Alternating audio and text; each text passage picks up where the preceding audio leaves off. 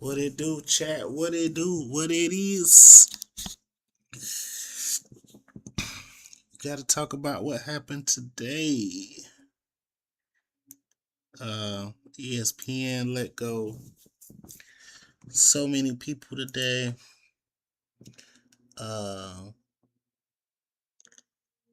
You see right here, Cam Newton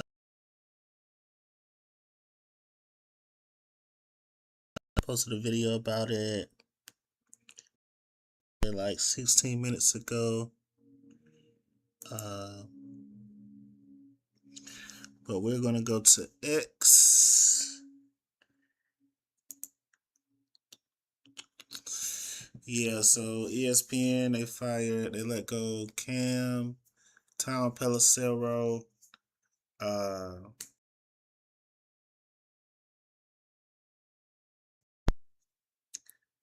they let go Ron Clark. Everybody know Ron Clark was the first one to go. Tom Pelissero, Bart Scott, and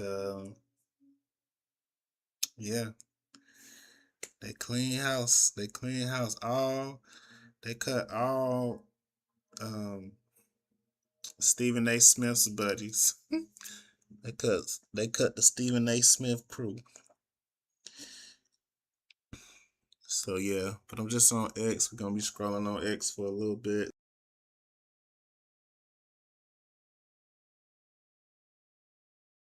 What's up?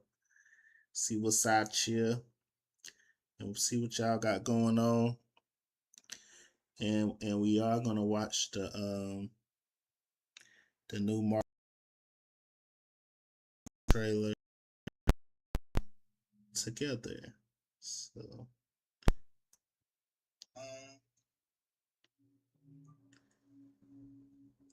hold on.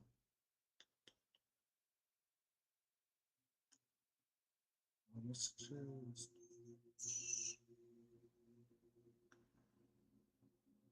Okay, let's go to TikTok.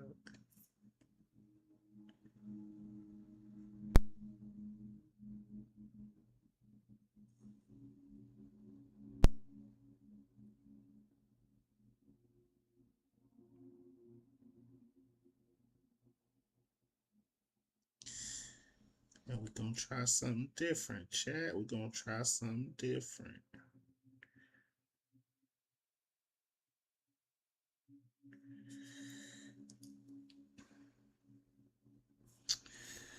So yeah. Go down.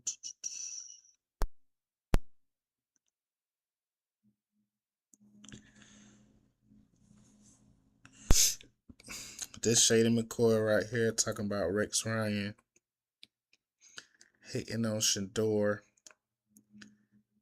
That shit was actually kind of funny. Let's listen to this. I don't want to see nobody. I don't want to see Myles Garrett in my pictures. I want to see number 12 Shador Sanders. But stuff like this is gonna be in his room and his mom and dad's living room and his friends. Like, I don't know what it is with Rex and Shador. I think he's a team first guy. If you look at all what is said about him, they always speak how great of a teammate he is. But god dang, dude, the kid is from Deion Sanders' scrotum. Yeah. Nothing wrong with that. It's gonna be a little me. You feel me? My son, a little smart. He ain't as 2'5" as he's gonna get, but he loves himself too. You feel me? I just don't understand when you're an NFL player. Yes, I get it. It's a team thing. The kid is from Deion Sanders' scrotum.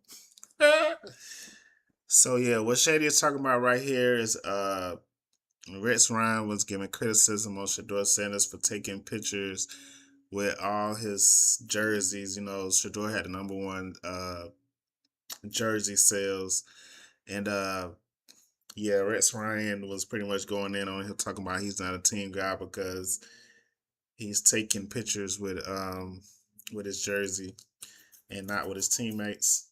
But what Shady was saying is like it's the off season, bro. Like that's what they do. Like you take pictures and stuff with your boys during the season, and you can do all that during the season, but during the off season, it's me time. And it's basically what Shady was saying. But Rex Ryan is Shady's guy, and Shady loves Shador. Shady loves Rex. So he's like on both sides of the fence. But he didn't agree with Rex Ryan on this one. So yeah, that's basically what that was about. And what's up, Nicole? What's up? What's up? How you doing? What's good with you?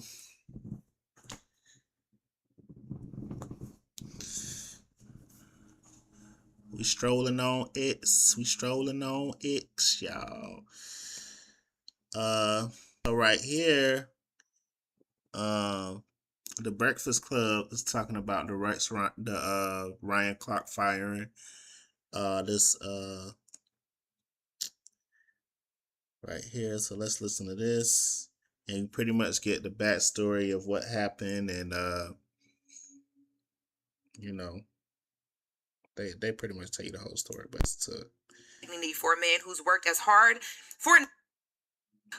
According to reports, Ryan Clark was actually supposed to be told today, Tuesday morning, that he was going to let go in line with other layoffs. But because media inquiries were coming in so much about this, they decided to tell him while he was on air.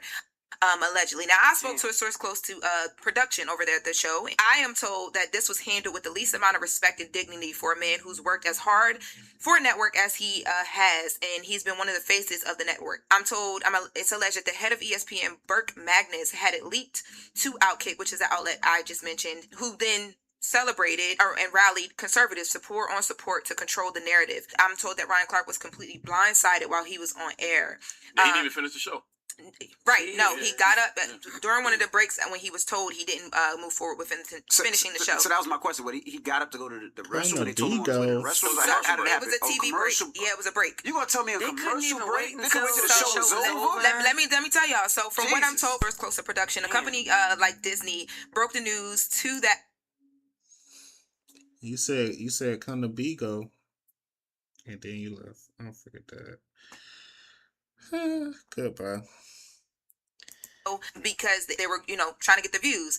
So I'm told Ryan Clark will be okay. There's a lot more that's going to come of this and how it played out. And it's important that Ryan has received a tremendous amount of support from the media, current and former players, head coaches in the NFL and NBA, as well as an entire company of people and producers in tears and shock as this happened. I'm told that it's not about money. They still have to pay him, but people want to point out that we know why Ryan was let go. It's not because of his work. He just won 2 Emmys this year to total 4 in 3 years of Emmys. And yeah, so he was let go during the show he won an Emmy for, which is crazy. And a show that he built. He was on top 25, the media powerhouse lists and all the lists that exist when you talk about like analysts and people in that world. So it was really shocking news yesterday when he was let go and they pointed to layoffs. But I kept when I saw the news, I called you yesterday.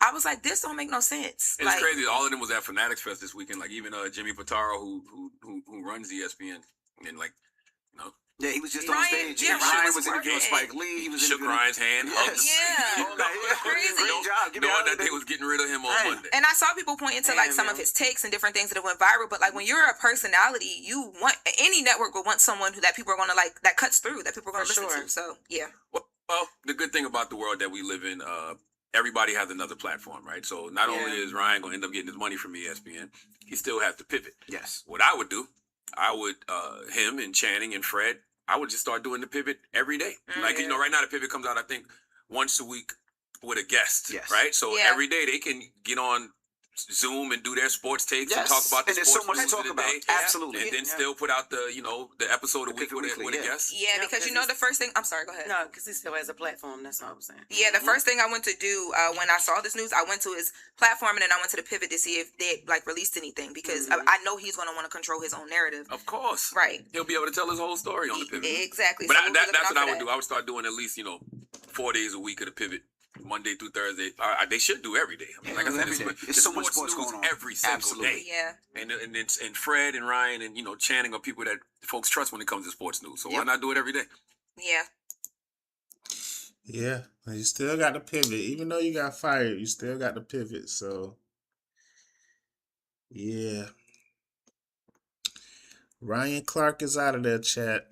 He is out of there, but he still got to pivot. What is this right here? It's the top 10 quarterbacks. Let's see.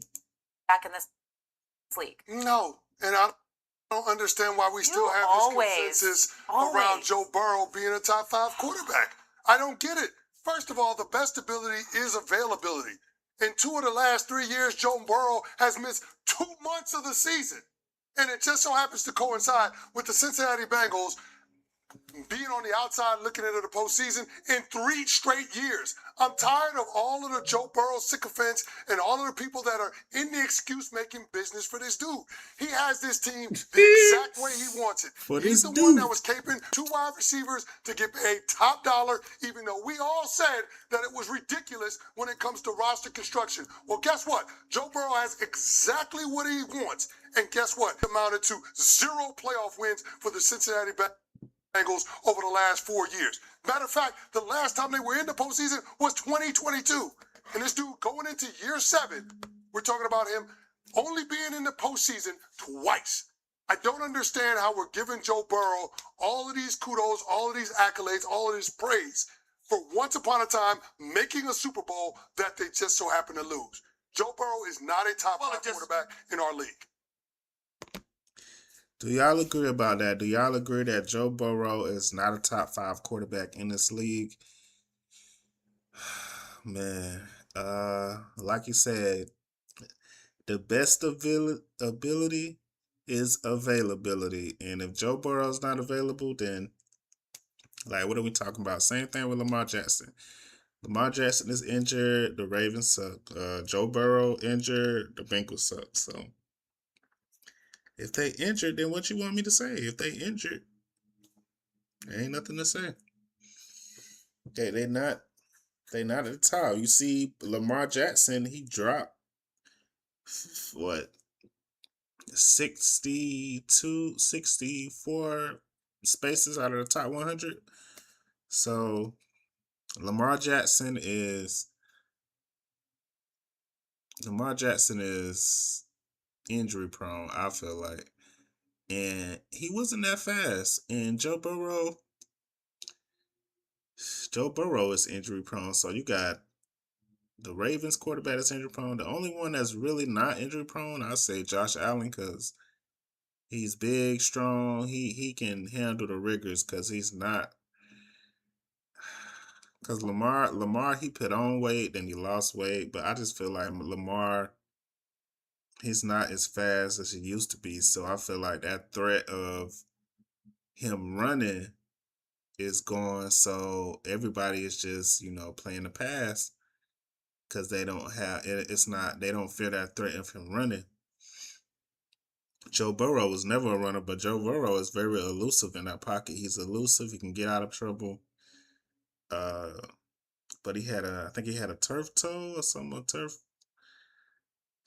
This year is going to be a really big year for Joe Burrow. This year is going to be a really big year. He gotta get it together. Gotta get it together.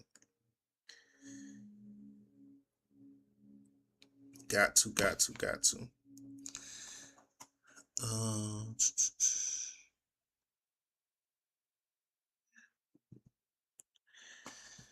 All right, Deion Sanders got something to say.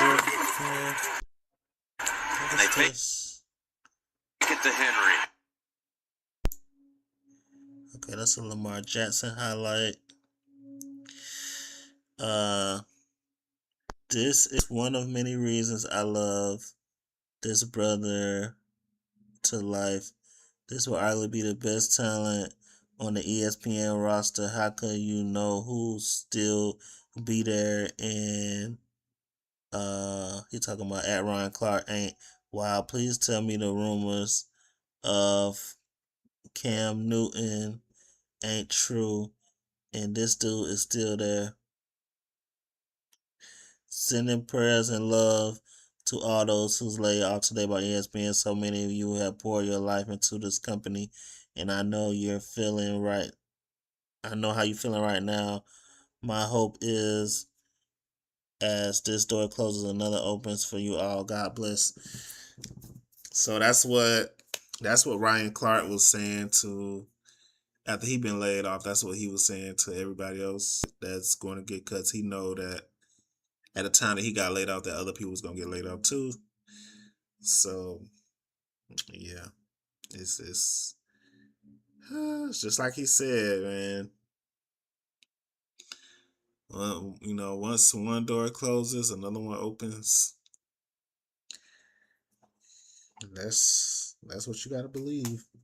During this time, during these. For real, chat. For real. I was looking for this.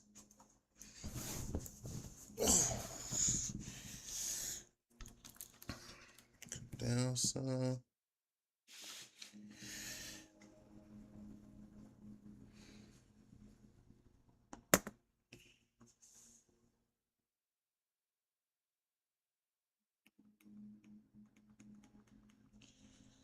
Oh, no, this ain't go there. Just like that.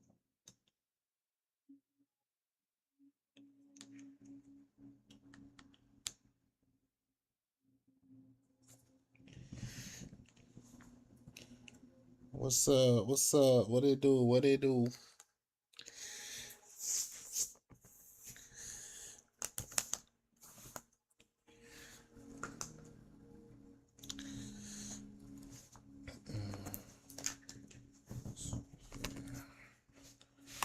Get a little closer. Make sure everything is good.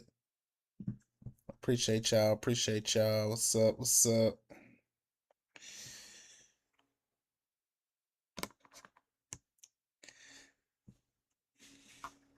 Thank y'all for coming through. We good. Y'all can see me. Okay. So.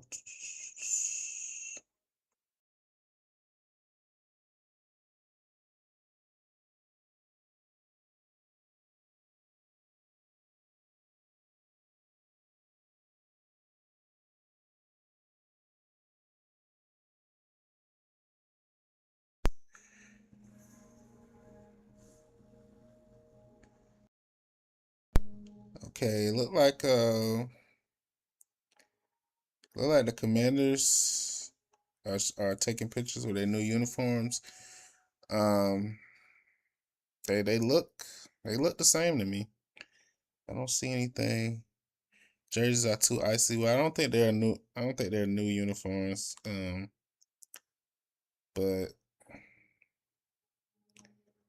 I mean, I don't understand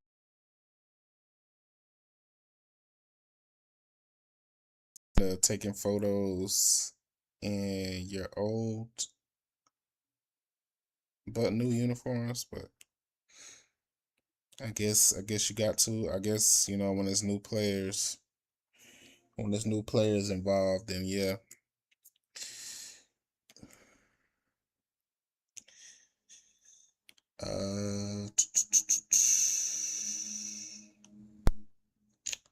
Let's see. This is agents right here.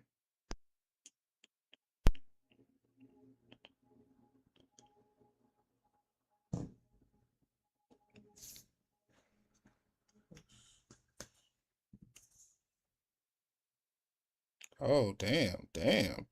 Okay.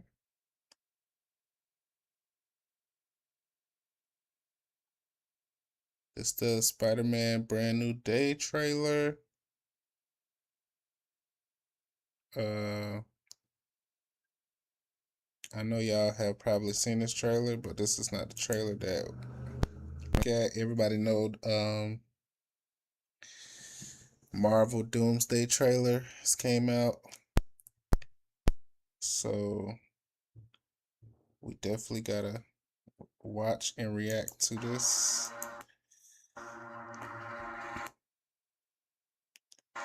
Let's see.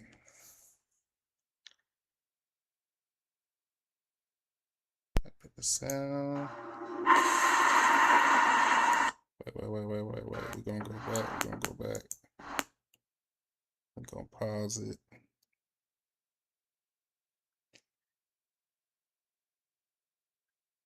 Yeah, chat. So, man, December 18th is going down. We're gonna be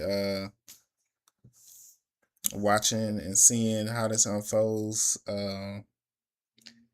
I feel like this is gonna be a really good movie. This is gonna be And I feel like this is like a snippet because, you know, these movies be like 3 hours long. So this is not even the surface of what's all going on. But I do wanna cut the sound out. So yeah, this right here is the X Mansion. They're the X Mansion right here.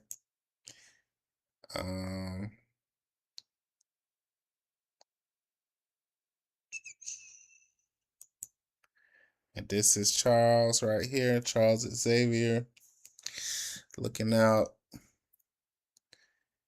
seeing what's going on out there. It's a blast. I'm guessing this right here is from a Sentinel. This is from a Sentinel. Yeah, he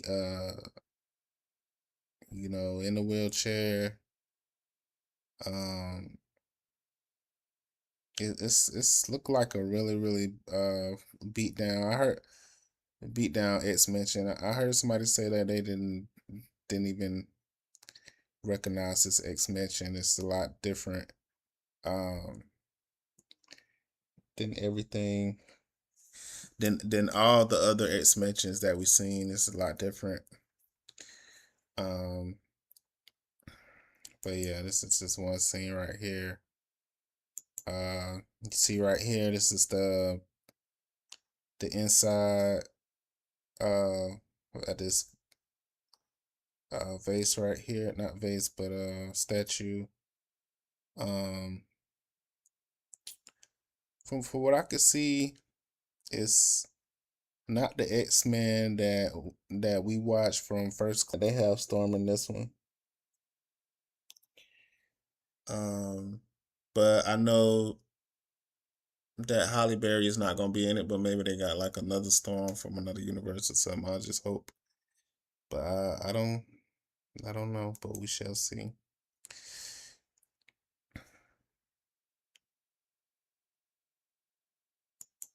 And here's your first look at Doomsday. Robert Downey Jr., Doomsday. Said in this part he's doing like an accent, a voice.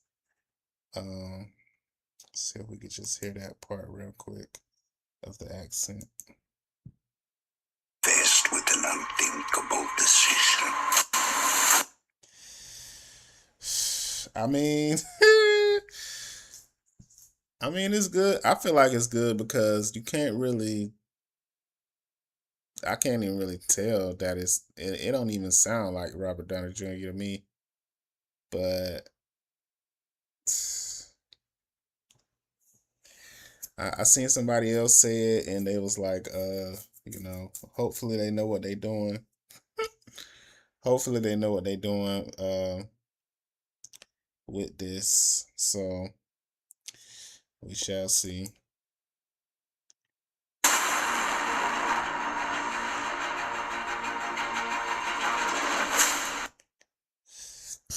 And right here is the Avengers Tower right here in New York.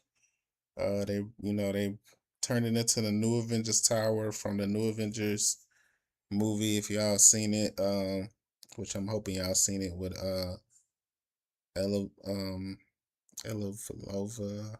I can't remember her name, but she is like the main character for me. And then they had Bucky and all the new Avengers. But yeah, y'all will see all them in another scene. But yeah, it's the new Avengers Tower. I've fought with many warriors in my time. And right here, you can see Bucky and Ant-Man and you know, the new Captain America. The new Captain America right here. You're far stronger than all of us put together. But yeah, if y'all seen the new Captain America New World with the Red Hulk, then yeah, that's where he's from. But you know, he's been around for a while, so. But yeah, for right here, you see there's 3 worlds in the back. And right here is a time a clock ticking down right here. And then you got they were saying that they made Ben really, really short. They was like, how is M'Baku taller than Ben Grimm? That's what they were saying. But I thought his character, I don't know. I thought his character was always short. I don't know. Y'all let me know. But I thought his character was always pretty short.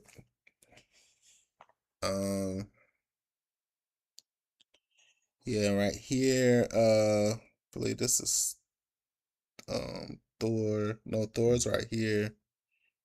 Ant-Man, the new Cap, Bucky,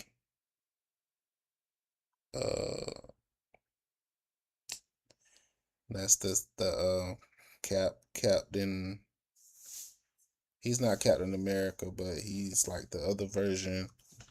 That was on. If y'all seen the TV show Moon Knight. If y'all see the TV show Moon Knight, then y'all know him from that. So yeah.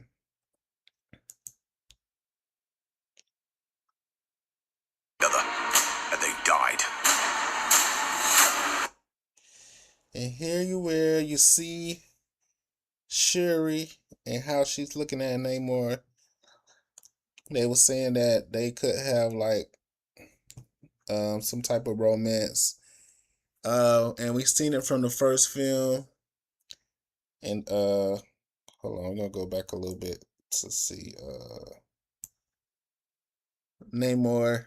Not usually Namor is shirtless, but he got his gear on right here. It's nice though. It's a cool outfit. It's definitely a cool outfit. I fucks with it. I definitely fuck with it. Yeah, Namor that dude for sure. And Shuri want all that. She want all them issues. Yeah, Shuri want all them issues with Namor, man. Wanna, meet. Wanna meet. She wanna meet. She wanna beat.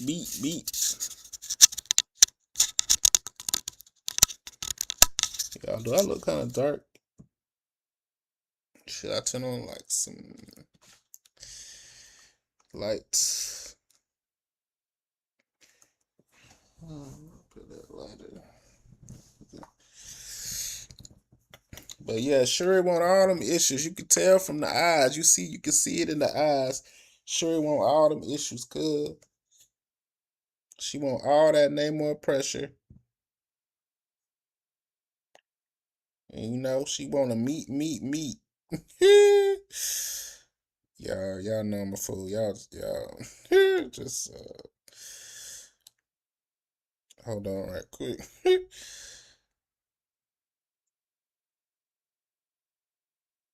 All that Namor pressure.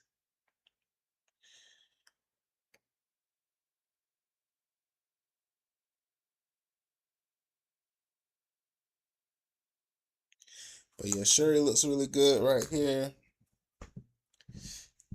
Shuri is. I fuck with Shuri. They died facing it. And then Baku looking like, what the hell y'all got going on? Hold on, let me turn this down a little bit. And Baku like, you really want to fuck with this dude? And Baku like, you really want to fuck with this dude and not me? The fuck? I'm the one that's gonna give you the heir to the throne. But nah, she want her a bright skinned dude. She want a bright skinned dude. Okay, so this is Shuri with the full Wakanda Wakanda mask on, you know, the Black Panther, the Black Pantress right here. This looks really good. This looks really good, man. Damn, this look good. Like, and it's so crazy, like how Chadwick passed away, and you know, Lakita Wright had to take over, and it's crazy because in the comics, the same thing happened, but Black Panther didn't pass away, but Shuri did take the mantle of Wakanda. So it's kind of crazy how that worked out, and it's the same thing worked out in the movies. Like, it's like it was meant to be. Like you couldn't write it no other way. Like, but yeah, this shot is fire right here.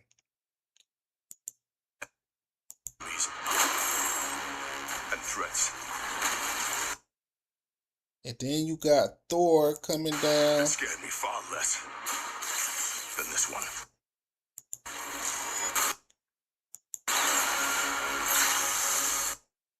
And we gotta go back. We gotta go back because they was talking about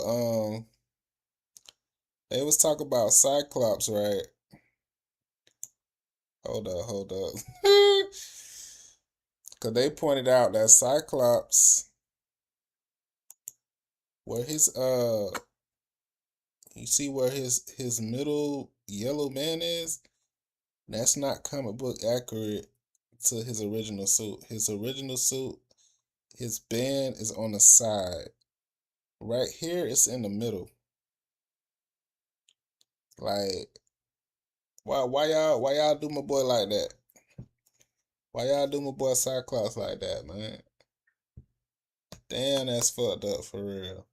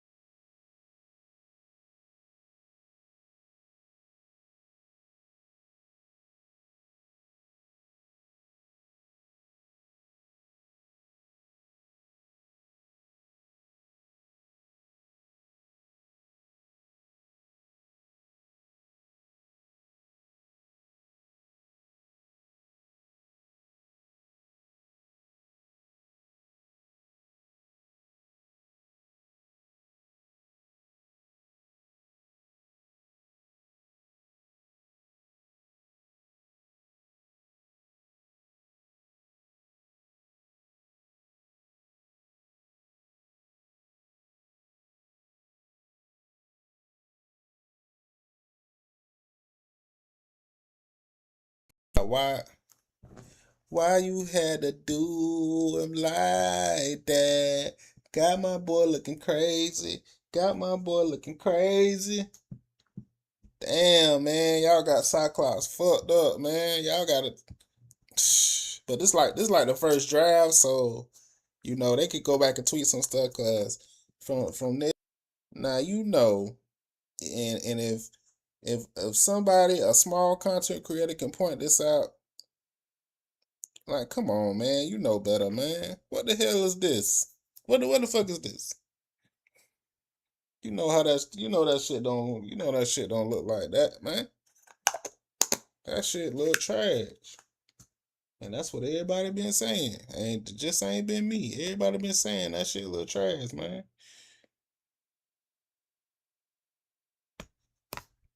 What the fuck? fucked up my boy. Yeah. They gonna have to get that right. And right here is Gambit versus Shang-Chi. Oh man, they say them 10 rings. They say them 10 rings is it. Hey, Gambit can't fuck with them 10 rings. Them 10 rings and things. Yeah, you can't fuck with them 10 rings, my boy. See that? You see them 10 rings flying around them little cards? Can't fuck with them 10 rings, cuz.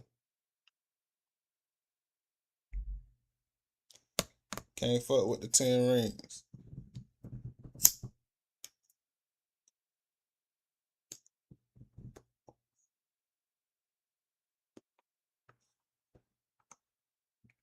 Can't fuck with the 10 ring, know what I mean?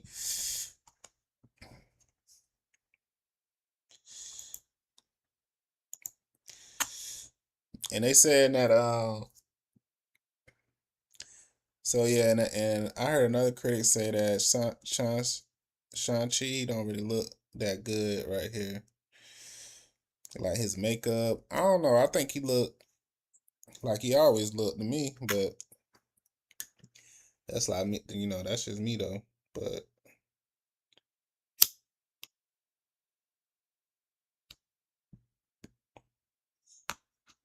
I'm like, shit, this how the nigga always look.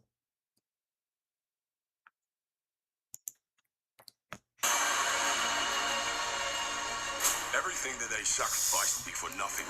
But they say that Gambit, and there's Loki, and they say that Gambit is not gonna be like the same Gambit in Deadpool. He said it's not gonna be the same Gambit like in Deadpool.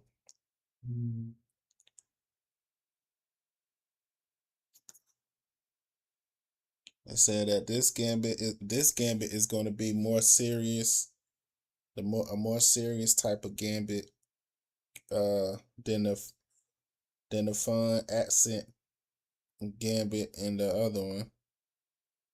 Which I'm like, okay, but I'm gonna take the man personality, but I know that this more of a serious role, but it's like, damn, that Gambit from Deadpool Wolverine, that shit, it's hilarious.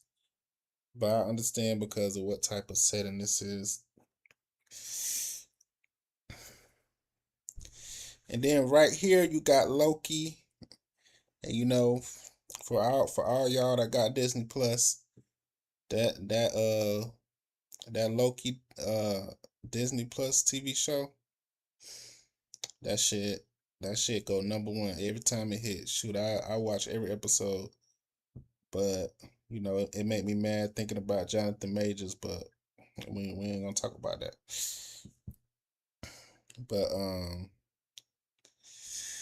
yeah, so we got Loki back. You already know Loki was gonna be back. Shit. They weren't gonna keep Loki back for forever. And then when Thor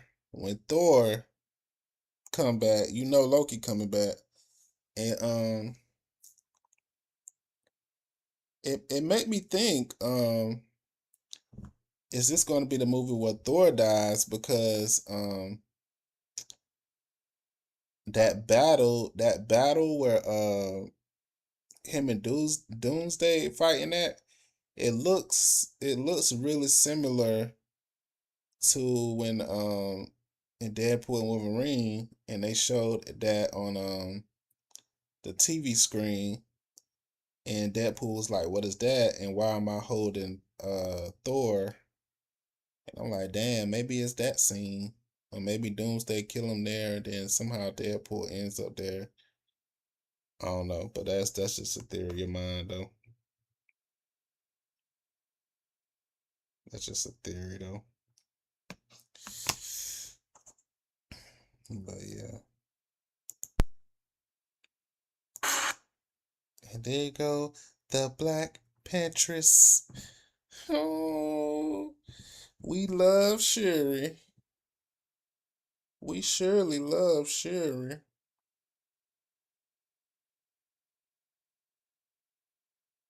Sherry is the best. Sherry is the best. Is the reason why I'm watching this shit. I'm really ready for Black Panther 4. Shit. Y'all better stop playing with Sherry out here, man, in these streets.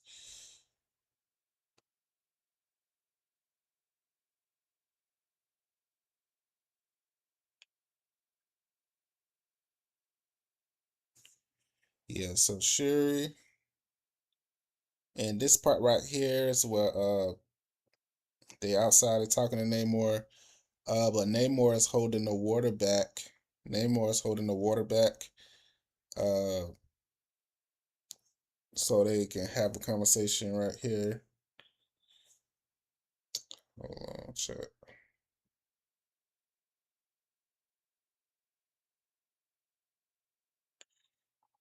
Yeah, so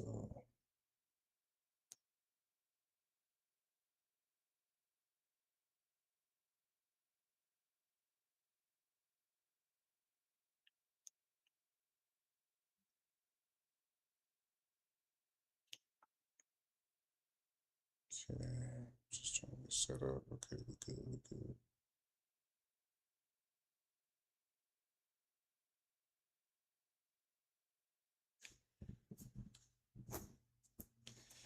Okay, okay. If we do not stand together, He was that tall though. I don't know. Y'all let me know. I ain't never think he was that tall. I don't know, cause that's crazy. Cause I watched the Fantastic Four movie. Maybe I need to watch it again. But I don't remember him being that short either. I don't remember him being that short. But maybe that's just me. Yeah, my phone not charging.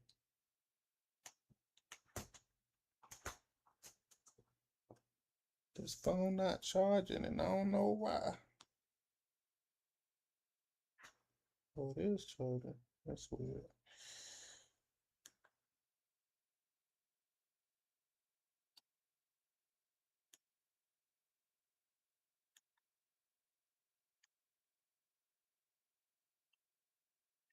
Oh, it's acting weird. Phone acting weird.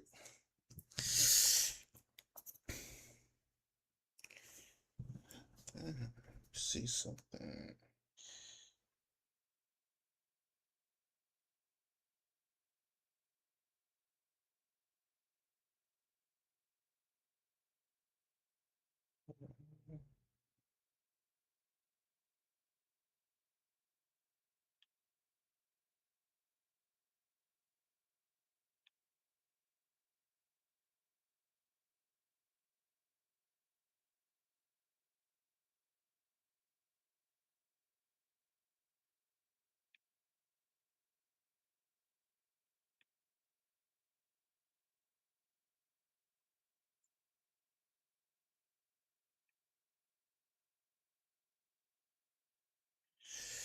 Mm.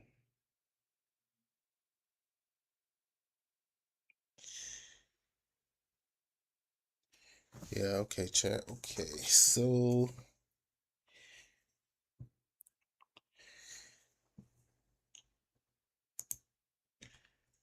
then we got Yelena, and this is Mr. Fantastic. Got this jacket on. I don't know. I think it's a nice look. Some people say they don't like the jacket, but I feel like it's decent. put aside your petty squabble. And here is Mystique. That's what we was waiting for. People say they like the way she look in this shot, but not the other shots. But I think it's like the back shot. Let me see. Yeah, like this shot right here. They don't really like the way it look.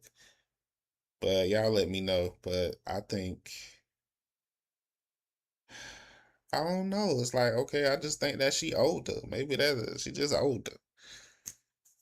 Cause shit, that last X-Men movie was like 2000.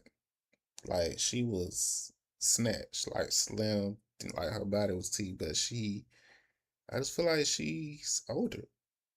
I'm not saying that she's bigger. I'm just saying she's older, and she's gonna look different in this CGI. So the CGI, and everybody's saying, oh, CGI will be better, but this does not look better than when she had to go hours and take hours and hours and hours to put that costume on. This don't look better than that. So with the CGI, maybe this just like a rough draft. Hopefully they cleaned it up or something. But it this don't look better from when they manually did it. This just don't look better. But they were saying that they would like the comic accurate dress. They want a comic accurate dress, and I mean, shit. I ain't never think they was gonna go that route. I mean, I would like to see it, but I don't think they'll go that route with the skulls. Yeah, I mean, whenever it does happen, I'm all for it, but it hasn't happened yet. So shit. But they say like right here, they like the transformation of it. The transformation looks really good. And she's changing into Yelena.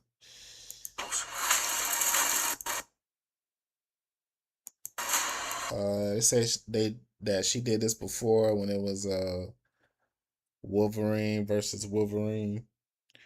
And she did that before. I presume nothing except. And this is Magneto in the wheelchair. Shit, him and Charles in the wheelchair look like. But yeah, Magneto for sure. Magneto looking like stressed. Magneto looking like nigga, I'm stressed. Nigga, we stressed. And Charles like,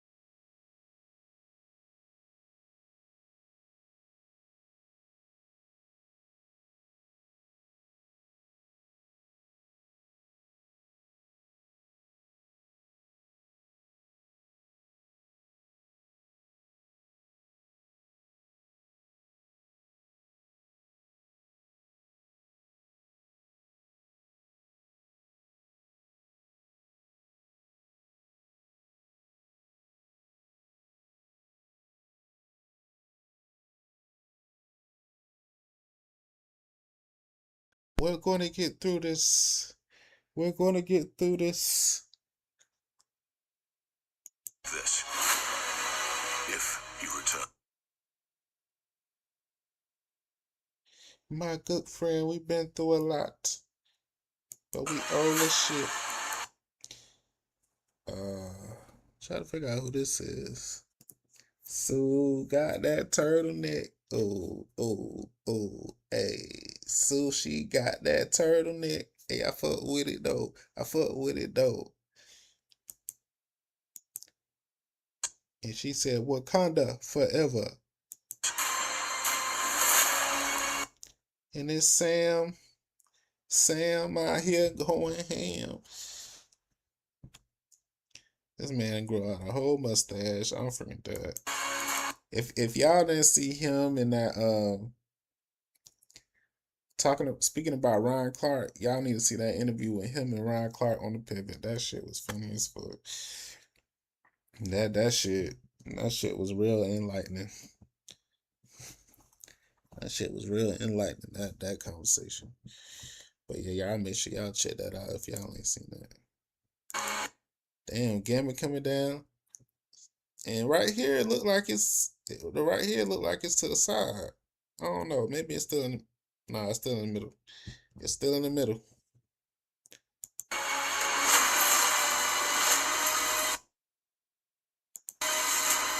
Mark my words. Woo. Woo. Thor finna damn bust your ass. Thor finna come with that fire on his ass. Fuck nigga. Told your ass. Oh, he started that shit like Goku stopped Trunks when he didn't stop it. Like he was about to hit him. Trunks was finna hit him full force. And then Trunks was like, why you ain't moving? And he was like, I searched your feelings and I knew you weren't gonna attack me. Bruh, if y'all don't know that scene, this is the same shit. This is the same shit. I'm telling you, it's the same scene, bruh.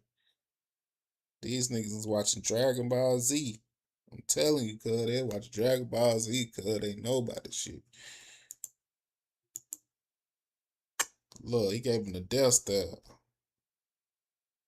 They gave this nigga cheekbones and all. Look at this.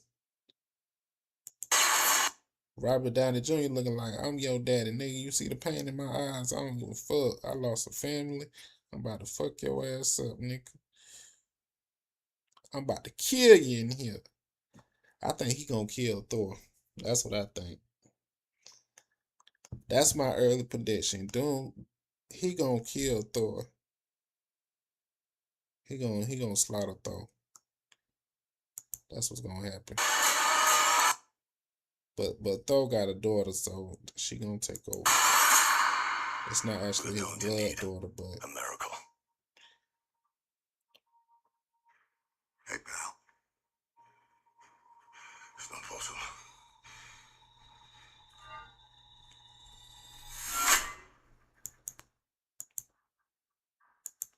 and it's Steve Rogers, and Steve Rogers is back. He was like, yeah, I'll come back as long as I don't have to wear that outfit. So as long as I ain't got to get into that outfit. But Steve Rogers is back. He got Miller. Man, Cap is back, bruh. Cap about to snap on a foot, nigga. I feel like Cap gonna beat the brakes off a motherfucker with a hammer.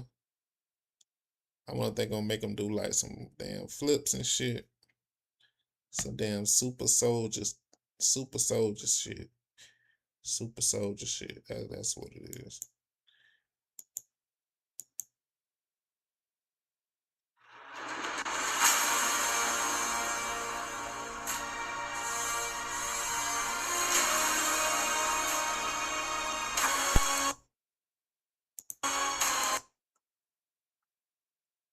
And it's Avengers Doomsday.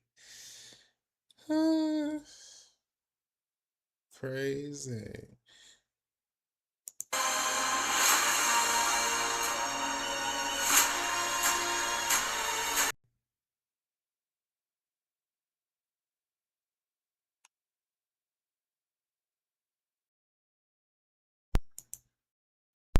Oh yeah, I remember this. They was talking about this picture.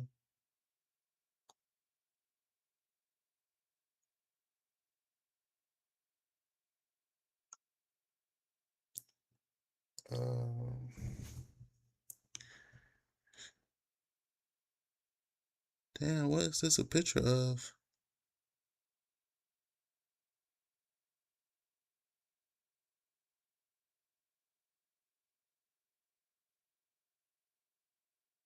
Oh, it's like damn, that shit fire.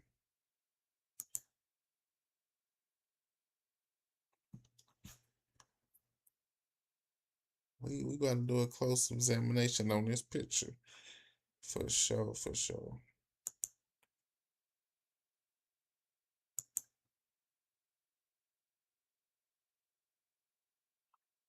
But yeah, let's go back home.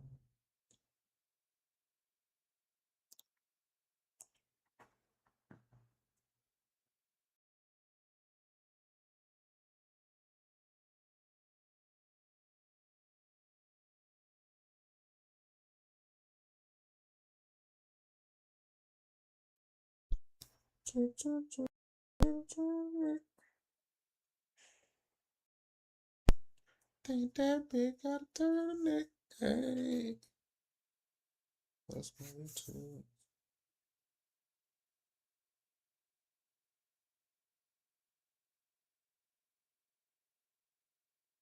I think that big got a turtleneck. Oh, oh.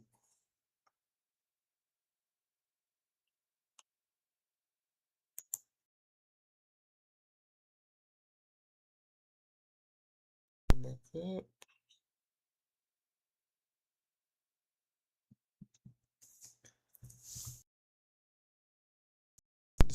Ice Cube and O'Shea.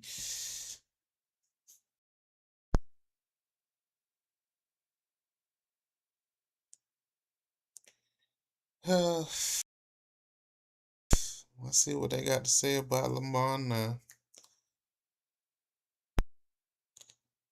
Lamar Action Jackson. Schmumbers. I mean, it's not. I don't know. I mean, Then he's gonna be like, look at the passer rating. do you have an issue with Fred Van Vliet being ahead of Anthony Edwards? I don't know. Brandon Ingram's better than Giannis. I mean, no. This is what we're saying. Lamar Jackson has 2 MVPs, and Bo Nix doesn't even have 2 or 1 Pro Bowl appearance, and we know how easy it is to get in the Pro Bowl nowadays. Broke his ankle. In the playoffs. Okay. I think he would have made the play up. No, he would not have. He wouldn't have made the Pro Bowl. He hasn't. He hasn't made a Pro Bowl. Okay. And he's better than Lamar Jackson. He should. this I gotta have a stop. problem with him being 10 centimeters in front of Lamar Jackson. I actually have a problem with him being 10 spots behind Lamar Jackson. He should be 20, 30 spots behind Lamar. What are we talking about? All right, Lamar Jackson, people don't understand injuries. He was injured last year, and as you showed hurt. He was still hurt. Okay, hurt. Okay, hurt. But he was hampered by his being hurt, and still had a passer rating light years ahead of light years. I knew that That one. Passer rating is important. No, yards per attempt way ahead. We're tough. No, look, 6.4 is a tough number, but go ahead. I'm baffled, and I honestly, players, I got nothing but love and respect for y'all, but this is embarrassing. This isn't embarrassing. So but your issue, let me just ask, I want to dig in seriously for a moment. I feel like what you're saying is your issue is not so much that Knicks is 59. It's that Lamar is where he is. I think Lamar is too. Now look, they didn't give him any grace for being hurt, as you said. Yep. Do you have an issue with Bo being this far ahead of your guy Lamar? Numbers, schmum. They need to stop. A nigga just said Mafia down 4. Mafia down 3 was the last one, nigga. Let it go. But yo, I appreciate all the subs. I appreciate everything. Yes, me and Speed got something whipping up, y'all. Me and Speed got something whipping up just for you guys. For Speed Gang and for Fia. We got y'all. I from Speed Gang and the Mafia. We got something whipping up. And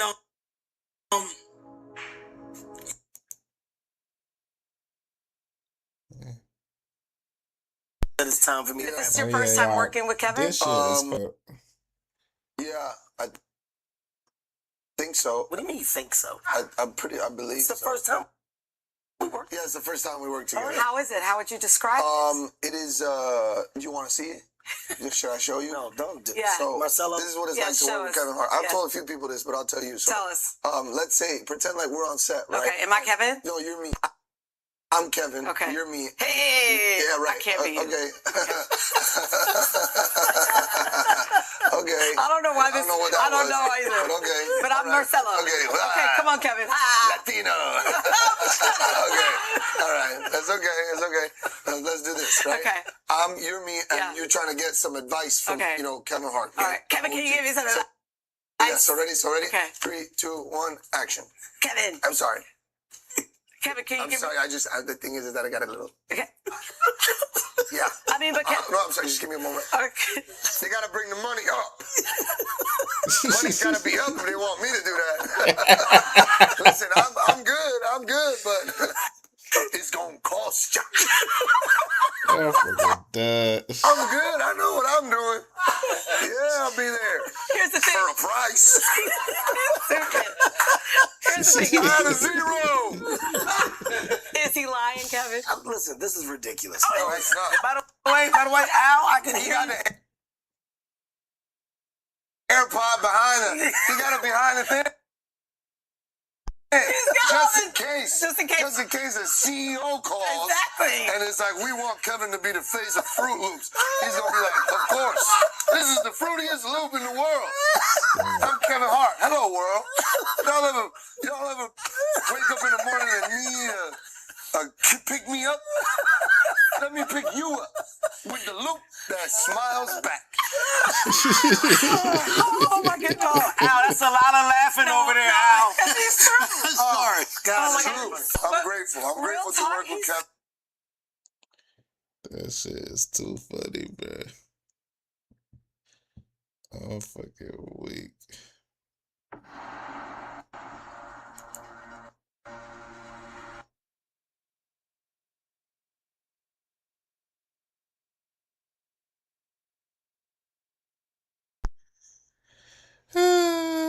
If y'all ain't see the part where he was like, "Why you ain't got no socks?" He said, "Because I'm Dominican." He said, "I'm Dominican. That's why." I'm fucking weak.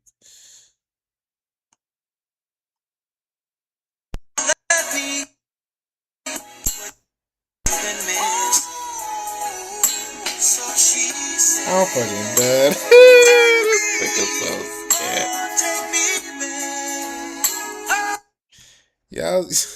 Y'all see what Chad Johnson said? I'm fucking weak.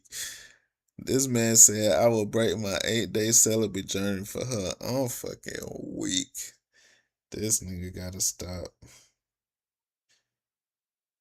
Oh boy, he ain't never lied. Fool.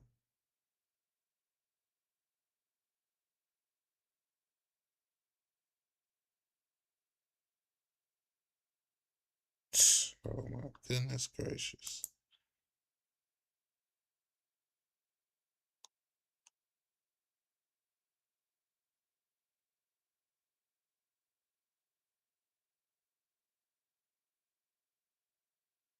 Oh my God. Yeah, it's gonna be funny as fuck. Like I know who and what's doing what and all that shit. But guess what? Nobody reports about it. You wanna know why? Because nobody gives a fuck. But when it comes to me, the brim, when it comes to me, I can't even in a cup. Like this is crazy, but it. You know what I'm saying? Like you gotta take the good with the bad. Like it is what it is. Like people pay for this type of shit. People pay for this type of talk. People pay for this type of talk. You know what I'm saying? Like it's like bring in the drama then. No cap. This girl right there, bro. I just don't know.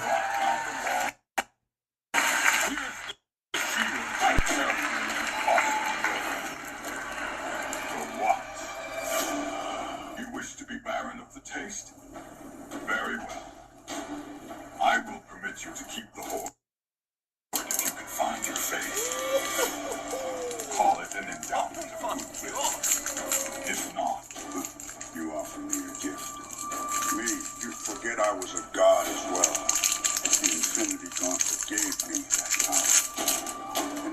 a god, I did not use those powers as a mortal would, as you have, saving what you can.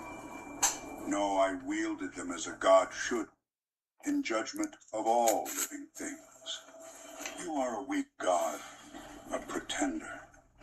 This is definitely AI. Bow before me. And you have an infinity gauntlet now? I do not. Yet I remain Thanos, the great.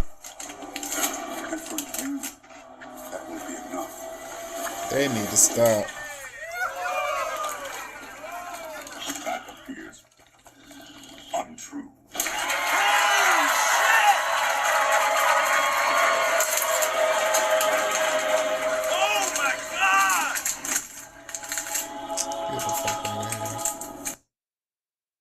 Wait, hold on. DDG calling. Wow, what's that word, Gangsta Lane? Hey, you got me on speaker? Yeah. Oh, you want me to take it off? No, yeah, keep it on. We don't. Yeah. What up? First off, for sure, August 8th, right? August 7th. Date change. Okay. All right. Cool. So I gotta get a date. Yeah, you need a date. Wait. Who you thinking about? I heard it's Tiana. They saying you might run it back with India. They say you might take what's her name? DSD or like they say you got multiple options. Man, I'm just vibing, bro. So what's that word, gangsta? Another thing, Suburb Baby, can you hear me? Yeah. Hey, nigga, I'm proud of you, bro. Keep your foot on their necks. Man, is you fucking my hoe or not? You tell the truth. Listen to me, bro. Don't go far, bro. Listen to me.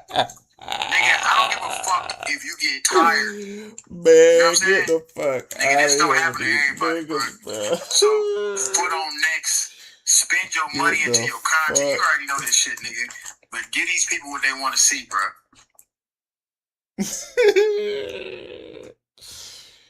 This nigga said, "Is you fucking my bitch?" Man, these niggas is so fucking dumb, bruh. These niggas is so fucking dumb. Oh my god, bruh. I know you're not pushing nobody, but let me show this. Let me show this. Let me show this. Let me show this. Let me show this. Show this. Show this. What that number say? You tell me. What that number say? What's the exact number? Say it. Say it. Say it.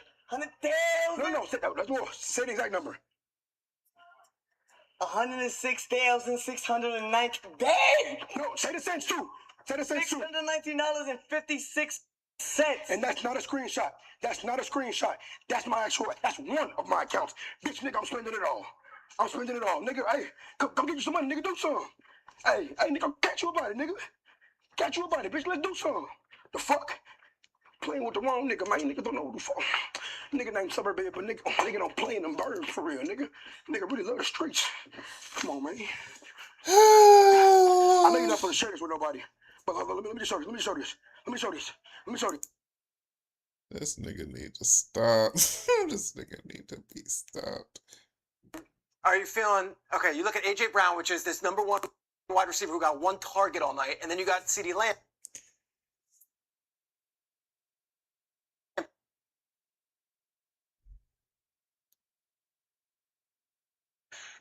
But that's the when was the one target? That's the target. But when was the one? I'm saying you could have it both ways. 54 seconds left in the game on 2nd and 11. It was the one target. He runs the out route. You wake up this morning saying AJ Brown had a better day than CeeDee Lamb. Wait, but you know what you wake up saying though? AJ Brown's team is 1-0. Of course, right? Like that's what I get it. But the thing is this though, and we shouldn't do this on TV. And so I apologize if people think this is rude. That's the non-player. Oh, stop! That's CeeDee Lamb is. And let me tell you why. I'm not saying I'm not looking at fantasy football, Ryan. I'm not. Don't belittle me like that. I could come in and say, as 3X players are saying one thing, and give an alternative perspective that maybe CeeDee Lamb did play well. And Peter, what I need for you to do is not get mad and let me finish for one. Okay, go on. It wasn't about you. It was going to be about me. Okay. As a player, I can't speak for CeeDee Lamb. I'm speaking for Man, they saying that one of the reasons why he got fired. Hell no, get the fuck out of here. Are you feeling okay? You look at AJ Brown, which is this number one wide receiver who got one target all night, and then you got CeeDee Lamb. But that's the when was the one target? That's the target. Somebody saying a long overdue decision. Get the fuck out of here.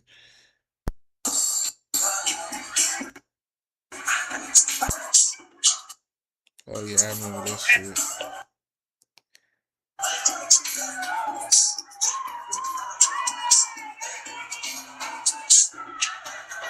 This nigga. This nigga dude Dennis, bruh. Hey, hold on. Hey, hold on.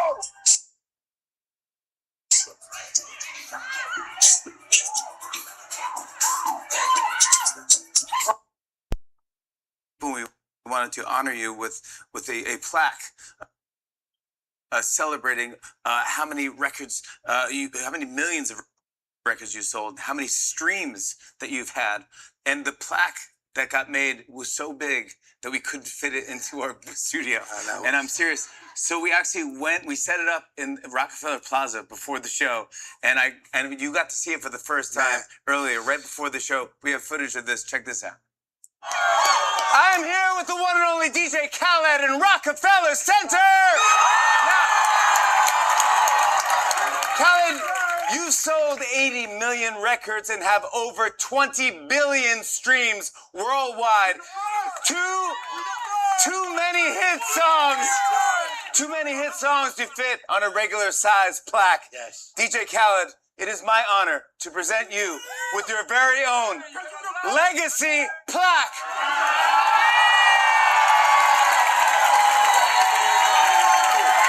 That's every record. That's every record you did. 1, 2, 3, 4, 5, 6, 7, 8, 9, 10, 11, 12, 13 albums. Oh my God. That's it! The kid! Fallon, you know I'm working on another one. Oh! Man, get the fuck out of here.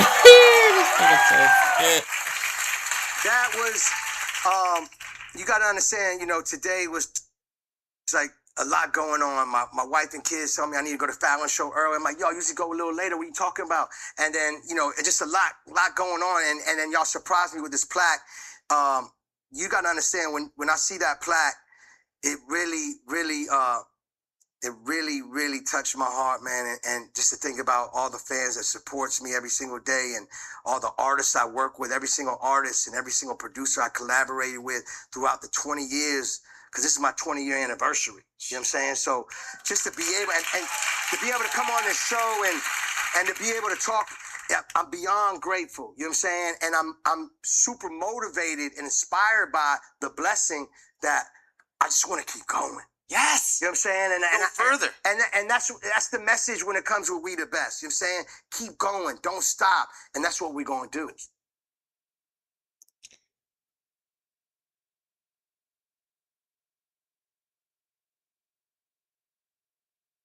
You ready? Hail Mary. You ready? Hail Mary time here, 4 seconds. Running out the snap. Here comes the rush. He leads it deep. Oh, it's caught! Touchdown! Aiken!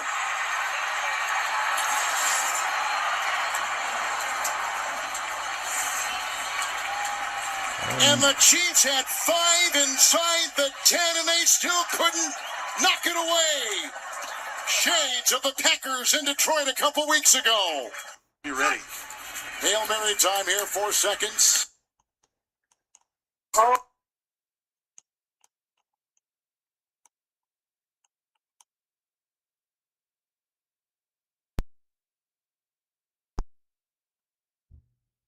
With founder Ice Cube, aka Dad. And Cube Dad, can you tell us how exciting this new season has been with the introduction of cities to the teams? Hey, that's what it's all about. You know, this is where we wanted to be in success, to have these teams representing these great cities. We in Detroit having a great time.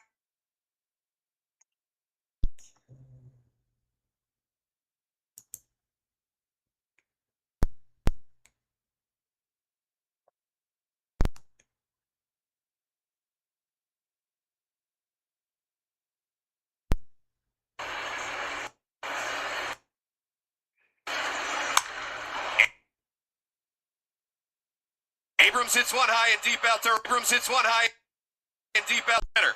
After it is Troy Johnson. Way back it goes and at it.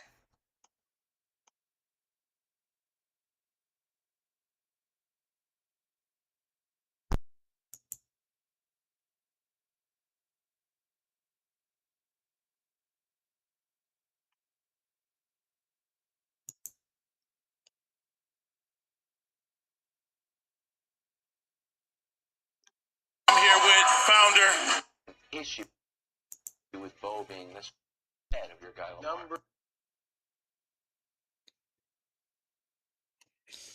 We're gonna do a little rich.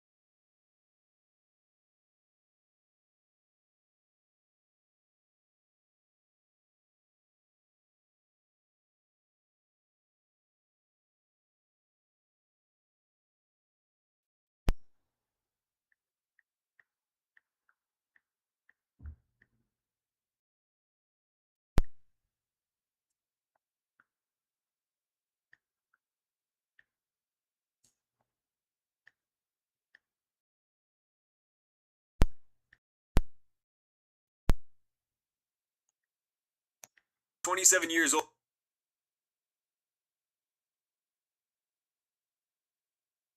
This is going to be his third season in LA, but out of a group of all these players, he's one of the last ones to not have a championship yet. So today we're going to be simulating the rest of Luka's career, starting today at the age of 27 and going until he retires to see if he can finally win a championship maybe in this career. I mean, right now you take a look at his career stats, they're pretty disgusting. He's damn near average 30 his whole entire career, and his career accolades are only like this: 5-time All-Star, he's made 5 All-NBA teams, but no MVP, no championship. So he's got a lot of work to do if he wants to be a top player of all time. I just made a Jason Tatum career simulation post the Jaylen Brown trade. If you were curious in that, go check that out. Drop a like, drop a sub. We're on the road to 10K. Let's get into it. So everything will be on automated in today's video. We're not going to be rebuilding this Lakers team. We're just going through Luka's career and seeing if Rob Pelinka can put a good roster around him. So we're at the end of free agency here. Obviously LeBron James has not re-signed to a team yet, and he ends up going to the Golden State Warriors for 1 year, $55 million. Get the fuck out of here. The Bulls end up getting James Harden as well. In simple progression, Luka Doncic, for some reason, I'll know in the comments down below if you think Luka is going to win an MVP anytime soon or a championship. Do you think he's going to end his career with no ring? So this is going to be the 10-man rotation heading into the season for the Los Angeles Lakers. It's going to be Luka, Reeves, Connect, Vando, and Kessler. Now, I don't think Connect and Vando would be starting on this team, but we're going to let 2K do what 2K wants to do. You feel me? They're going to just have the best bench ever with Colin Sexton, Quentin Grimes, Mamu, Jaden Hardy, and Cam Carr off the bench. So that's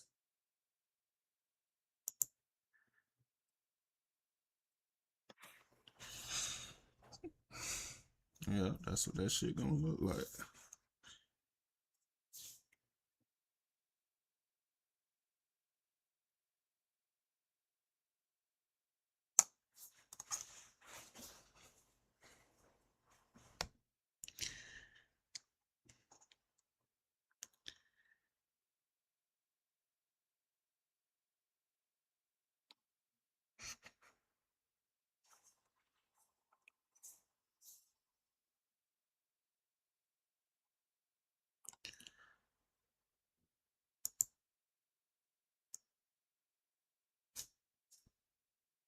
what it's looking like for them. Maybe DK can have some sort of breakout season. I really don't think so, but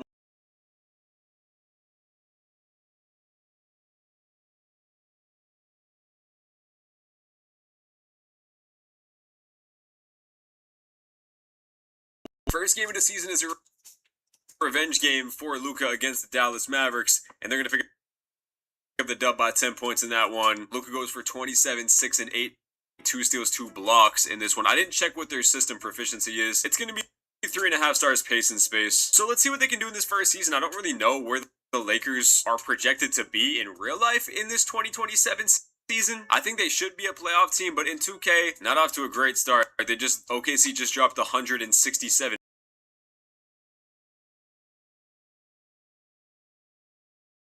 on them right here. That's pretty insane. Yeah, so their defense is the only thing that's questionable. The Jazz them here, they put up 160. So if there's one question mark you have is, can Luka Doncic and Austin Reeves play in that backcourt consistently together and not get fried every single night on defense? So that's the real question. Let's pick it up at the end of the season or the trade deadline in this first season. So we're at the halfway point of the season at the trade deadline, and the Lakers, as you can see at the bottom of the screen, are not very good. Right now they're sitting at the 11th seed at the trade deadline with a 19-32 record, which is not very good whatsoever. They're one of the worst teams in the NBA. And if you do take a look at their pick situation, it's not great. You have no picks until 2030. As you know, they traded 2 first-round picks to get Walker Kessler. He's not bad. He's having a season averaging 17 rebounds up to this point. Luka's averaging only 24.5, 6, and 9. He's shooting 50, 44, 81 splits, so he's shooting the ball well. Austin Reeves is having a really good season. 23 points, 5 assists on 42% from 3, damn near 50, 40, 90. So Reeves, Luka, and Kessler all playing good. You wish you would get a little bit more out of Luka, but yeah, this team is not very good whatsoever. Luka is not even top 5 in MVP, so you're not going to see him there. The Thunder have SGA and Chet Holmgren in top 5 in MVP, which is wild. Year number 1 in the books, and Wembanyama wins his first MVP. Darren Peterson is your Rookie of the Year. Josh Giddey wins 6th Man. Wemby wins DPOY. Wemby also wins Most Improved Player. Kate Kim wins Clutch Player. Mark Daigneault and the Thunder wins 66 games. All-NBA first team, no Luka Doncic here. Second team, you are going to see Luka making it 24.5, 6.5, and 9 assists a game. So a good season, but not a good season for Luka Doncic standards. You want him to be at least averaging 27 a game. Lakers sneak in there to the 8th seed play-in spot at the end of it all. They end up going 37-45 here. So they only have to win one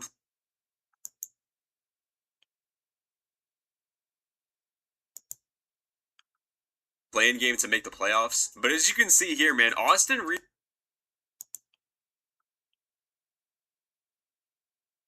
broke his ankle. He's out for 1 to 2 weeks. Should be back if they do win the first round, but these are the final stats of the season. Luka 24, Reeves 22-5. Kessler was good with 16-12. Colin Sexton averaged 14 points on the season for them. He shot almost 50, 40, 90. Dalton Connect in his first year starting 11 points, 38% from 3, so he does get better. Quentin Grimes was not too bad either in his first season. Neither was Jaden Hardy. So, you know what? The guys actually weren't playing too bad. Kim Carr in his rookie season finishes with 7 points, 1 rebound, shot 37% from 3. The Lakers had a top 9 offense in the NBA, so the offense was nowhere near the problem. Obviously, it wasn't going to be, but you knew the defense was suspect, and they do finish with the bottom 5 defense in the NBA, which is not good at all. They need to drastically improve that number. This is what the lineup looks like into the playoffs right now with no Austin Reeves, so it's Luka, Grimes, Connect. Grant Williams is starting at the power forward. Wow, that's crazy. So they said, forget Mamu. Where the hell is Mamu? Vando's cold. Wait, where the hell is Mamu at, man? Don't tell me they traded Mamu for Grant Williams straight up, dude. Off to a great start, man. You're off to a great start, Pelinka. Lakers have the Houston Rockets in the first play-in game here. I don't think they're going to be able to win this. We will hop into the Simcast because you never know when you're going to get opportunities to jump into games or not. So we will give them a chance. They're going to be down by double digits. They're down by 20. And yeah, they're going to be losing this first game to the Rockets by 21 points. Kevin Durant had 32 in this play-in game here. Walker Kessler had 21 and 19. Luka Doncic only with 16 points. Not a great game. All right, well, now they have Sacramento in the second play-in game. Darius Akuff, Zach LaVine led team with Sabonis. Why is Luka Doncic not playing? Did Luka just get injured? Luka Doncic just got injured. The Lakers are out Luka Doncic and they're out Reeves. They wanted not only a chance to win the play-in game, but to go on and maybe win the round 1 of the playoffs. Luka Doncic is out with left knee tendonitis for 6 to 8 weeks, so forget that. Luka is done. The injury's creeping up on my boy, and there it goes. So now they got to start Nick Smith Jr. in the starting 5 in a game, a winner-go-home game. And this is a big thing with Luka Doncic. Can he stay healthy on the court? We're seeing it live in action that it doesn't really look like he's able to in this first season. And the Lakers are going to get blown out in both playing games. They missed the playoffs completely and lose to the Sacramento Kings. Walker Kessler, 31 and 15. Cam Carr had a nice showing, 22 points. He hit 4 threes. But Zach LaVine, and yeah, just way too much scoring from the Kings. The Kings have shot chuckers galore on their team. Zach LaVine, Darius Akuff, Cam Thomas, Malik Monk. What kind of shot chucking ass team is this, bro? Well, anyway, they're probably going to get destroyed in the playoffs. Yeah, they lose in 5. But let's see who ends up winning the finals. It's going to be Anthony Edwards versus the New York Knicks. And like always, the Wolves win it all. And LaMelo Ball wins finals MVP. Well, let's get into year number 2. OKC gets the number 1 overall pick in the draft. And with that number 1 overall pick, they will draft Stefan Joksimovic out of Slovenia. If you don't watch this guy's tape, bro, he was just hooping for the national team. Go watch him play, bro. He's nasty. Sixers draft Ty Stokes at number 2, and number 3 will be Bruce Branch III. Memphis got 4 and 5. They go Cam Williams and Jordan Smith Jr. Lakers got to pay 4 guys in this offseason here, being DK, Jada Hardy, Nick Smith, and Grant Williams. They don't have a lot of money, just like a mid-level to use. Their best player option they could sign is like Najee Marshall or something like that. But this team needs some front court help. They don't have a backup 3, backup 4, or backup 5. Any player movement here in this offseason, you see Kawhi Leonard going to the Milwaukee Bucks, so he goes from the Clippers to the Raptors to the Bucks, so he's getting passed around like a thought. And as for the Lakers in free agency, they bring in Miles Bridges, so I guess that counts as front court help, and then you also bring in Jalen Smith, CJ McCollum as your signings as well. well. So not the greatest signings, kind of just minimum guys, and I don't know. I don't love that, man. I don't love Miles Bridges. I don't love CJ McCollum. Now that being said, there's a lot of green in player progression. Luka's a 96. You've got a bunch of 80s on this team. Bronny's up by 5. Cam Carr's up by 1. So the team doesn't look bad, but they're gonna need to kind of tighten up. I ain't gonna lie. So the 10-man rotation for the Lakers is gonna be Reeves, Luka in the backcourt, and then Grimes, Miles Bridges, and Walker Kessler, with Sexton off the bench, Nick Smith Jr., Bronny James, Jalen Smith, and Cam Carr to round out the 10-man rotation. It's a good 10-man rotation, to be honest with you. Could need a little bit more size, but yeah, it's the only thing they're kind of lacking in the bench. First game of the season again. Man, the Lakers gonna suck.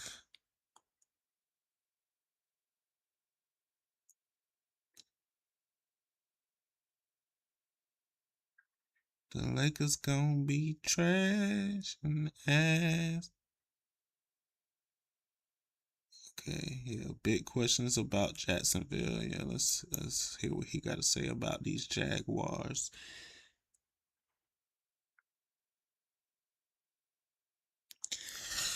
What's going on with Duval?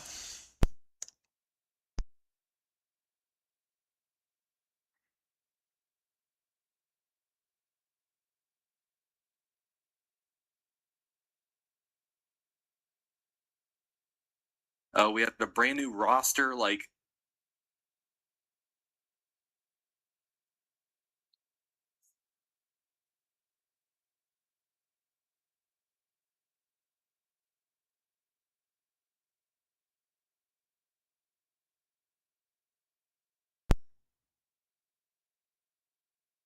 because they spent so much. It's not that they spent a lot of money in free agency, but they basically got a bunch of bottom of the roster guys, or just guys to kind of fill spots while James Gladstone can kind of build this roster. So they did a lot, and new schemes on both offense and defense. Even a new EVP. What version of Trevor Lawrence are we going to get? But I feel like the one question we did not have was that, do we have a wide receiver one? We were all like, yeah, Brian Thomas Jr. is that dude. Like, at least we have that. But he became, all of a sudden, the biggest, probably the biggest disappointment of the season. And the most confusing part of 2025 was like, what was Brian Thomas Jr. up to? And, there were some things early on, very, very early on, he wasn't right. Mainly, he was afraid of contact. He didn't show a lot of effort in running routes. His body language was bad. And then there were times where, for example, in a Chiefs game in week 4, week 5, made that incredible down the sideline catch. You don't win that game without him. And then he dealt with a lot of injuries as well. So it just, I don't know. It was like he pick and chose when he wanted to show all this effort and when he just wanted to be lazy. That Cincinnati's Bengals game lives in my head rent free because would have won that game if he could have made a simple catch, and then, who knows how much different the season would have turned out and what the trajectory would have been. But, going 1-1 early, it's kind of stinks when you would rather be 2-0, right? So that's the main thing. What version of him are we getting? He's looked really good through OTAs, but, my biggest concern isn't necessarily about what he can do in underwear. But I will say, he hasn't ever really been that good in practice, so maybe it is a good sign he's doing really good in practice. My big worry about him is once the pads come on and once he can actually get hit going across the middle, will he be scared, or will he be more of a role player? Are you even going to try to feed him in the middle, or is he going to be more of a boundary guy? Like, hey, catch this out route. Hey, catch this deep ball down the sidelines, or hey, we'll give you the screen pass, or we'll give you this ball in the reverse. We'll see what kind of his role is, but I don't know if he's going to be an all-over, dish it all over the place type of guy. But at the same time, he's a liability if it's okay, we have Brian Thomas Jr., but he can't run a slant route. Don't throw it to him in the middle of the field, only outside here. Then he become a little bit more of a liability. So that's the thing. Because, man, I think we all know what to expect out of Parker Washington, Jacoby Myers, but man, if we could all of a sudden, if he becomes all of a sudden not afraid of contact and he becomes back kind of to his rookie season version, watch out, man, because I think the entire NFL world is kind of sleeping on him outside of the random X accounts that says he might be getting traded soon. Which, by the way, those are still popping up. We're in like July, and there's articles coming out about how, hey, maybe the Eagles should trade for this guy. Maybe the Commander should trade for his guy. It's like, no, like let's just chill with that, okay? Let's just chill with that. You don't like that crappy Suno song incoming. Yeah. There'll be. I'll get another crappy song for you guys. Why don't I play it? You guys want me to play another crappy song? How about this? UCF Jaguar, the #1 channel for Jacksonville Jaguars, baby. Yeah, guys.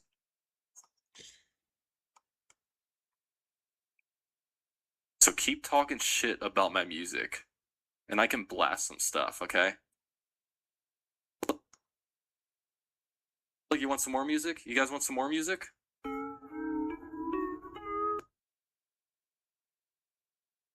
This man ain't up. We keep pushing each other like this. We keep loving each other like this. We keep going out and battling like this. I promise you, bro. I promise you, bro. It's the top and we ain't stopping. Yes, sir. And we ain't stopping. Yes, sir. Family on me. Jazz on 3. 1, 2, 3. Hit 'em all, go. So what do you guys want? Okay, you guys just want me to blast music in here for you guys, or do you guys want to actually talk about some Jaguar stuff? Huh? What do you think? Hey, Power Hour is in here. I gotta do your ice bucket. Maybe on Saturday I'll do your ice bucket challenge. I don't really want to nominate people though, to be honest. I'll do it. I'm not gonna nominate anybody. Is that? Can we agree to that? I don't know. I've always been weird about like. All right, I'm gonna challenge the. I don't know. I've always been weird. Crook and Card says Chop League signups. Yeah, we should get one of those going for sure. I think Underdog might be the sponsor of the channel this year, so I might kind of do it on the side, since that is more of a sleeper thing.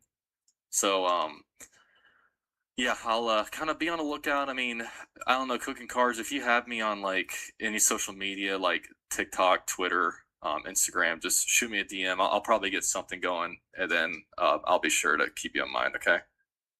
That's better, TBH. What did I miss? Not a whole lot. You missed people hating on the music on this channel, and I talked a little bit about Brian Thomas Jr. Other than that, we're going like Jason's show, man. We're just reading comments over here. Strip sack touchdown. Let's go. Oh, Suno is AI music. Actually, none of them were AI music. None of that is actually AI music. One of them I got made like 5 or 6 years ago before AI was even a thing. Number 3. All right, I guess we're playing number 3 now. I think the guy that made that song he's actually a Jacksonville rapper. His name is Percy. So I'll have to play that.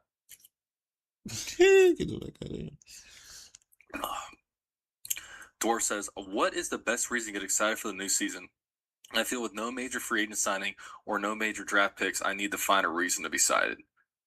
There's 2 reasons, my guy, 2 reasons. We overthink everything. We dig into this, and that.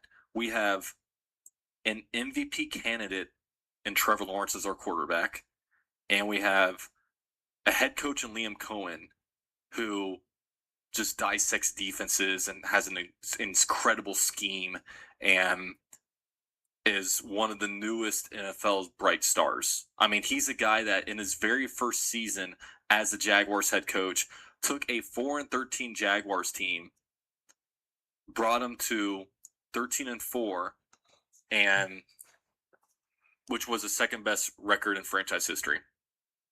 So that's why. I'd rather the current than some AI slop. Thank you. Music bangs on my clip system. Jags got one of the best NFL staff. Yeah, look, we have Grant Udinsky with Liam Cohen. We got Anthony Campanelli on the defense. I mean, we might only get 1 more year of each of those guys, but hey, let's why don't we start building this Jacksonville coaching tree? That'd be cool. Liam Cohen is a great play caller and leader. Facts. Doing the challenge, making a $20 donation is all enough. Okay, I'll do it for you. I'm gonna try to remember to do it on Saturday.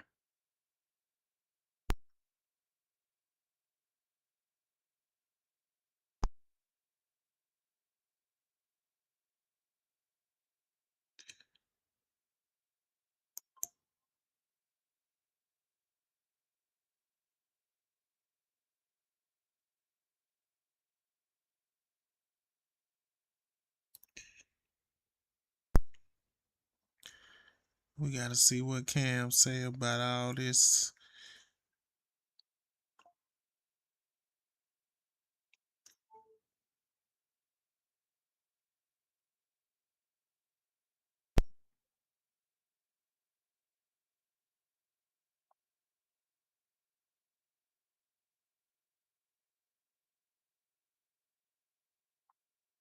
I say now, welcome to 4th and 1.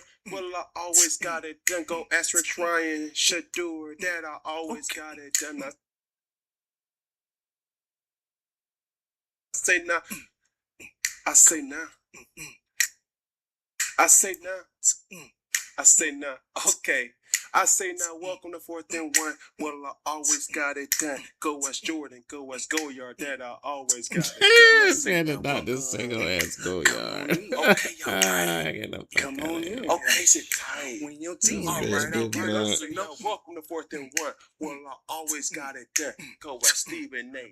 Ryan Clark, I always got it done. I say now, welcome to 4th and 1. Well, I always got it done. ESPN always knew that I always got it done. I say now, welcome to 4th and 1.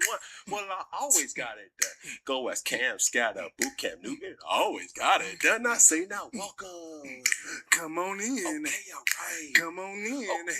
Is it tight? When your team bring a friend. I say now, welcome to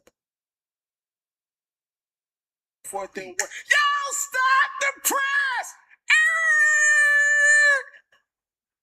Are you here? But I need you to understand, while I have your undivided attention, ladies and gentlemen, boys and girls, little children, dogs and cats, janitors, counselors, teachers, principals, policemen, firemen, it doesn't matter who you are. Make sure you like, share, comment. Who? I said you like, share, comment. Like, share, comment. But most of all, make sure you do what? Subscribe, though. I mean, it's imperative. If you liking what we putting down, make sure you pick it up and stand up to date with notifications by hitting that subscription button. Here we go. And welcome to 4th and 1. Well, I got it done. Bringing facts by the time before the rise and all that stuff. But this ain't me in the shotgun. Ha! God. Oh. Hey! Ha! Oh, you're at the mouth. Hold it down. All right. He likes what he sees. He likes it rip. This is me here in front of TV. Looking around the room, I said this we in front of TV. Okay. Big energy, I need that. Yeah, that we in front of TV. We in front of TV. I said we in front of TV having a whole lot of. So here we go! First down! Viral moment of the week! Peggy! What we got? We have Coach Rex Ryan blasting Shador Sanders. Well, former Jets head coach Rex Ryan is back on social media bashing Shador Sanders, this time for Shador's latest photo shoot. Here over the summer break, Rex Ryan tweeted saying, "Get a load of this kid. Great talent, needs to realize as a franchise quarterback, there has to be more we than me. Come on, man." How about Rex? You come on. Pause right there, Peggy! See, somebody has to say it. Yeah, what's up? It's almost like the pot calling the kettle black. Because when I look back in my almanac, okay, Pete this was the New York Jets coach. Yeah. It was always about Rex Ryan. Always. That doesn't make him a bad guy. Yeah. When he was on Hard Knocks, it was always about Rex Ryan. Doesn't make him a bad guy. Yeah.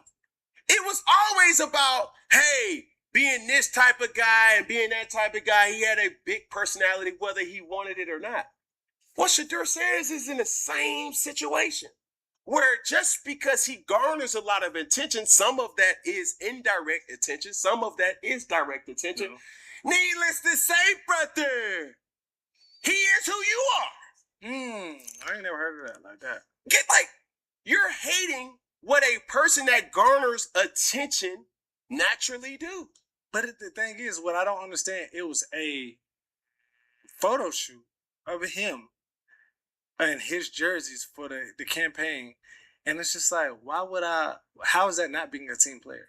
Or how is that like you being fully yourself? If that's the narrative that you want to take, cool. But if you're trying to cover a story, don't cover the door handles. Don't cover the muffler. Don't cover the doggone ashtray. You got to cover the whole car. Yeah. The reason why he was there in the first place was he was at a team organized situation. Well, that situation right there was a photo shoot that he had of his jersey. No. The narrative that is trying to be painted is it's a me type of guy. As if to say he's not entitled to create whatever image or control his narrative however he wants. As if to say, if you just want to take that and say, here's a me guy, he's also in Miami or wherever they were, still affiliated with the team, with or alongside with Deshaun Watson, correct, and the other team members of the Cleveland Browns. Correct. So if you're going to cause any type of issue to one and not mention the other, brother, that's a flagrant foul. Yeah. Unsportsmanlike, red card, foul ball. And I don't know what it is. You got it. You understand what I'm you saying? You a timeout. Like, you can't do You're that. crossing the line. And it's become abundantly clear, Rex, Shedur's your favorite player. Because I'm like, what is your... Like, come on, bro. He mind his business. I can see if this happened during the season, after a loss, after the game. It's off season, brother. And he's still working out with his... And look, Rex Ryan is I like Rex. Rex, you know what I'm saying? But it's like, it's boy, you can't hide that hate for too long, boy. It's a squeaky wheel gonna ask for grease. Okay. Every time. Mm-hmm. So now it's like, bro, Rex, why he... Let the dude pose. It's the all season. If this was week 4, everybody would be up in arms about out of all the times y'all just lost and you worried about a whole autograph signing? No. But when you keep diving or delving into the situation of Shedeur has made leaps and bounds and has done everything imaginable for a young player, a quarterback, a person who has garnered a lot of attention from a franchise to do. But the thing is, too, I would say this. Coming into the league, everybody was just stuck on this. Mm-hmm. It's me, I'm Shedeur, da-da-da. But one thing that we haven't heard, even though we're hearing this from Rex, is from his team saying he came in saying it was all about me. You know what I'm saying? In his predicament, backup quarterback actually won the starting spot, led the NFL. Back up to the backup. And you end up leading the NFL in jersey sales? Unheard of.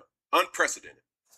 And then we still don't hear about the organization saying, well, Shedeur comes in acting like it's just about him. It's like, if you're not hearing it in the building, what qualifies you to say this is his MO? Of the people that really know him and that surround him. I don't think, and I think it's a lazy term to just say, oh, he's a hater. I just want to say, let's stop being critical on one player that you're not going to be critical for all players. Correct. Because all players have autograph deals. And how or what you want to do with that opportunity is what you want to do with that opportunity. Over the last couple of weeks, right, I've been seeing a lot of Shedeur Sanders content. Yeah. None of that content rubbed anybody the wrong way. When he pulled up to his camp with his mom and his sister, ain't nobody say nothing about that, Rex. When he's showing constant improvement or working on his game, did nobody comment on that, Rex? When he literally made Sports Illustrated or something digitally that I seen him have a conversation of, man, I was thinking about bringing a boombox, but he was like, nah, I ain't gonna do that because it was my first time starting. Yeah. Ain't nobody talk about that maturity, Rex. And when I'm using Rex, I'm not specifically talking about Shedeur Sanders or Rex Ryan. I'm talking about the people who condemn some players and not all players who do certain things. Correct. Now, that's my quarrel.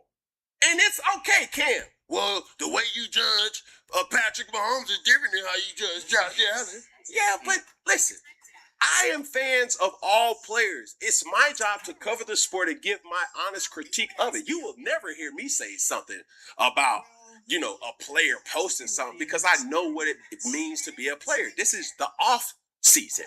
Off. And off of doing anything that the team requires me to do. If I decide to take pictures of my family, take pictures of my jerseys, take pictures of my cars, I can do so. Yeah, it's off season. Now, once the season starts, that's a whole different type of discussion. Yeah. One of the content that I really enjoyed, was how Shador was talking about the gameplay and exposing certain things about football that was extremely rich to see. So this was a clip that resurfaced, and he broke down, the gameplay during the season. And I'll tell them, like, during the game, like, I respect their defense. I respect kind of like their coaching and how it was, because if you understand, it was kind of like Tampa 2, that Mike Backer running, walling, taking that middle, because we had a through route, a vertical route from the inside. Then we had a dagger coming. But then as soon as and I'm like, okay, cool. I got the dagger.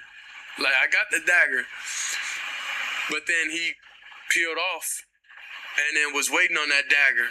So by the time I went there, then it was just hard. Press pause right there, Peg. I'll say this, that it may not have been Tampa 2, just because you have... It's a football term where they say the linebacker is running the pole. Okay, right? elaborate. So any type of reference to a pole on the football field is the goal pole. Correct. Mm-hmm. So anytime you see the middle linebacker or a linebacker running the distance of the middle of the field, it's some version of Tampa. I'm not here to say if it was Tampa 2 or quarters, but it has good kind of comparables, or any argument can be made to be able to say, hey, it may be either one. Mm-hmm. But this is what I also want him to understand too. If you keep playing the clip, this is one thing I want to also expose. But also he was under pressure. Yeah, so he was using the reference, not running the pole, but a push player, mm-hmm. right? But the thing that Shador did not mention, and it's not for him to say he was right or I was right, or he was wrong and I was wrong. Look at the down and distance. Mm-hmm. He gave praise of that defense being a good defense. Well, it's not good defense. It's just smart ball. Mm-hmm. If it's 3rd and 22, all right, why would I dive down on a hitch? And once the defender sees, hey, I'm passing this seam off to my safety, I'm not going to allow a seam to take two defenders. So now I'm going to find work. That's all the defender did. That's nothing elite about that. That's just somebody saying, hey, down the distance, okay, it's 3rd down. I'm not about to take the cheese, that another football term. Yeah. Hey, or lifting up their skirt. Yeah. If a person looks and is enticed of a drag route, sneak route, or something short, in anticipation to throw something behind it, yeah. That's not what... Because that's what they're trying to get you to bite on. Correct. So when you use the term, a clear out route or a seam, then a dagger to come behind is always something where you expecting that seam to take 2 for 1. 2 for 1 meaning you want to take that middle linebacker and to take that safety. Okay. If that middle linebacker is out of there and that safety is out of there, then that dagger, which is a dig route, a deeper dig, which in essence ranges from 15 to 20 yards, right? It's going to be wide open and you hollow that hook curl defender, which may be that nickel defender right there. These are all things that goes into the minds of coordinators, but it's also responsible for the coordinators to implement these type of things to their players. Hey, be very aware of down and distance, because that impacts how I defend this play.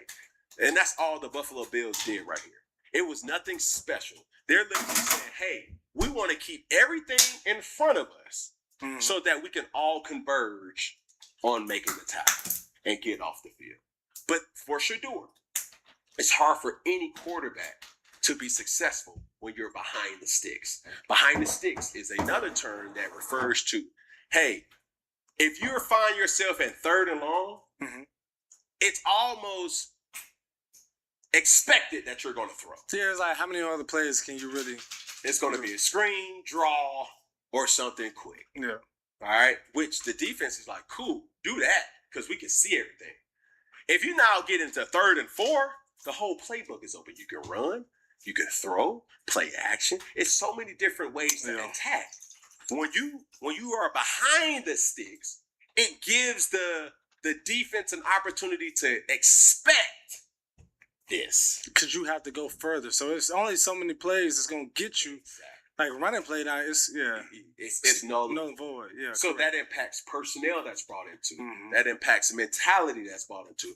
That impacts if the cornerback bites a double move or not. Yeah.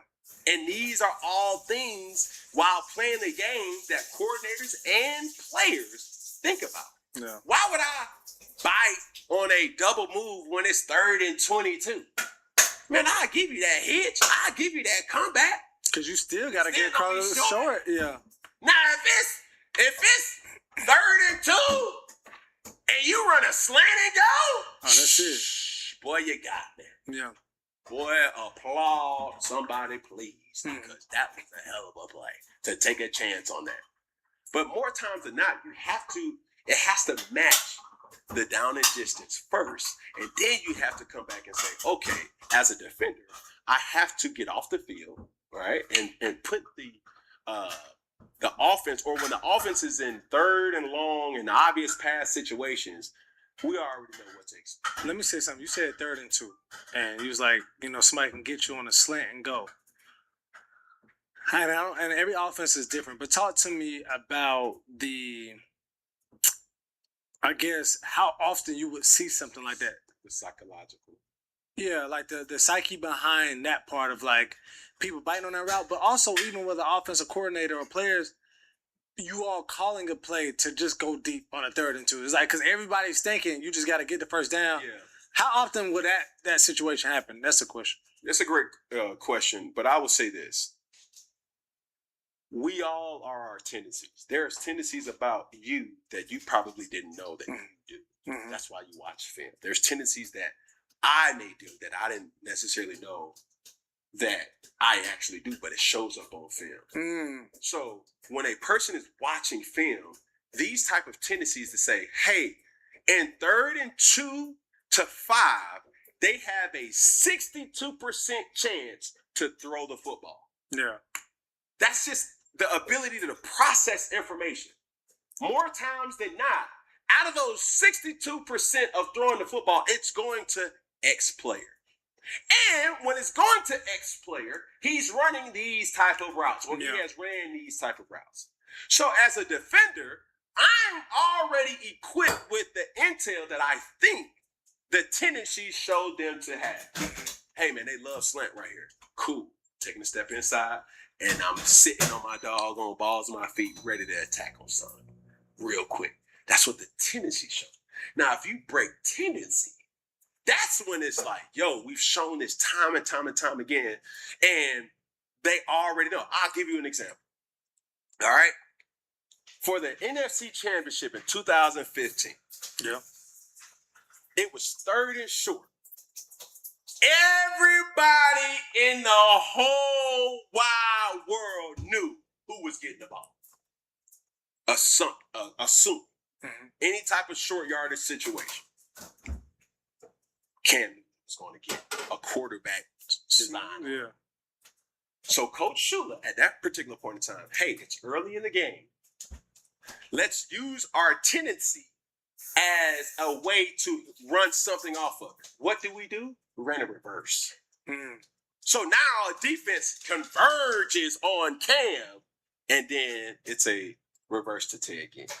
It scores. So when I'm seeing tendencies, as you're watching film in Football 101 or when Shador is seeing these type of things, as you understand, there's not a lot of plays that can get you to convert 3rd and 18 or 3rd and 20. Yeah. You got to stay away. It shrinks your playbook. Yeah. You see what I'm saying? So now, if you're in 3rd and 3, now this play plays out completely different. Because now you've been, observed so much within a week of preparation, 2 weeks preparation, off season, where everybody's saying, how do we stop this particular play? How do we stop this particular player? These are all the things and the plans that goes into scouting other teams. Now, you said something real quick, and this will be the last thing. You talked about tendency, and you said body language. There's certain things that you'll do that you might not even see. Have you seen yourself do something on film, like a hand motion, body language, that you like, I have to change that next play. Like, next game, I can't do that anymore. So there was a coach that put me on this, and shout out to Sam Mills III. He was a coach that was with me in Carolina, and he kind of put me on an tendency that I was doing during my snap count. He was like, Cam, I'm going to give you a nugget, bro. I don't know if you know this or not, but every time when you're in the gun, when you're about to snap the ball, you have a tendency to hit the side of your hip. I'm like, what? Bro. What was that supposed to show? I don't know. It was just like, you know what I'm saying? Like, you know how certain people just have, Yeah. Like, it could be something that you say. It's like, you be talking and you don't realize you're saying, or you may be doing certain things and you're not, it's just a tendency. You don't know where it comes from. It just happens so natural. He was like, Cam, every time you're in the gun and when the ball is about to come, we don't have to hear your cadence. Our tendency that we seen out of you is you hit the side of your hip and the ball comes right after. So what do? I say, bet. Now my cadence changes when my snap count changes to a multiple snap count. Like if we were to go on 2. Okay. So if I'm using that against them, or they know that about me, I'm going to use that as a way. And people always say, bro, your doggone snap count go crazy. It was like, bro, it was more to it than just said what it is. It was always just tying in everything that people would see me do. Mm-hmm. So we're going on 2. Or it was a dummy call or an ice call, or we called it black. Hey, we're going on black. Ready? Break. Boom. Black is done. Right? Set what it is. I will make sure as everything sounded the same, I would hit the side of my hip as if I was about to snap the ball. And it never snapped. But they jumped. So that's how you knew they was watching. Have any of your other players, your teammates, forgot? Or like they were like, damn. I don't know if anybody ever knew. Yeah. It was all about the But this was all intel that people have self-scouted me and said, Cam, you have a tendency to do this. Yeah. So just like how I use those tendencies as a way to trick and manipulate, offensive coordinators do the same thing. Correct. Defensive coordinators do the same thing, yeah. But what you have to be mindful of, and this brings closure to Shador, is you have to be in a situation where your tendency can be used in your best interest. Yeah. 3rd and 22, brother. It's not much that you can. They know you want to hit that dagger. Yeah. Okay. They not gonna let you hit it. You gonna hit that. This episode is sponsored by BetterHelp. Cam, we're deep in the summer now. Are you thriving or simply surviving? Heck yeah, I ain't gonna lie to you. Some days I'm surviving. Other days I look at my schedule, man, and it gets so jam-packed. See, that's the thing though. Summer looks like all vacations and sunshine, but the reality, travel stacking up, work don't stop, and everybody wants a piece of your time. And that right there, that gets heavy. It does. And that right there, Peggy, is the reason why you have to build in time for yourself. Therapy helps with that. It helps you understand what you actually need. Get comfortable setting boundaries and build a summer that actually feels good instead of one that you're just surviving it. BetterHelp is the world's largest online therapy platform. Over 30,000 therapists, fully licensed, and they've served over 6 million people. With an average rating of 4.9 out of 5. And they do the matching for you. Short questionnaire, they line you up with somebody, and if you're not happy with the fit, you can switch anytime. You don't have to say yes to everything this summer. You can find support in therapy. Sign up and get 10% off at betterhelp.com/4. That's betterhelp.com/4. Here we Get the fuck out of here. What's good, bud? Yeah. Come on now. Woo! How was your weekend? He's gonna get to yours next. Man, my weekend was good. All right, for everybody, I went back to Six Flags. Here he goes. But I went with my wife and my daughter, so I took her. If this ain't giving, what is giving? But I went to Six Black Flags. bald-head man is seen at Six Flags 3 weeks in row. But the crazy thing is, I'm taking them, and then I'm thinking about it. I'm like, man, how I look. But I mean, with your family is different. But it's like, and I can do this by myself. But now I understood too by taking your child.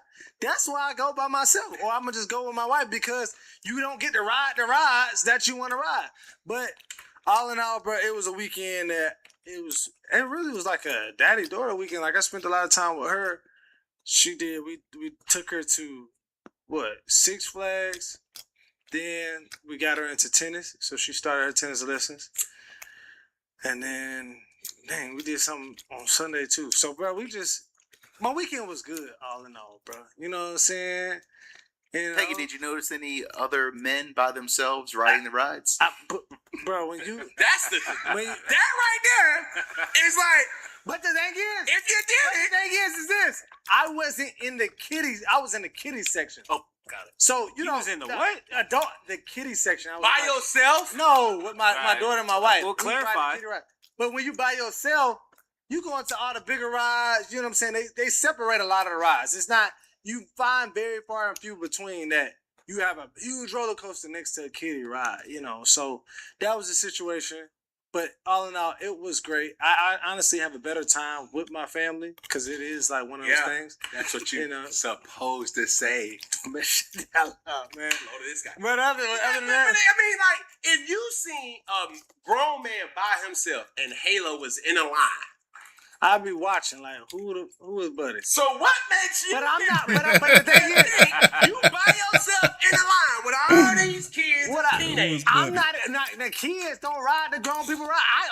If I seen Halo getting on a ride with the age she is now, I would be like suspicious because it's a kiddie area. Like they separate. Six Flags is a kiddie amusement park. But they separate the amusement parks. No. Let me tell y'all something. Hold on. First of all, my first job was at an amusement park. So 3 weeks my infatuation with roller coasters takes me back to when I was a teenager, and it's like carefree time. It's like it was carefree. Whoa. It wasn't no stress. But it was carefree. It's like, bro, I'm in Never Land. Get the hell on, man. So that's when I'll go hit the roller coaster and be there. I'm not chilling around taking pictures with the people in the costumes and all and that stuff. stuff. Makes it more sketchy though, bro. No, it ain't, because I'm going to walking in a park like this. But you have real people that go, but he ain't never worked at a park. But you have real people that really goes to amusement parks and they travel around the world to go and ride amusement parks. Dum. Man, you know what? Get the hell on, bro. Dum. You know what? How was your weekend? Oh, Peggy! Huh? Yeah. How was my week? Yeah. Can I keep it above? Now, wow. What? First off, because I could get petty. And I know what all y'all here waiting on. And we gonna get to all that. But for the sake of this weekend, boy, I went to the movies by myself. Okay. Don't say But what movie? Hold on, don't say because it depends on what movie. You ain't going to see no Moana. No, I didn't. I went to go see Toy Story. Oh, hell no.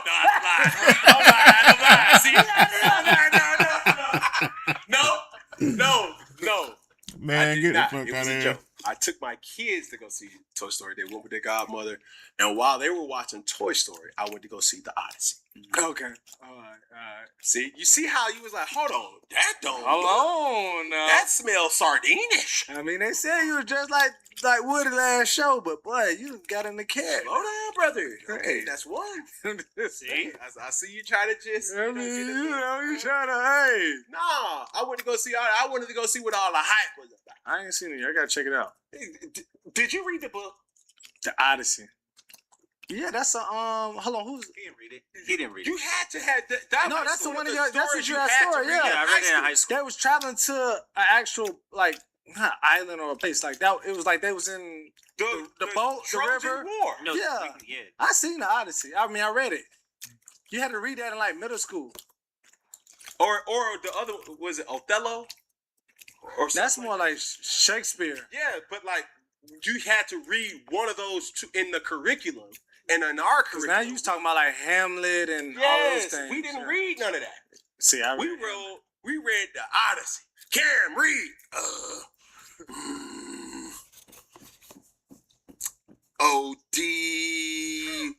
Odysseus. Odysseus, dumbass. You know what I'm saying? But yeah, it was a great movie. I'm gonna go ahead and check I'm it not out. gonna give it a spoiler, but it was visually pleasing. I'm at, okay. You know what I'm saying? Go check out that. There was some other news that came out this weekend. Okay. But stick around. Here we go! Second down! Possible call. What we got, Big? Well, LSU offensive lineman Jordan Seaton is taking a stance because he's spending that.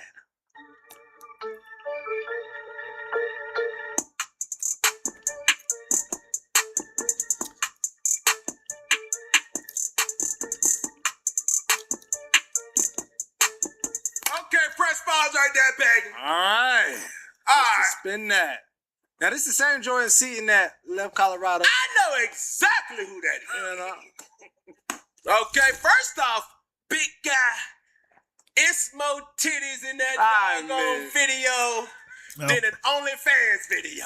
I don't fucking Let's get that out the way. I don't fucking Jordan, I rock with you, bro. But not boosting chicks royale. She's letting you know what she's capable of, brother. Because if you guys don't work out, she's gonna expect you to still spin that shit. Because those go-yard gifts, brother, you think that you're going to just swipe it away. It doesn't work like that. And, brother, I can tell you this now from the optics of that video. The only reason why she's with you, brother, is because you are spinning that shit. You think so? Oh, brother, do not be confused. The Lululemon doesn't fit on big guys. So do not try to hit me with that, brother. But it's so crazy that brother. Here we go. The Goofy Award goes to who? Peggy for thinking that. But please. That a chick like that. We don't know how long they've been together, he's so bro. good to me. He just took me shopping again. Clock it. Yeah, all right. We don't know how long Jordan been with. I don't care how long he was in. Because had he been still in doggone Boulder, we didn't see none of this. No, because somebody was gonna put him up on game. Yeah. That's not to say that Lane Kiffin ain't ready, willing, and able to give him some type of insert but brother, Lane Kiffin ain't listening to no Carisha. Let's just put it like that. So that stops it right there for you to even think or to assume that he gonna get some game from Lane Kiffin on this subject matter because it's known for them to doggone spin. But listen here, brother. The optics say that you don't need to viral or not, brother. You don't need to be doing that. Not like that. Because before you get Godard, you need to really, really, really, really maximize a Michael Kors purse. Ain't nothing wrong with another MK. All the way. We gonna get you a coach. Got coach. Hey, coach on the rise. Coach on the rise, huh? What was it? You're mad. You don't want this. It's still holding your stuff, ain't it? It got all the pockets. Hey. It's so resourceful. Okay. To have a Coach purse with $50,000 in it is way more valuable than a Birkin purse with $5. Mm-hmm. Or a go yard.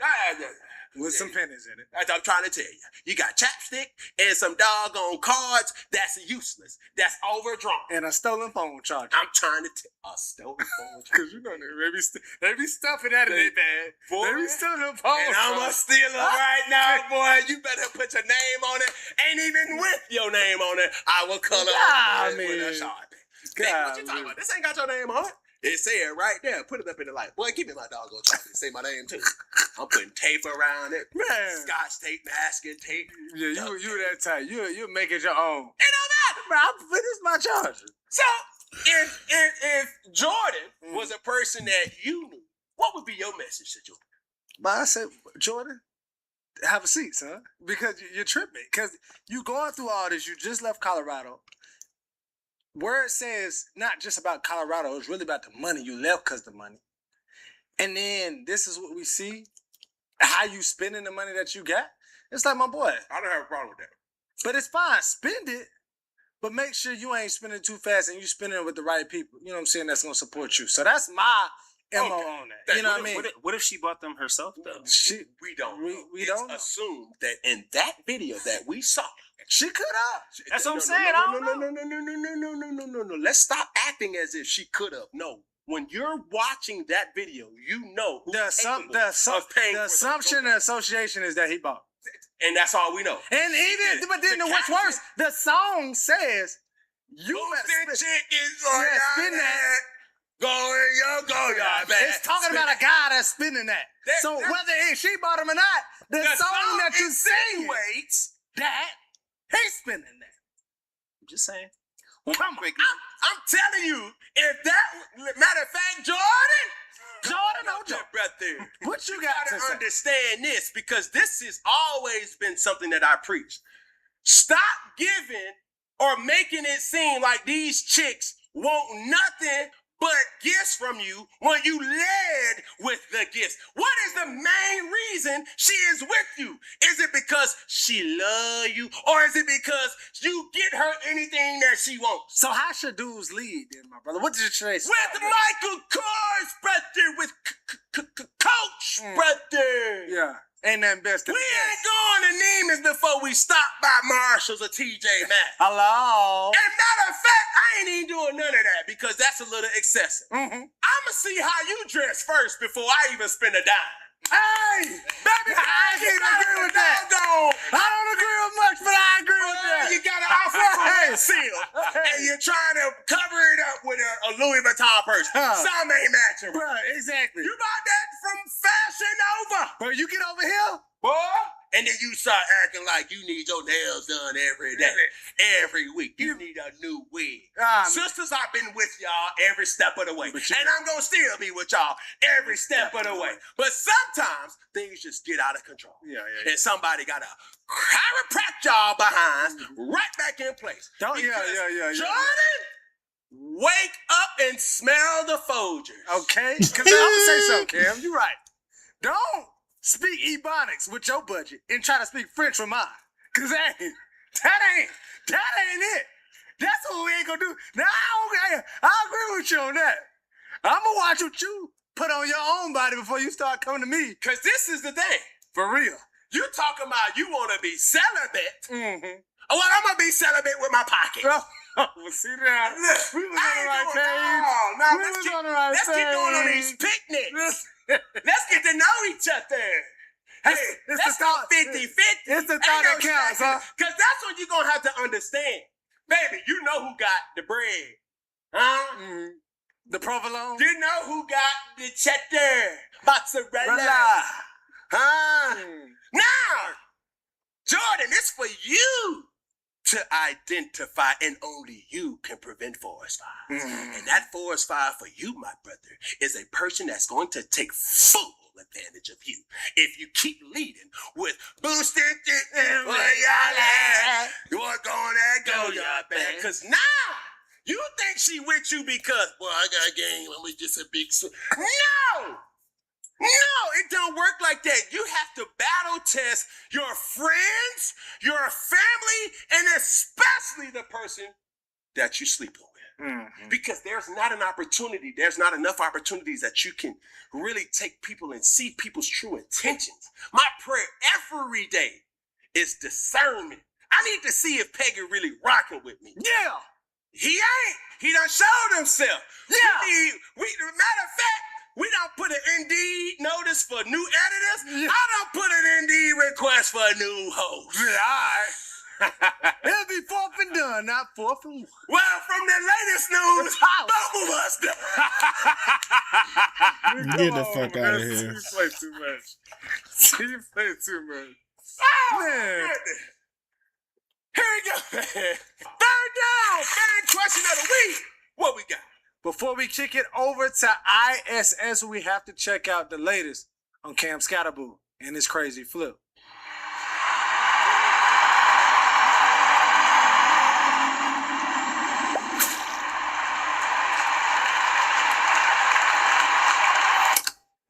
ISS, man.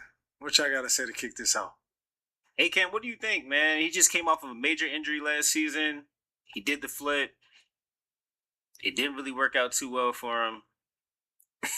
What's your thoughts on that? At Fanatics Fest on stage. And his head coach already came out and made a comment about it and said that, at least if you're going to do the flip, at least land it. So that's the comment that his head coach had about it. Coach Harbaugh, that's cool. Hey, watch out real quick. And for this week's Goofy of the Award goes to Cam Scatterboo. What? What's up, boy? What the hell you doing all these? You worse than doggone Conor McGregor. We doing all these acrobatic moves. And what you thought you was, a Ninja Turtle? What you thought you was, a Power Ranger? A Power Ranger? I mean, huh? And then gonna show the scar. Look at this. Look, Mom, look what I got. Man, and if you would have tweaked your knee again, boy, New York, y'all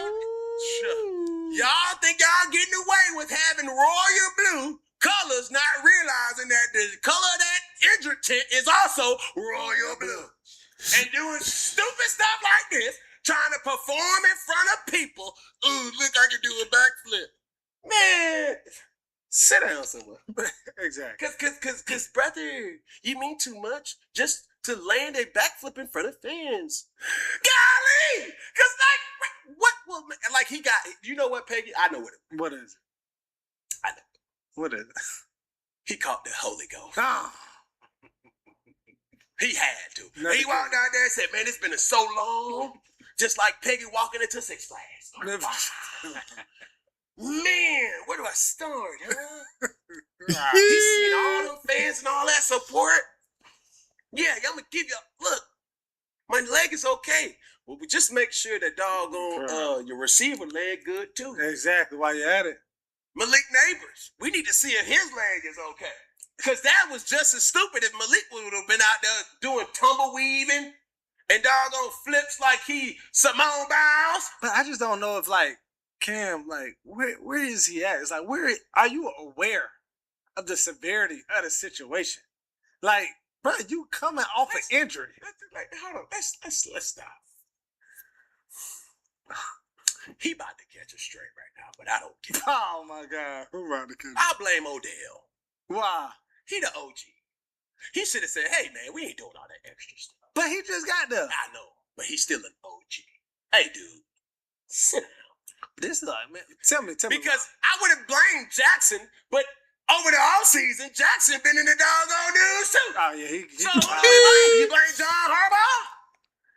I also know what it is, man. What is it? Anytime you put a New York Giant on a stage, they get to doing all type of crazy stuff. In New York. In Jackson Dart on stage, it ruffled people's feelings. You put the running back Scott and on stage, and listen, look what happened. Oh my God. I'm like, that's just not. It's not smart. The interesting thing to this is this, though, Pam. If he would have hurt himself, he would have voided his contract. That's true. You messing up your money. A couple years ago. Matter of fact, it's not a couple, because let's talk about contracts and how it's structured in the NFL. Yeah. Okay. Anything that you do outside of team approval, you on your own. I give you multiple examples. Number one, Terrell Suggs. Okay, elaborate. When Terrell Suggs, years ago, when he signed his deal during the offseason, or he had signed a max deal, and he tore his Achilles, reportedly playing basketball. Him playing his argument was, hey, I was in team facility. If it would have came out, if somebody would have took a picture or took a video and found that he was playing basketball when that injury happened, voided his whole contract. Also, a couple years ago, there was rumor has it, that Marcus Mariota, who is from where? Who? Hawaii? Hawaii. What do they do in Hawaii? Surf. They was trying to put in his contract that he could not surf. There was a standoff between him and the Tennessee Titans because they were trying to put language in that would void his contract if he got hurt while he was surfing. It happens all the time.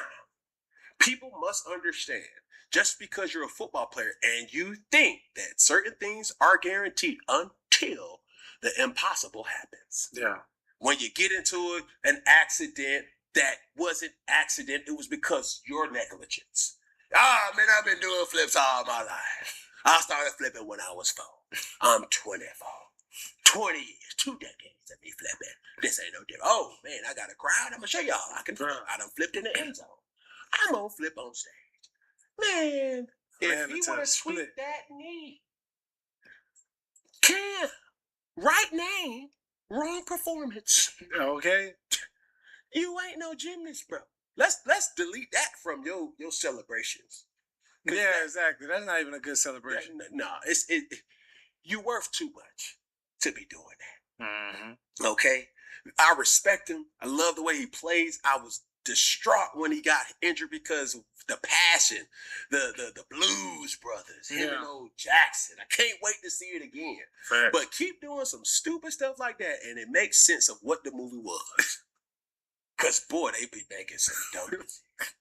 And I like it to it. Yeah. Jackson got so much swag and sauce. I'm like, okay, cool, I rock with old boy. Yeah. Then you got Cam Scatterboo. He's been on Twitch. Been trying to play him. But he been ducking that smoke. So I'm like, okay, cool. Then you flip it, not landing it. They're not landing. And then end up in a split. Right there. And then get up and then, nothing happened. Y'all didn't see that. Turn around. What? Get your man on stage. Heck no. What is that man at? Golly. Here we go. The moment that we've all been waiting for, brother. 4th down. New result. Peggy. What we got? Well, Cam, what do we have here, man? We heard the news about Ryan Clark and later heard the news about yourself in regards to ESPN. So, we all want to know, man, what's your thoughts? I'll say it this way, man. First off, appreciate all the support. Mm-hmm. Okay? And I'll take this time to say, my experience at ESPN was nothing less than pristine. Yeah. What I went into this situation expecting is something that I did not expect I would enjoy as much as I did. Working alongside with some of the most talented journalists and, sports individuals that cover sports was something that it got me to realize that have a newfound respect for the skill. Molly Carroll, Shea Cornett, obviously Stephen A. Smith, Ryan Clark. When you have Dan Orlovsky, Peter Schrager, the list goes on, and all the countless producers and support team that went into making sure that I was equipped with all the information each and every episode. It was second to none.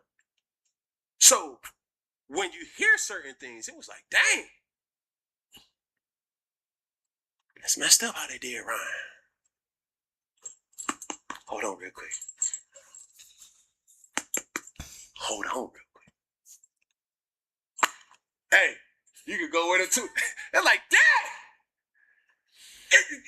You have to make light of something, because for me, if this isn't a way for all athletes and even content creators to learn one important rule of the times that we live in right now. Mm-hmm. If you don't own your own platform, you're going to get overlooked, bypassed, and be extinct just like dinosaurs. Mm. Look at what's happening here. Okay. It's unfortunate what happened to Ryan Clark, but what I will tell you is this. Ryan Clark gonna be okay. The pivot ain't going nowhere. Yeah. It's unfortunate what happened to me, some would think, but I'm good. 4th and 1 ain't going nowhere. Funky Friday ain't going nowhere. Not at all. When you think about what happened to Emmanuel Acho, Joy Taylor, different circumstances, different networks, different situations, but this is what you have to understand.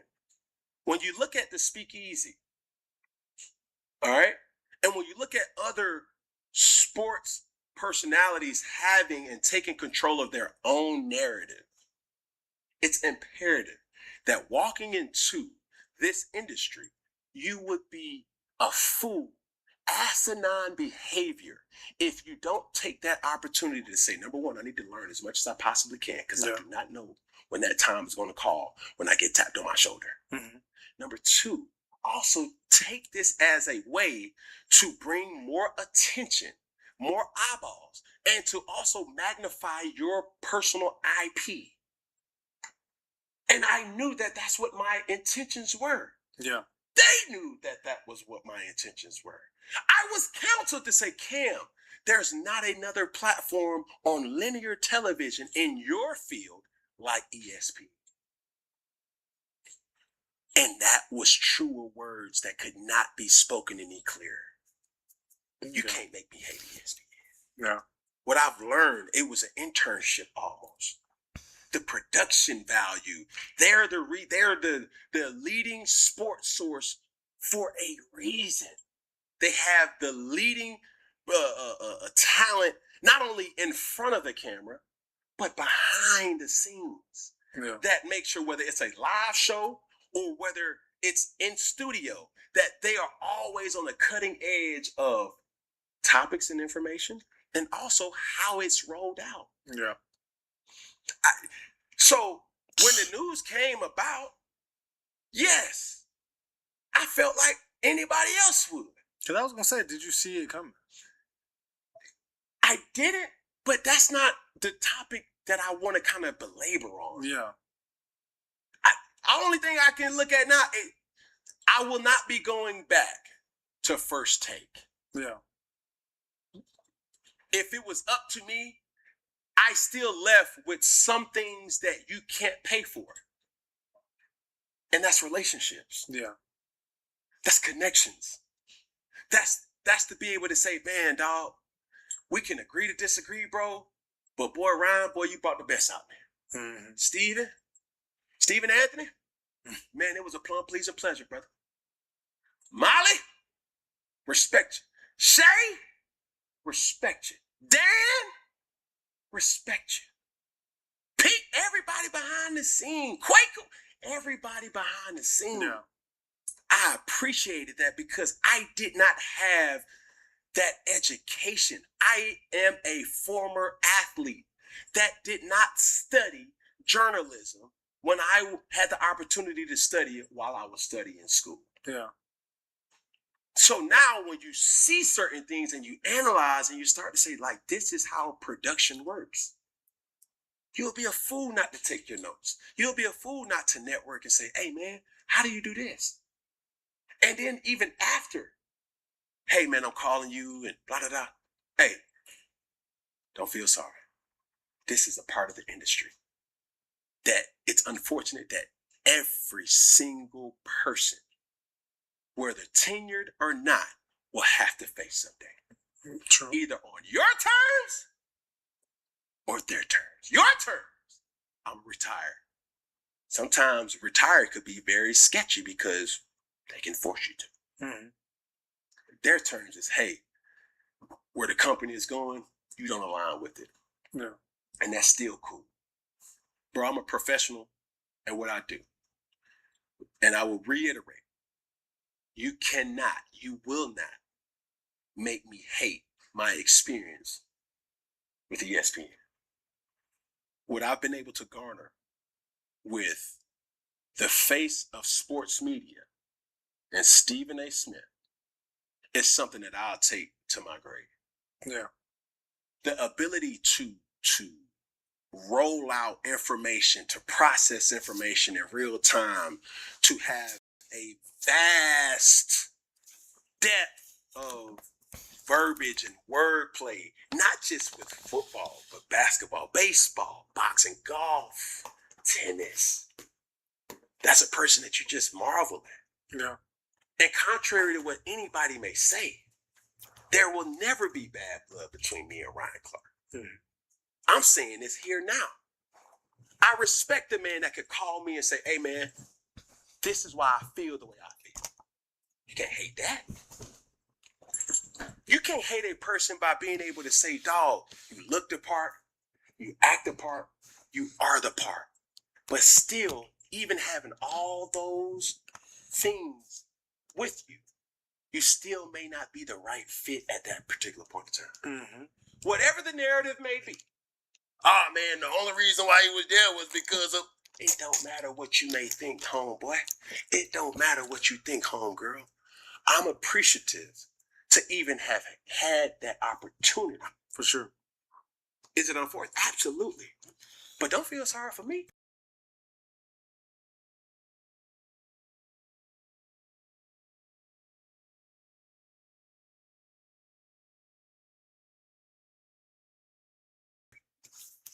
People go separate ways from jobs that they've been with way more than what I just went through. Mm-hmm.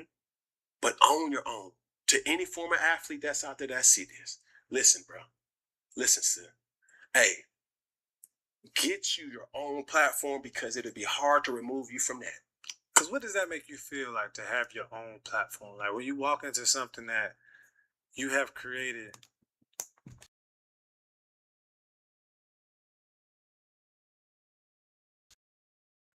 Feel like, and what does that give you the option to do? It's a constant. It's a constant of work you have to pour into your team. That was a job that I tried to do at a high level. This Iconic Saga, 4th and 1, Funky Friday, anything content can, that's my passion. Mm-hmm. I so happen to get paid from that too. Mm-hmm. But I'm more passionate about those things because when I talk to the team in pre-production, the Hassans, the Billies, the U's, whether it's John A on Funky Friday, when I talk with the team, Jimbo, VJ, you got shit. It don't matter. You got Rich, you got John Pierre, the whole team. Everybody knows, hey, how are we going to go? Tell us so we can execute it. When you go work for an organization like Disney, you're listening to instruction and you're trying to execute it how they want you to execute. Correct. That's the difference. Mm-hmm. So in this world of media, my question is, where do they go from here? I'm going to be paying attention. Because it's not to poke at it, or it's not to feel a certain type of way or be jealous. I'm intrigued because a guy like Pat McAfee has been able to flourish through it all. And it's just not with Pat. Darius Butler and his whole cast has just been unbelievable. You have to learn, and you can't take these things serious where you lose the vision of what you want. I've always been on the forefront to say, hey man, I want to create content and hold people accountable. And just like this particular situation, yes, it gets me in my feelings. I'll be lying if it didn't. I love my time traveling back and forth to LGA, LaGuardia, and Kennedy, and all it didn't matter, bro. I was willing to work. Mm-hmm. I was willing to work, and I wanted to work. I wanted to get the experience. So now I can take all that intel and bring it back to what I own outright. Yeah. Feel what I'm saying? Yeah. And I know it's a lot of sensitivity and like, how you feel, bro? You good, bro? A lot of outpouring and text message and phone calls and, hey, dog, bro, hold your head, bro. We are good. Facts. I appreciate it. And if you want to, just like, share, comment. Subscribe. It's a subscribe. Did you do that if you really rock with? Yeah, like you have to bring the reality and make it real. I knew with that type of situation or that type of gig, not necessarily that it was a matter of time. I knew that in that company, you have different thoughts and opinions every single day, every season, every week, every year. And you have to prove your worth. That's not to say I didn't. That's not to say Ryan didn't or others who are going to get laid off. That's unfortunate because, yes, your confidence or your image takes a hit. It's like, dang, what happened to you? But no. ESPN was good to me. And it's still good to me because the emails that I've garnered, the relationships, the phone numbers, those relationships are something that I can take with me and apply it in any type of capacity. Yeah. So as I'm going through this, I will tell the people who may go through this or may go through this is the time that you take your content extremely serious. And it's not for me to be bitter because I'm not. Mm-hmm. It's not for me to have a chip on my shoulder. I've lived with chips on my shoulders. This is not that. I'm walking in this with an understanding of how business works. Yeah. And if you don't do that, you're going to keep getting in your feelings and you're going to keep being emotional when this is not an emotional business. Yeah, it's not. This is not no part where you add your feelings. You can have preferences, but feelings, hey man, leave that at the door. So yes, I'm forever grateful. Forever grateful for the opportunity that I had to work alongside with sports media's top tier talent, working with Shannon Sharp, working with these individuals. And I'm like, yo, I see how they prep. I see what he wrote down and I'm going to see how he, you know what I'm saying, roll it out. Yeah. Those messages, the thing that I will miss, all right, the banter in commercial breaks. Like if I could show anybody anything, bro, like the number one question, bro, how was Stephen A, man? Tell Stephen A what you said. Hey, man, Ryan, man, how you? Hey, man, say, man, what you think? It was the conversations that we had during commercial break. You know what I'm saying? Yeah. Waiting and anticipating to see what Ryan Clark gonna wear. Yeah. You know what I'm saying? Having names for guys behind the scenes that may not think that you was paying attention to his outfits. Like those things is what I miss because it reminded me of the locker room. Yeah. So, yes, this is a part of the business. Is it unfortunate? Absolutely. You tell me a person that was happy that they got let go or parted ways, and I'll show you a liar. But the thing that I'm being able to stand 10 toes down about is it comes with the business. The day that Matt Patricia and Bill Belichick released me from the New England Patriots was the day that nothing else could surprise me in business. And I'm grateful that I had that to be able to refer to because not a lot of people are able to say, man, I done been here before. You hope you don't continue to be there. Yeah, but yeah, it ain't the only network that don't release me. No. But with you. So Nico Collins is number 58.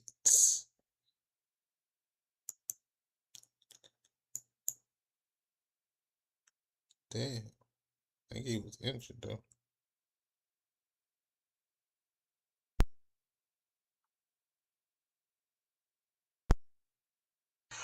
All right, 12. Big play. you. I don't think anybody can cover him one-on-one. Like, it's just not possible. It's really not.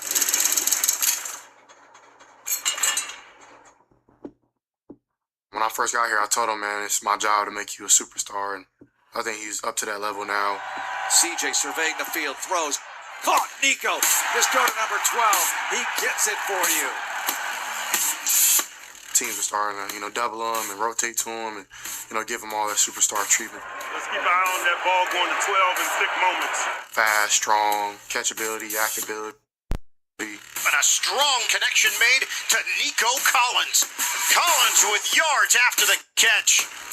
He's one of my favorite receivers to watch, honestly, to study. Stroud well protected, and there's Nico Collins. And Nico Collins will glide into the end zone. An opening drive, Texan touchdown. He's big, tall, athletic.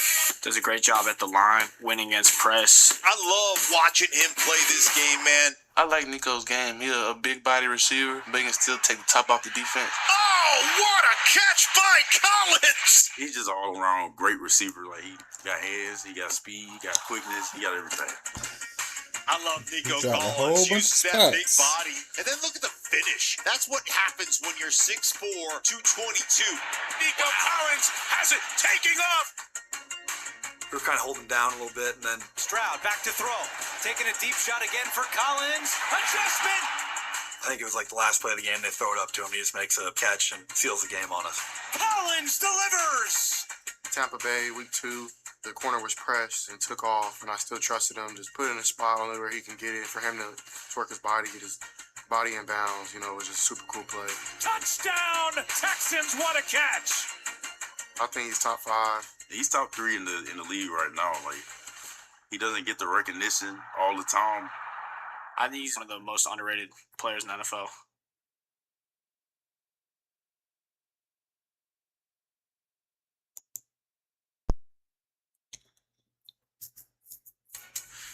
So, despite having a superstar quarterback in Joe Burrow, injuries and defensive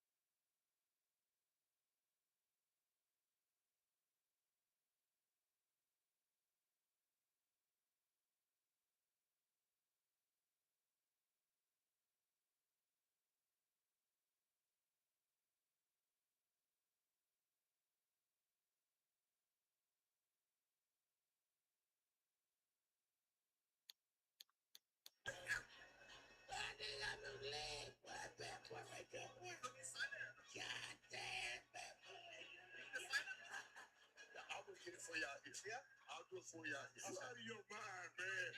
He's out of his mind. Ain't he? Boy, they gonna be all over me. They gonna be all over me with the pause. Michael signing another brother leg.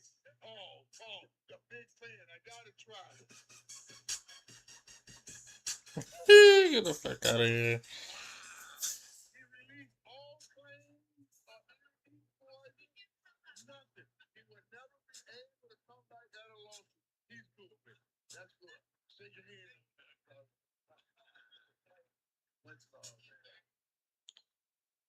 Oh, fucking weak. This man got Michael Irvin tattoo on his whole leg. That tattoo crazy, man. Now, that's a real fan right there. That's a true fan.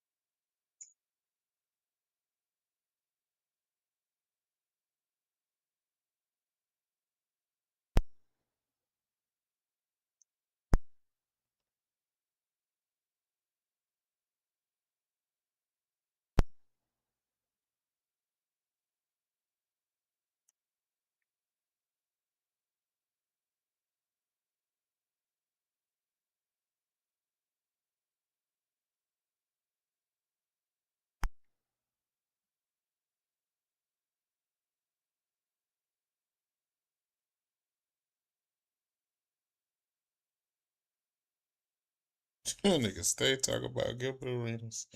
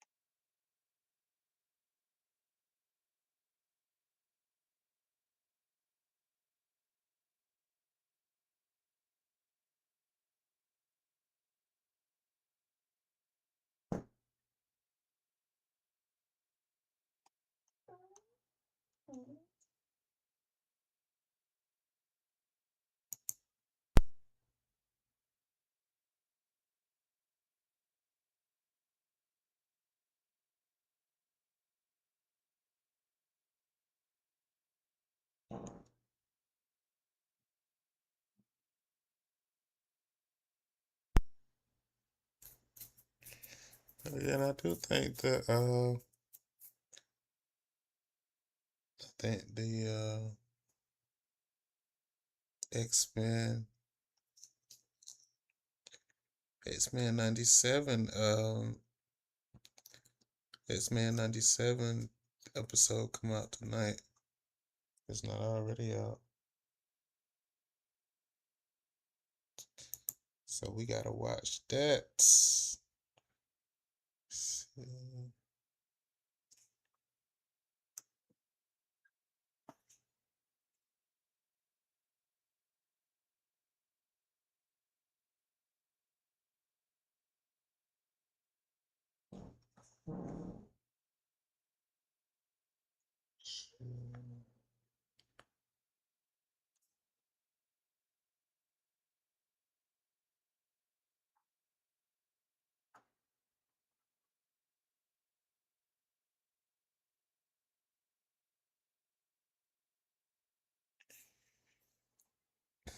Yeah, and I did want to make that t-shirts.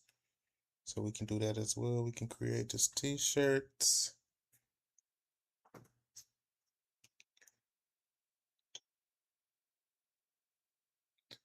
That's what we gonna do. Send a photo.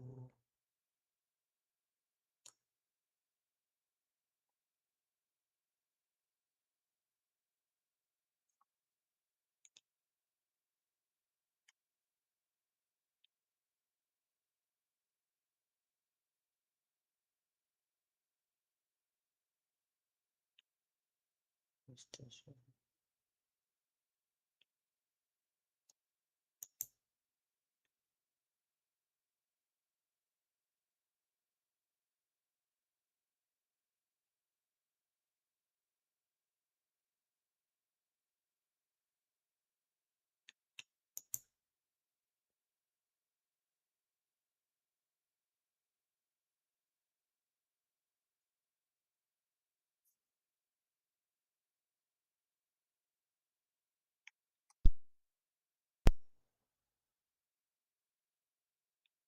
And I could do an hour on it. In this video, I'm going to cover everything missed from this Doomsday trailer. Let's go. What am I wearing? You just asked inappropriately. Well, this is our eyes. Doomsday-inspired design available exclusively at our merch store, nerdriot.shop. Hey, if you have a new Rockstar shirt like this, take a selfie of yourself wearing it, post it, tag us, and we will shout you out in a video. Like Julie Sherwood, who got her friend Clinton Greenspan one of our Daredevil shirts for his birthday. It's Daredevil stuff.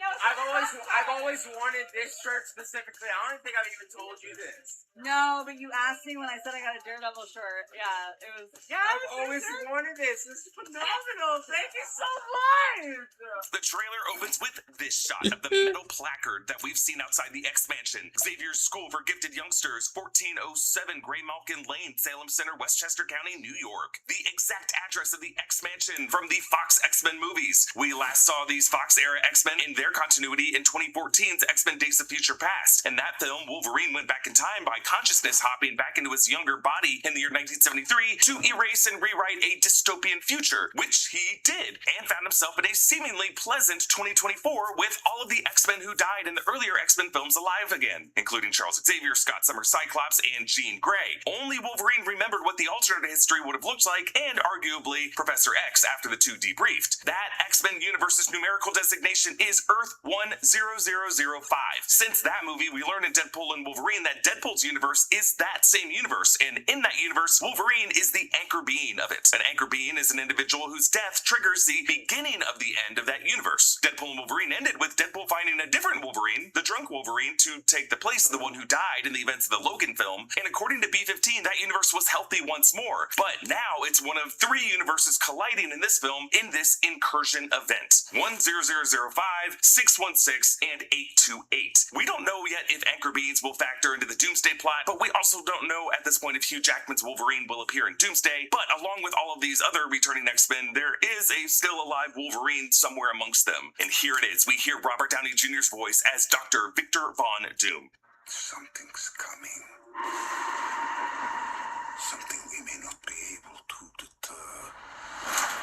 Before this day is done, we shall be faced with an unthinkable decision. So this is Downey's take on a Latvian accent. Latveria is not a real country, and its exact geography often changes depending on which Marvel title we see the map in, but it's generally understood to be Eastern Europe. When we've heard voice actors play Dr. Doom in the past, like Paul Dobson in Fantastic Four World's Greatest Heroes, and in other media, Maurice LaMarche in Ultimate Spider-Man and Avengers Assemble, or Ross Marquand very briefly in X-Men 97, they tend to go with a generic, let's say, Romanian accent. Interestingly, Sebastian Stan is Romanian and can speak Romanian. I wonder if he consulted with Robert Downey Jr. on how to do this exactly. Dr. Doom is, of course, considered Marvel's greatest villain. At first an enemy to the Fantastic Four, actually a one-time college rival to Reed Richards, who went on to become ruler of Latveria, tinkering away in his Doomstat castle as he masters both science and magic. A South by Southwest London event earlier this year included various references to Doom's Latvian origin. Vladimir Fortunov was the name of the cruel Latvian dictator who ruled the country before Victor Von Doom overthrew him. The rapprochement refers to an annual Latvian festival where traditionally Latvians seek to make peace with their enemies, celebrated in honor of the death of Doom's mother, Cynthia Von Doom. Cynthia Von Doom was his mother, and in certain retcons of his backstory, Dr. Doom lost his mother in a bad deal with Mephisto, and his pursuit of science and magic was all motivated by a mission to get her back from Mephisto. The Zephyro refers to the clan that Doom's parents, his mother Cynthia and his father Werner, were a part of, the clan that Victor would later lead in overthrowing Vladimir Fortunov, and Hasselstadt is the original name of the Doomstadt, the capital of Latveria. When Doom overthrew Fortunov, he renamed it Doomstadt after the family name of his mother and father. So the Russo brothers and Marvel head Kevin Feige have confirmed that Avengers Doomsday and its 2027 follow-up film Avengers Secret Wars are confirmed to be adapting the Jonathan Hickman comic storyline Time Runs Out that leads into the 2015 Secret Wars crossover event in which Dr. Doom is the primary villain of it. Actually, Doom begins this story in a race against time to locate all Molecule Men in every universe. Owen Reese Molecule Man sort of functions as the anchor being of that storyline, on a mission to save the multiverse from incursions that are destroying every universe. Doom first presents himself under a secret identity known as Rabam Alal, masquerading as a multiverse messiah to fool the religious faction known as the Black Swans. But at some point, Dr. Doom uses Owen Reese to absorb the power of the Beyonders and become God Emperor Doom, with absolute power over a new Earth that he builds out of the fractured pieces of the other realities shattered by incursions, a new Earth known as Battleworld. We feel pretty confident that Marvel is working toward that power up by Doom because they put the exact comic where that happens in both the movie of Deadpool and Wolverine and its first trailer, Secret Wars #5.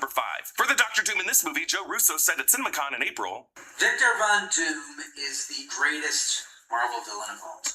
Yes, he is greater than Thanos, but he's not simply a villain. He's one of the most complex Marvel characters. He's a scientist, a technologist, a genius, magician. He's always 3 moves ahead of even the most brilliant heroes, which is what makes him virtually unbeatable. Shout out to Brandon Davis for that footage, give him a follow. But by describing Dr. Doom as a scientist, technologist, genius, and magician, Russo clearly wants us to think of this iconic list of modifiers. Take that off. What are you? Genius, billionaire, playboy, philanthropist.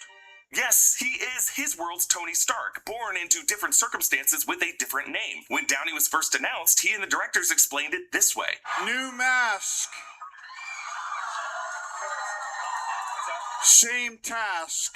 The same task we've all been assuming is what Tony Stark dreamed of in Avengers Age of Ultron. I see a suit of armor around the world. So when we hear Doom's line now in the trailer, it does sound like a warning to someone he loves, someone he's trying to get in the mindset of making a difficult sacrifice. In recent months, we've learned of British actress Matilda Firth being cast as a little girl in Avengers Doomsday. She has quite a resume, including Disney's Disenchanted. Some have been wondering if she could be a variant of Morgan Stark, in this case, Dr. Doom's daughter. On Father's Day, Robert Downey Jr. posted yet another one of his Dr. Doom holiday-themed Instagram posts that indicated that this Dr. Doom will, in this movie, or maybe once did before this movie began, have a child. Actually, the official poster for this movie seems to confirm that, showing Dr. Doom looking at this huge tapestry and what I assume is a Doomstot, showing what I assume is his child and maybe his wife in this heavenly pose above an earth surrounded by angels. Maybe in this movie they're gonna change it from Doom's mother to his wife being named Cynthia. And the focus on the globe here, I think, will speak to Doom's obsession with an entire armored Earth and building a perfect utopian Earth that he calls Battleworld using the pieces of these 3 other Earths. Alternatively, this tapestry could show a young Victor with his mother Cynthia, whom he now prefers to see as living with the angels when she's actually in hell with Mephisto. Actually, in alternate timelines of the comics, Dr. Doom has a daughter with Sue Storm, a daughter named Valeria. An interest in a child of Sue Storm could explain Doom's interest in Franklin Richards in the post-credit scene of Fantastic Four First Steps, and why it was so important that it was Sue in that scene and not Sue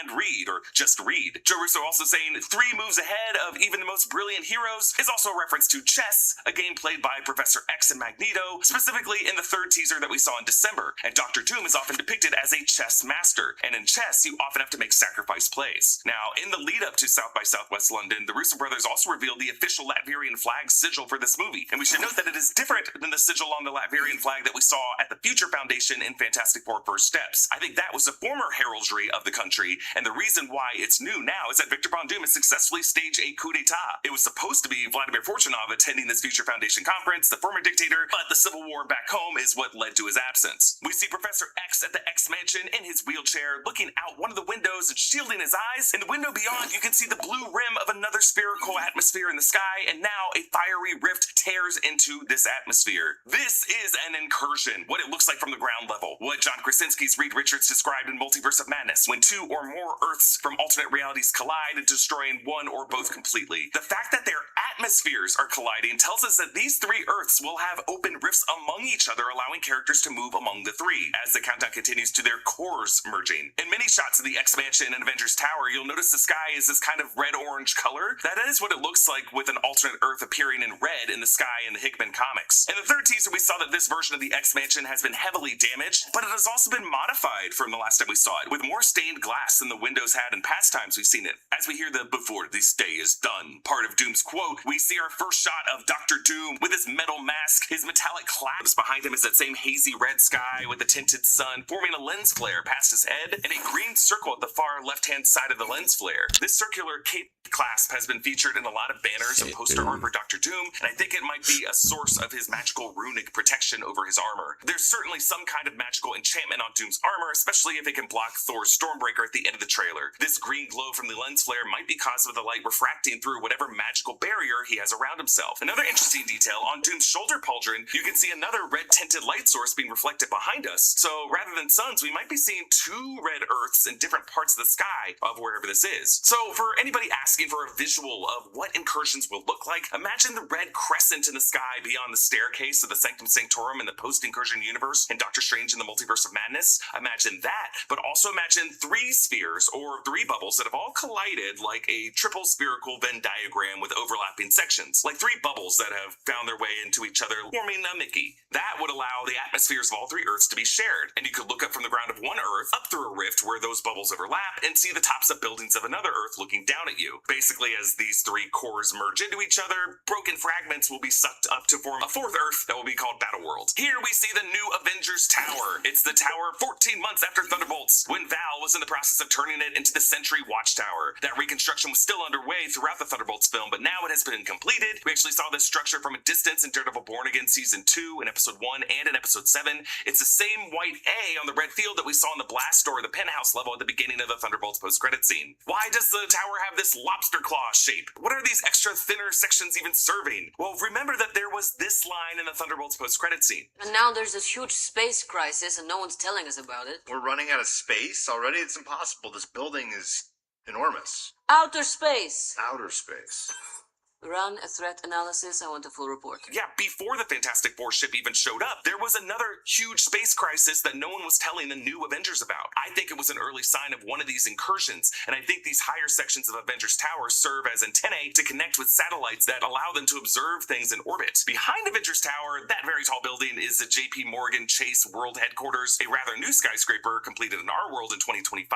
A circular door opens and we see the Fantastic Four. Reed Richards in this cool white jacket, Johnny Storm and Sue Storm in blue jackets, and Ben, no jacket. Thor walks behind them carrying Stormbreaker. They seem to be coming from their spaceship that we saw in the Thunderbolts post-credit scene, and though we don't see him in this shot, I think Steve Rogers is in the back there. And Herbie also, of course, would be with them. I'll explain why later in the video. But we know Thor starts with the Fantastic Four from this shot alone. In the second teaser, we see Thor with his adopted daughter, Love, Chris Hemsworth's real-life daughter, India Rose Hemsworth, who was originally the dead daughter of Gore the God Butcher, resurrected by the reincarnated form of Eternity into Love. But he seems to lose her in this movie because he prays to Odin in a forest location for her safety. Now they walk into the Avengers Tower penthouse to see Captain America suited up with the shield strapped to his back, Bucky Barnes wearing his new suit from the Thunderbolts post-credit scene with the red star on the sleeve, and Scott Lang in his Ant-Man suit. A wide shot of this room where this orange-colored sunlight streaks in from the sky shows the full assembly. On the left, the Thunderbolts, aka the New Avengers, with John Walker in his new beret, Red Guardian Alexei Shostakov in his product-covered jumpsuit. Behind them both, barely visible in the frame on the far left, that's actually Bob Reynolds, Louis Pullman, aka Sentry, wearing the same socks with sandals that he was wearing in the Thunderbolts post-credit scene, reading Rick Rubin's The Creative Act, A Way of Being. To the right of Alexei is Yelena Belova, Bucky Barnes with his new outfit, and Ava Starr, Ghost. On the right are the old Avengers, Scott Lang, Sam Wilson, and Thor. And again, I think Steve Rogers is also in this room, just hidden from view or framed out of this shot. But in the middle, on that raised platform by the screen wall, are the Fantastic Four, Reed, Sue, Johnny, and Ben. On this screen wall, the same screen where the Thunderbolts saw the Fantastic Four ship arriving, is a visual display that I'm assuming comes from Reed or Herbie's computer explaining this incursion crisis. 3 blue Earths connected by lines in the center. This visual comes directly from Reed's multiverse explanation in Jonathan Hickman and Steve Epstein's New Avengers Volume 3, Number 2 from 2013, where Reed explains to the Illuminati incursions and almost a word-for-word explanation of what John Krasinski's Reed Richards echoed from the Illuminati Deus in Multiverse of Madness. On the left of the screen, you can see another diagram showing how these 3 Earths are also just half circles now with their cores exposed. Reed is demonstrating how all 3 of these Earths are going to be damaged, broken apart, but it seems to be their magnetic cores that are being drawn together. Each of the exposed cores are color-coded, blue, red, and yellow, which correspond to the blue, red, and yellow circles on the right side of screen. Interesting, not represented as a color green, which seems to be the color of Doom in this movie, maybe the color tone to his new battle world that forms. There's also a digital countdown beneath that image, like the countdown clock that Marvel has had on their YouTube channel, showing how much time they have left until this incursion process is complete. And I think another bit of dialogue from this scene was teased last night with the weekly every Sunday at 7 tweet of the Fantastic Four that finally, after 75 weeks, was updated. We make a point to do family dinner every week.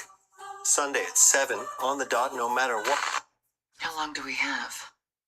Not long. That is creepy as hell. Really what we're seeing here is a meeting of the minds where all the heroes are recognizing this incursion crisis, but there's nothing on the screen about Dr. Doom. I assume that Sue Storm must see Dr. Doom as relevant to the crisis if he took their son. In this movie, 3 Marvel universes are colliding. Earth 616, that's the MCU we've known since Iron Man, Earth 10005 from the Espn and Deadpool movies, and Earth 828, the Fantastic Four universe of First Steps. In Multiverse of Madness, we learn that an incursion is when multiple universes collide and destroy each other. In the 838 universe, incursions could be caused by using dark magic from the Darkhold to dreamwalk into the body of your variant. But why are these incursions happening? Well, this movie could say it's just a natural flow of the multiverse for this kind of thing to happen. Or this movie could try to link everything since Endgame and say that a number of breaches and violations to space-time and reality all put cracks in the dam. When Steve Rogers decided to stay in the past, when Doctor Strange and Spider-Man tinkered with the runes of Cough-Call spell in No Way Home, when Wanda Maximoff and Doctor Strange dreamwalked in Multiverse of Madness, when Dar-Ben used the quantum bands and universal weapons weapon to open the rift that left Monica Rambeau stranded in the X-Men universe in the Marvels, when the X-Men and Days of Future Past got away with altering their timeline, and or when Loki did what he did to allow the multiverse to exist not as a strictly pruned sacred timeline, but as a chaotically branching tree of eventualities. Maybe this movie is going to say that all of these things caused incursions and the deaths of universes, but there's some other force at play causing these three universes to collide at the same time. Like two Earths colliding, a natural accident, but three merging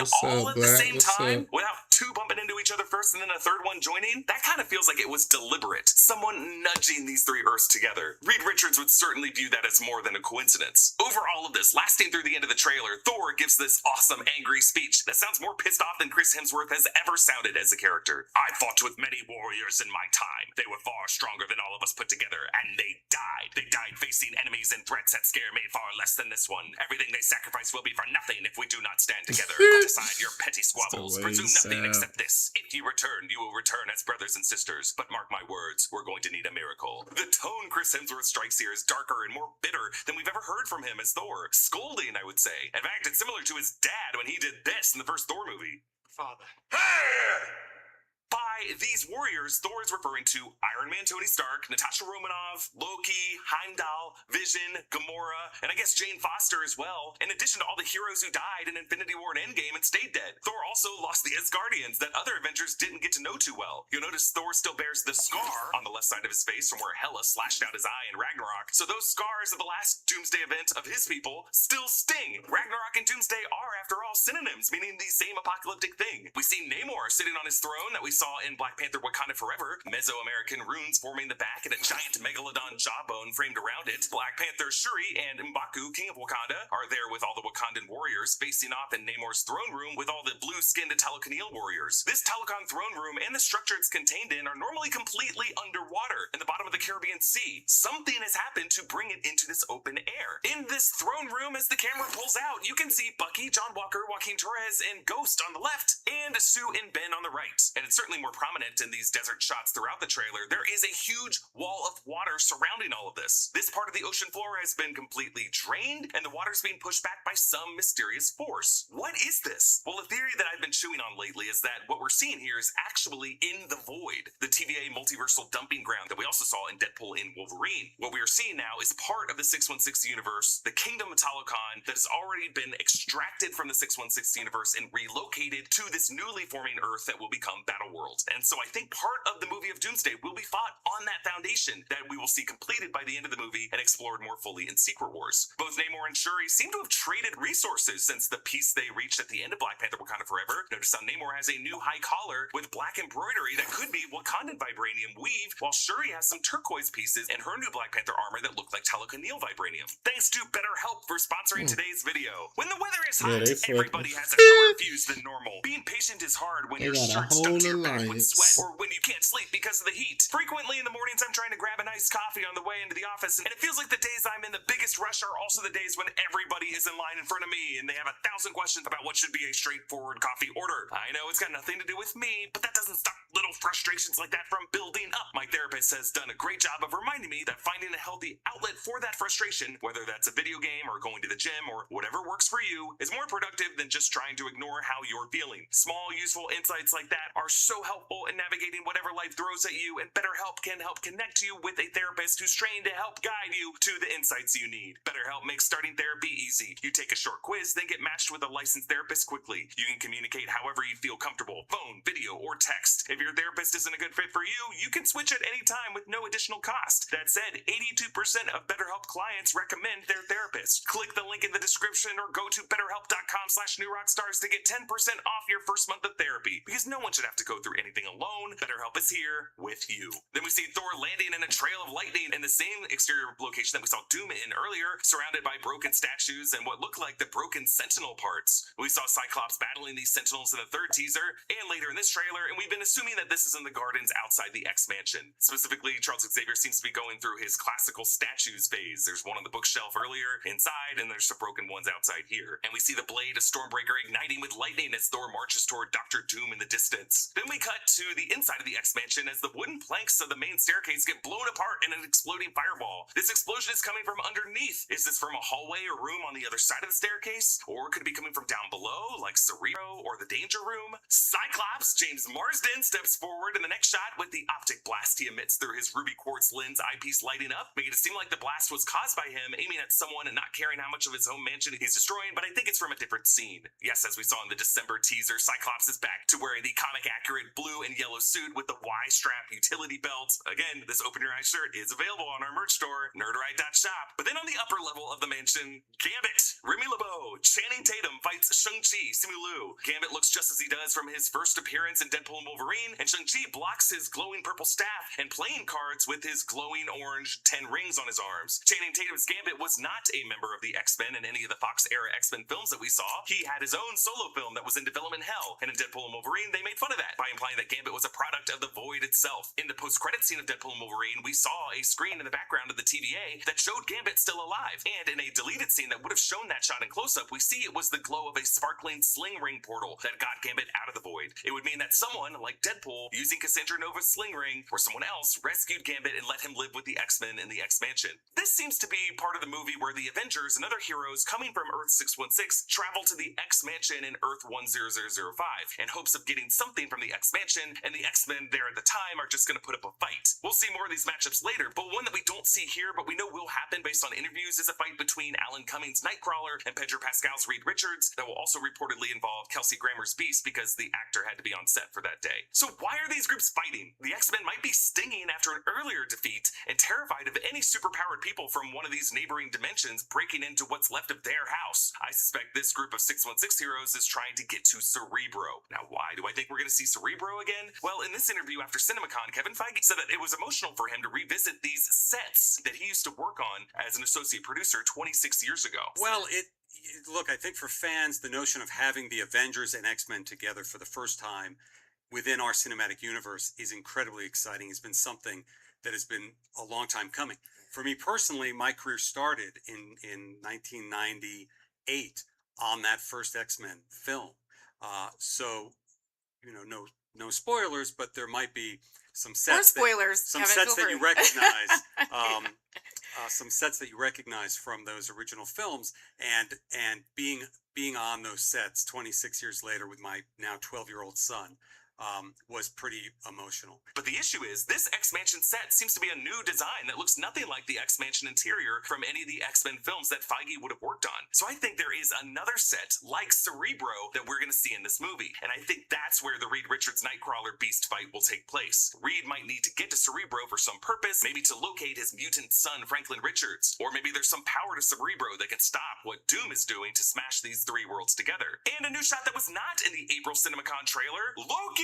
He's back to wearing his analyst outfit that he wore throughout the Disney Plus series, specifically starting in Season 1, Episode 2, with the jacket and the neatly brushed back hair. And we see what seems to be his Time Variance Authority ID badge. He did not have this in the Loki series, but the back of this card shows a tree, and I think this is the Yggdrasil Worlds tree that the Sacred Timeline shifted to become the embodiment of in the final episode of the Loki series. We had assumed that Loki was trapped on that throne as the god of stories holding everything together. Now, it looks like our man can still move around. This could be actually a flashback to some of Loki's earlier days when he was with the TVA. But the thing is, we just didn't really see that many montages throughout that Loki series when this movie could say he made a side quest somewhere else, with the exception of the Season 2 thousands of years sequence. But specifically for those thousands of years, Loki was singularly focused on trying to avoid the temporal loom from exploding. And specifically, he didn't have that jacket anymore. Also, the TVA didn't yet have that Yggdrasil tree as part of its iconography. However, there were other posters throughout the TVA that referenced just the basic task of pruning branches. You'll see that its badge number is 414-620-701-401-220. The Loki variant we followed in the Disney Plus series was L1130. This number didn't immediately jump out to me as any kind of numerological reference, but trust me, I'm going to be digging into it. So where is Loki here? What is he doing? Well, the sky outside that curtain is the same color orange, so I'm guessing he's on one of the Earths threatened by an incursion. Notice the person holding this ID badge is wearing a wedding band. Loki doesn't have a wedding band. He ain't married. This perfectly manicured hand must belong to Steve Rogers. Avengers, which means that Loki has appeared in Steve's house, the house that we saw in the first Doomsday teaser where Steve had the baby, meaning that God of Stories Loki must be grasping a strand of time representing Steve's universe, and within that universe has taken the form of the all-business TVA analyst to explain to Steve that what he did caused an incursion, warning him of the doom to come. And I think he's giving Steve an ID badge to verify that he's not the evil villain that Steve remembers, but rather just a variant who has had a change of heart in the time that he has worked with the TVA. I mean, that'd be a crazy sequence of events for Steve Rogers, right? Going from everything that he went through in Endgame, going back in time, going back to the Battle of New York, fighting his doppelganger self, having a Tesseract stolen from that Loki, and that same Loki who got away with the Tesseract during Endgame is the one who now shows up on his doorstep to say, hey, you really done messed up with the multiverse. Then we see the other group of 616 heroes meeting Shuri and M'Baku in the water-cleared ocean-floor desert. We see Ben Grimm, Sue Storm, John Walker, Bucky Torres, Falcon, and Ava Star Ghost are there. But if half of the heroes we saw in Avengers Tower go to the X-Mansion, I think this other half goes to Talokan, or the part of Talokan that's now in Black Panther Wakanda Forever. Now, what else might be important about Talokan specifically? Well, in Black Panther Wakanda Forever, we saw some kind of glowing energy source coming out of that underwater structure of Talokan that was part of a deleted sequence that they didn't explore more fully in the movie. Since there was no natural sunlight that reached that ocean floor, I think they're drawing that power from the planet's core, the same planet core that Reed Richards has on the screen in the Avengers Tower penthouse. So I think Dr. Doom might be using that same energy source, and they just need to control it maybe to reverse the incursions. Back in the mansion, we see Reed Richards in his white jacket, his arm stretched out to restrain Sam's shield. Shang-Chi stands behind Reed, and the robot Herbie is to the right of Sam. I mean, Herbie even being there with them supports my theory that Reed needs some extra tech support to hack into Cerebro. On the window, you can see the Charles Xavier family crest with the blue X, from which Charles likely derived the X-Men logo, and you can also see the Latin motto of Fiat Lux Fiat Vis, or let there be light, let there be strength, the first word spoken by God in the book of Genesis to breathe existence into the universe, and a prayer that mankind, and perhaps mutant kind, will have the strength to survive. But dipping beneath Reed's outstretched arm, limbo style, is Yelena Belova, gun drawn, and we see her opponent, Mystique. Rebecca Romaine is back playing shapeshifter Raven Darkholme. Jennifer Lawrence took over the character as they explore the younger era of the X-Men in the later films, but the way Days of Future Past left the timeline altered, older Mystique never got depowered in the events of X-Men The Last Stand, and she was still part of Magneto's mutant brotherhood that now seems to be in alliance with the X-Men. Actually, technically, she would still be posing as Senator Kelly. She has an updated appearance, shorter red hair, and a white top, instead of defaulting to nude, and a lighter blue skin with dark spots. But the way she shapeshifts remains the layered scales effect that always looks so good. Far better than any of the granular scroll shapeshifting that the MCU attempted years later. Mystique catches Yelena's baton and shapeshifts into her. So now we have two Yelenas with their hands around each other's throats. A similar visual to what Yelena had to go through in her void of shame in Thunderbolts. Charles Xavier emotionally embraces Ian McKellen's Magneto. There have been various reports that we will see Magneto destroy New Jersey in this movie, from Ian McKellen himself in a few interviews, but Joe Russo and Kevin Feige told Entertainment Weekly that McKellen might have misspoke, saying, I don't think he destroys New Jersey, but there's a New Jersey presence. But if that does happen, it would be a reference to the 2009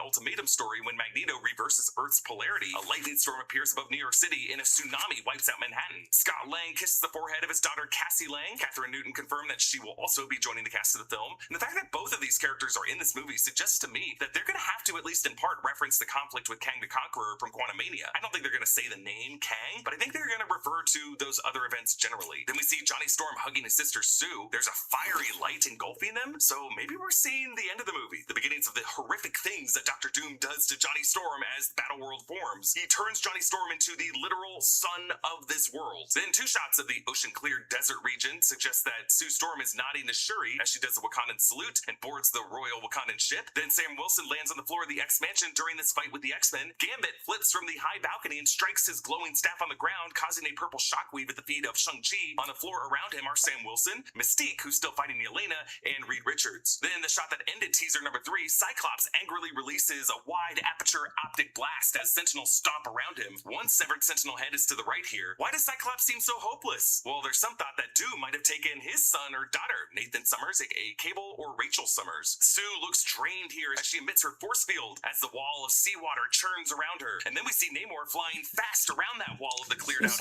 area. I think they might be trying to extract this Talokan region from the newly forming battle world, and I think they're gonna fail. Then the money shot of the trailer.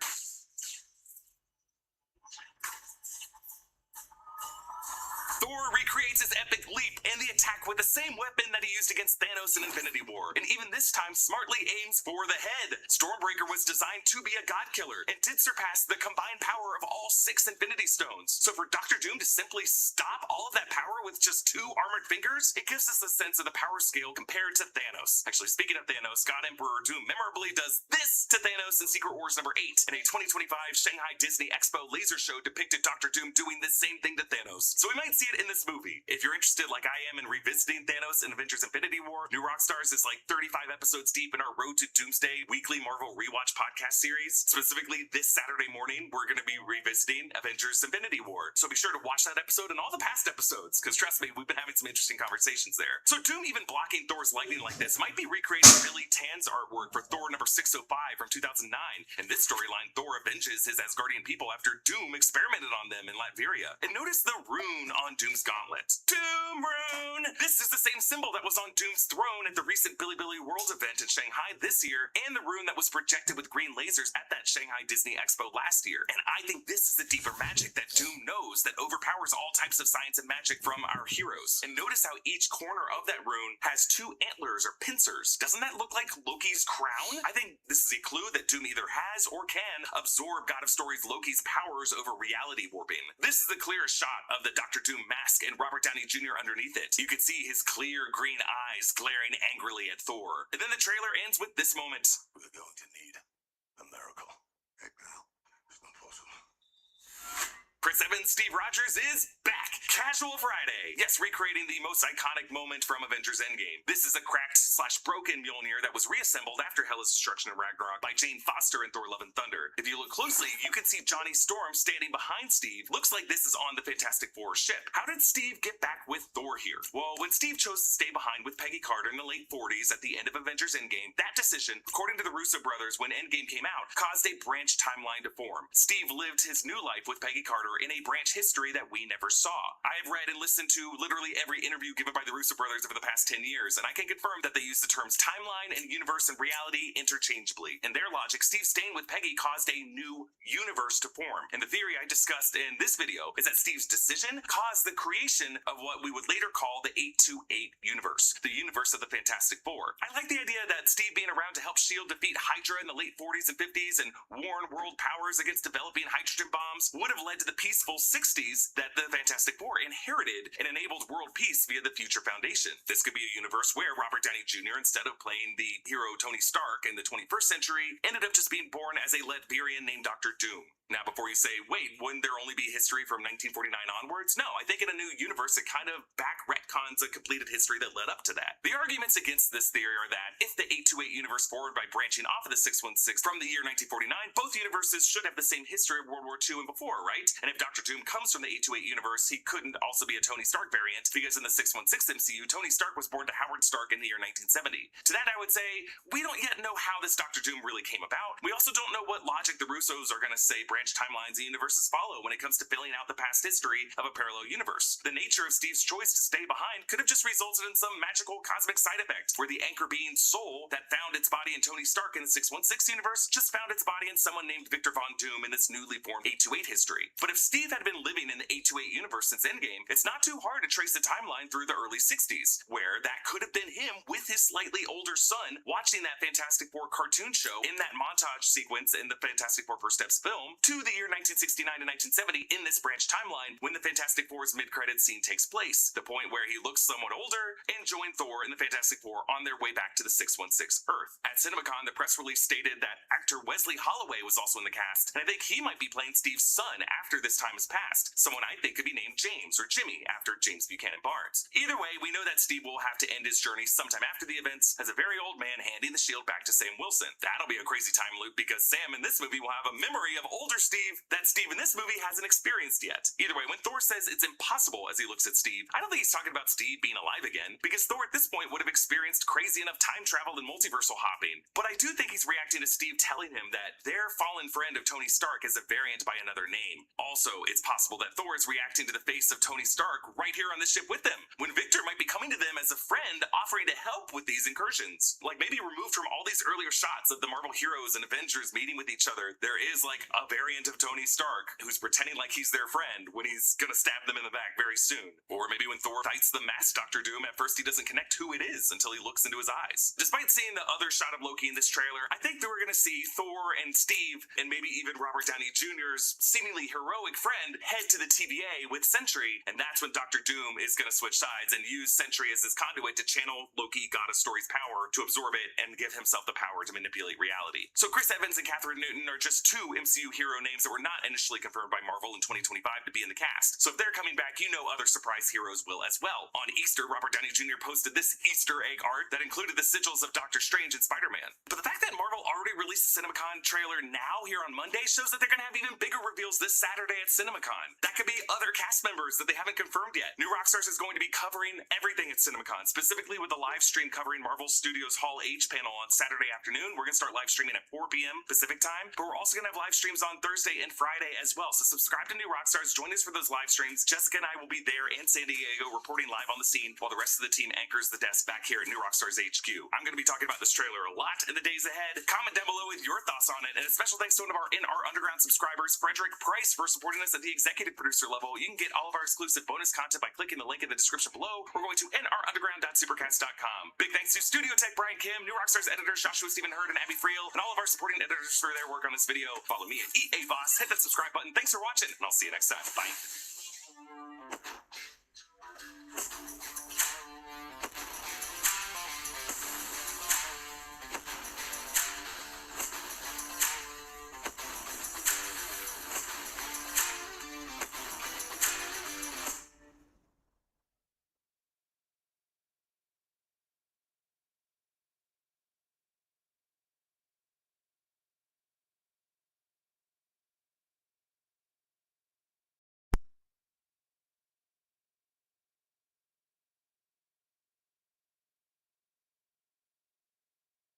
We're officially one year away from Avengers Doomsday, the movie that's going to wrap up almost 3 decades of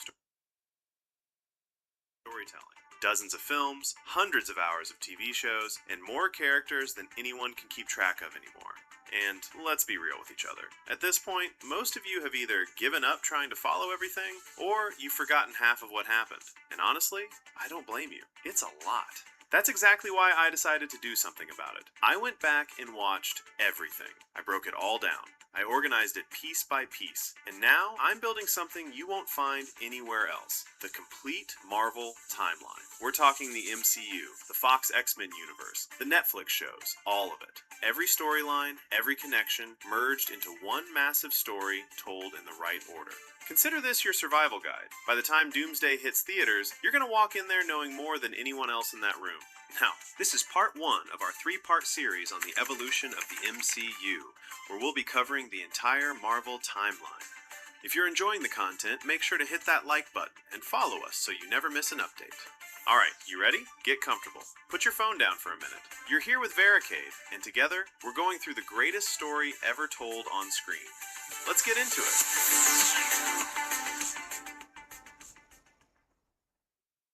Before the universe existed, before time itself, there was nothing. Then came a spark, the Big Bang, an explosion that occurred 13.8 billion years ago. From that original chaos, 6 fundamental building blocks of the universe were forged: time, space, reality, soul, mind, and power. Each became embodied in a crystal that would later be known as an infinity stone. These 6 stones drifted through the empty expanse of space, silent signs of everything that would come to exist. In that same cosmic breath, the first ancient life forms emerged, the Celestials, massive cosmic beings. The first among them, Arishem, created the first star and spread light throughout the universe billions of years in the past. Their sole purpose was to keep life going. Each celestial grows within the core of a livable planet, and upon birth, spreads life by destroying the world that carried it. A cosmic sacrifice designed to enable the birth of thousands of other systems. Through this process, millions of solar systems were born, composed of planets including the 9 realms connected by the cosmic tree Yggdrasil. Among them, Midgard, Earth, and Asgard, the legendary realm of gods and light. As the Celestials continued their work across the cosmos, they faced a problem. The civilizations they needed to grow were being wiped out by dangerous predators before they could fully develop. These worlds required protection, populations that could grow large enough to feed the celestial seed growing in the planet's core. So the Celestials created a solution, the Deviants, creatures designed specifically to hunt down and eliminate these dangerous predators, clearing the way for intelligent life to thrive. But their creation backfired. The Deviants evolved far too quickly, adapting and changing with each generation. They became uncontrollable, violent, and soon posed the very same threat they were meant to eliminate. The Protectors had become the predators. To control this chaos, the Celestials created a second wave of beings, the Eternals. Unlike the Deviants who evolved unpredictably, the Eternals were designed to be stable, unchanging, and loyal. These immortal protectors were tasked with hunting down the Deviants and safeguarding the developing civilizations across countless worlds. In Asgard's ancient history, spanning back millions of years, legend tells that the realm instantly destroyed the celestial seed that rested within it, breaking free from the cycle that bound so many other worlds. 2.5 million years before our era, a vibranium meteorite crashed in East Africa. Its radiation altered the local flora and gave birth to an essential plant, the heart-shaped herb. The land remained untouched for eons, its power dormant and waiting. It would be thousands of years before 5 tribes finally settled on this blessed territory: the river, the border, the merchant, the mining, and the Jabari. These tribes lived separately, each with their own ways and territories. Among them rose a warrior named Bashenga, who by ingesting the heart-shaped herb, gained superhuman abilities and became the very first Black Panther. With this power, he unified the scattered tribes into one nation, Wakanda. As humanity continued to develop and spread, certain ancient peoples discovered magic and worked to master it. Agamotto became the first sorcerer supreme and founded the Masters of the Mystic Arts. During his research, he discovered a crystal, the Time Stone, which he placed inside an artifact designed to control its power, the Eye of Agamotto. With the discovery of magic came the realization that Earth was open to mystical threats from other dimensions and dark forces beyond human understanding. To protect Earth from these dangers, Agamotto built 3 sanctums, one in New York, another in London, and the last in Hong Kong.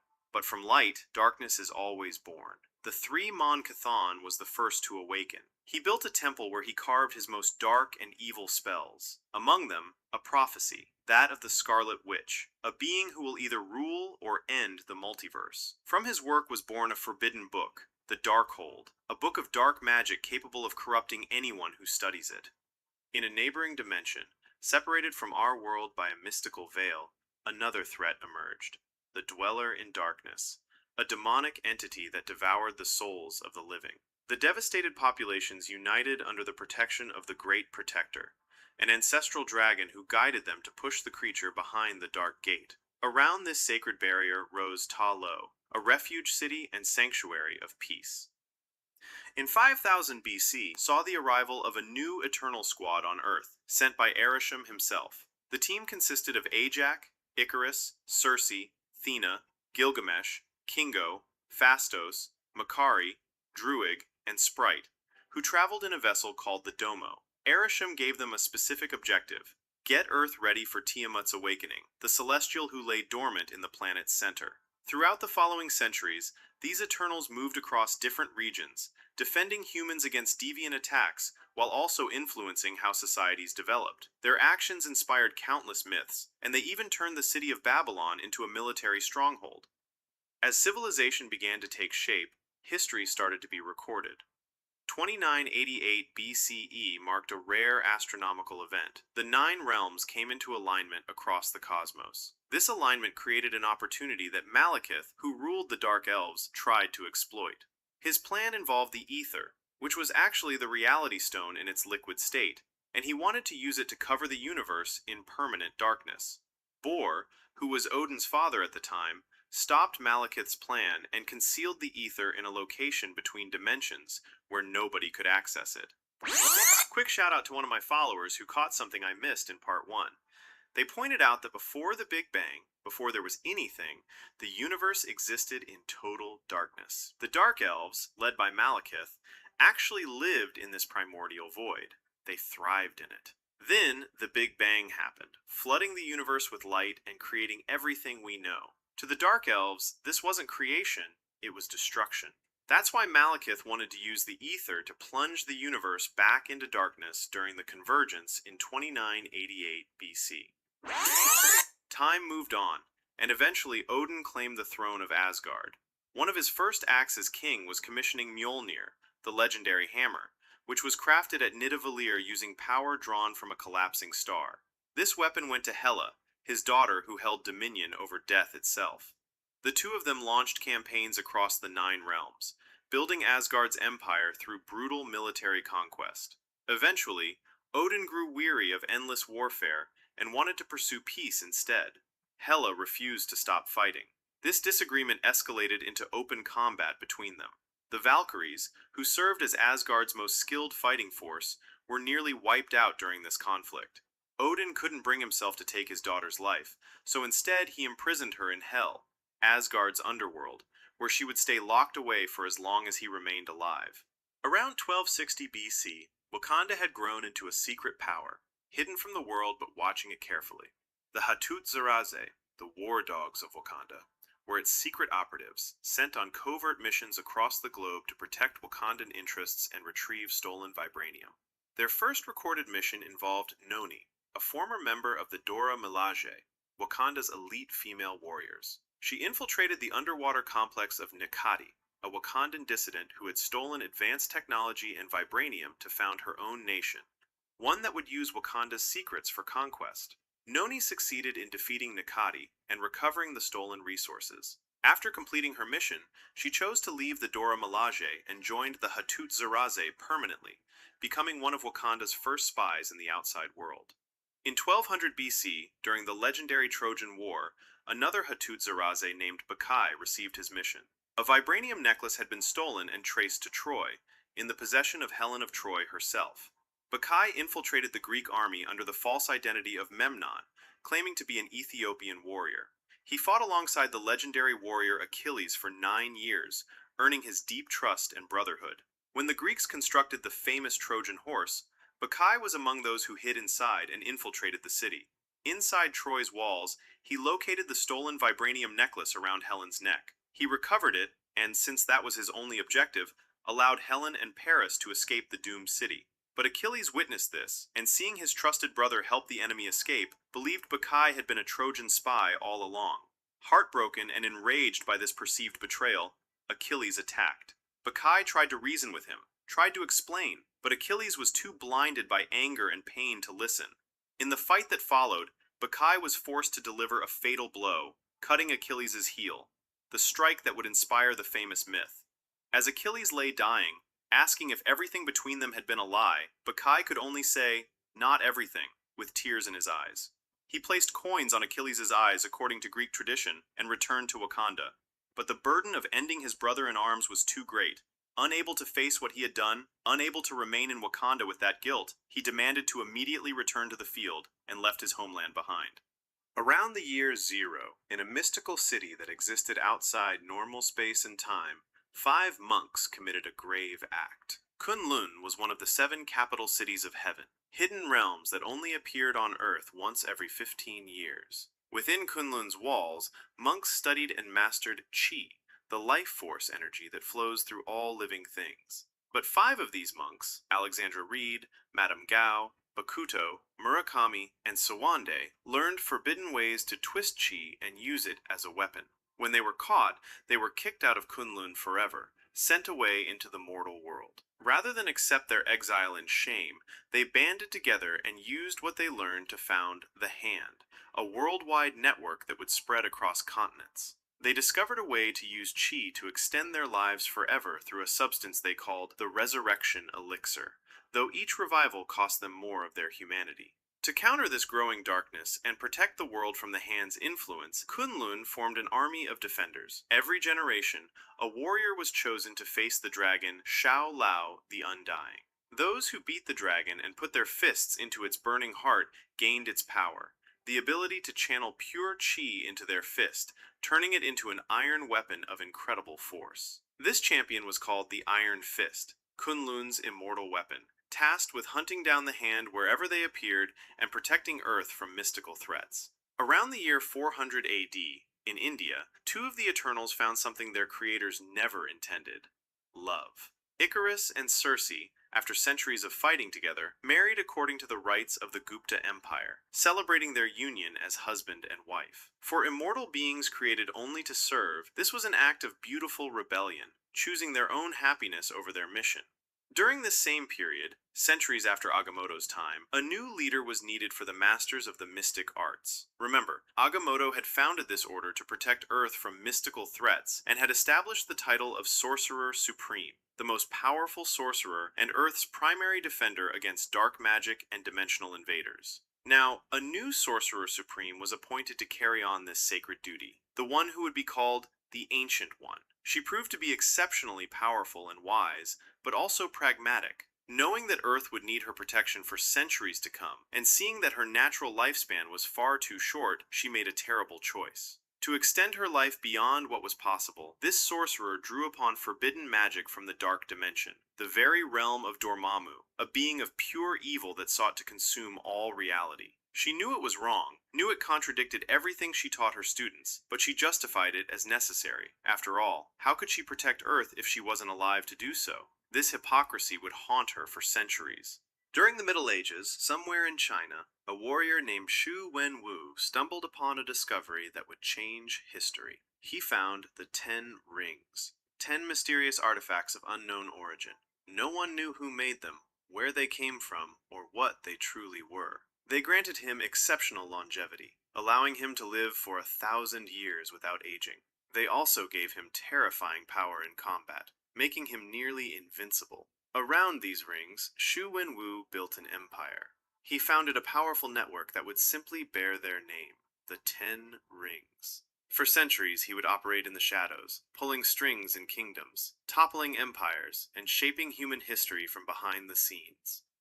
In 965 AD, winter came early to Norway, but this wasn't natural winter. The frost giants of Jotunheim, one of the 9 realms, invaded the village of Tonsberg with an army of ice and cold. Their goal was to freeze the entire Earth using the Casket of Ancient Winters, an artifact of immense power that could plunge the world into an eternal ice age, making it suitable for their kind. Odin, who had sworn to protect Midgard, intervened with the full might of Asgard's army. The battle was fierce and terrible. Odin led his warriors against the giants and managed to repel the invasion, but the cost was high. He recovered the casket and brought it back to Asgard for safekeeping, but he lost his eye in the battle, a permanent reminder of the price of protection. On the battlefield, among the ice, Odin discovered something unexpected: an abandoned infant, small and weak, left to freeze in the cold. This was Loki, son of Laufey, king of the frost giants. Rather than leave the child to die or raise him as a hostage, Odin made a compassionate choice. He decided to adopt Loki and raise him as his own son, as a true prince of Asgard, hoping to one day unite Asgard and Jotunheim through this child. Loki grew up alongside Thor, Odin's biological son, never knowing the truth of his heritage. The two boys were raised as brothers, though they could not have been more different. While in Tonsberg, Odin also hid another artifact of cosmic importance, the Tesseract, a cube-shaped container housing the Space Stone, one of the 6 Infinity Stones. The Asgardians had used the Space Stone's power to develop the Bifrost, the Rainbow Bridge technology that allowed them to travel instantly between the 9 realms. Odin hid it on Earth, perhaps because he knew its power was too great to keep in one place, or perhaps because Earth would one day need its protection. In 1400 AD, Wakandan intelligence discovered that a statue containing vibranium had been stolen and taken to Kunlun, the mystical city that appeared on Earth only once every 15 years. A Wakandan agent named Basha received his orders: infiltrate Kunlun during its appearance, locate the statue, and return it to Wakanda.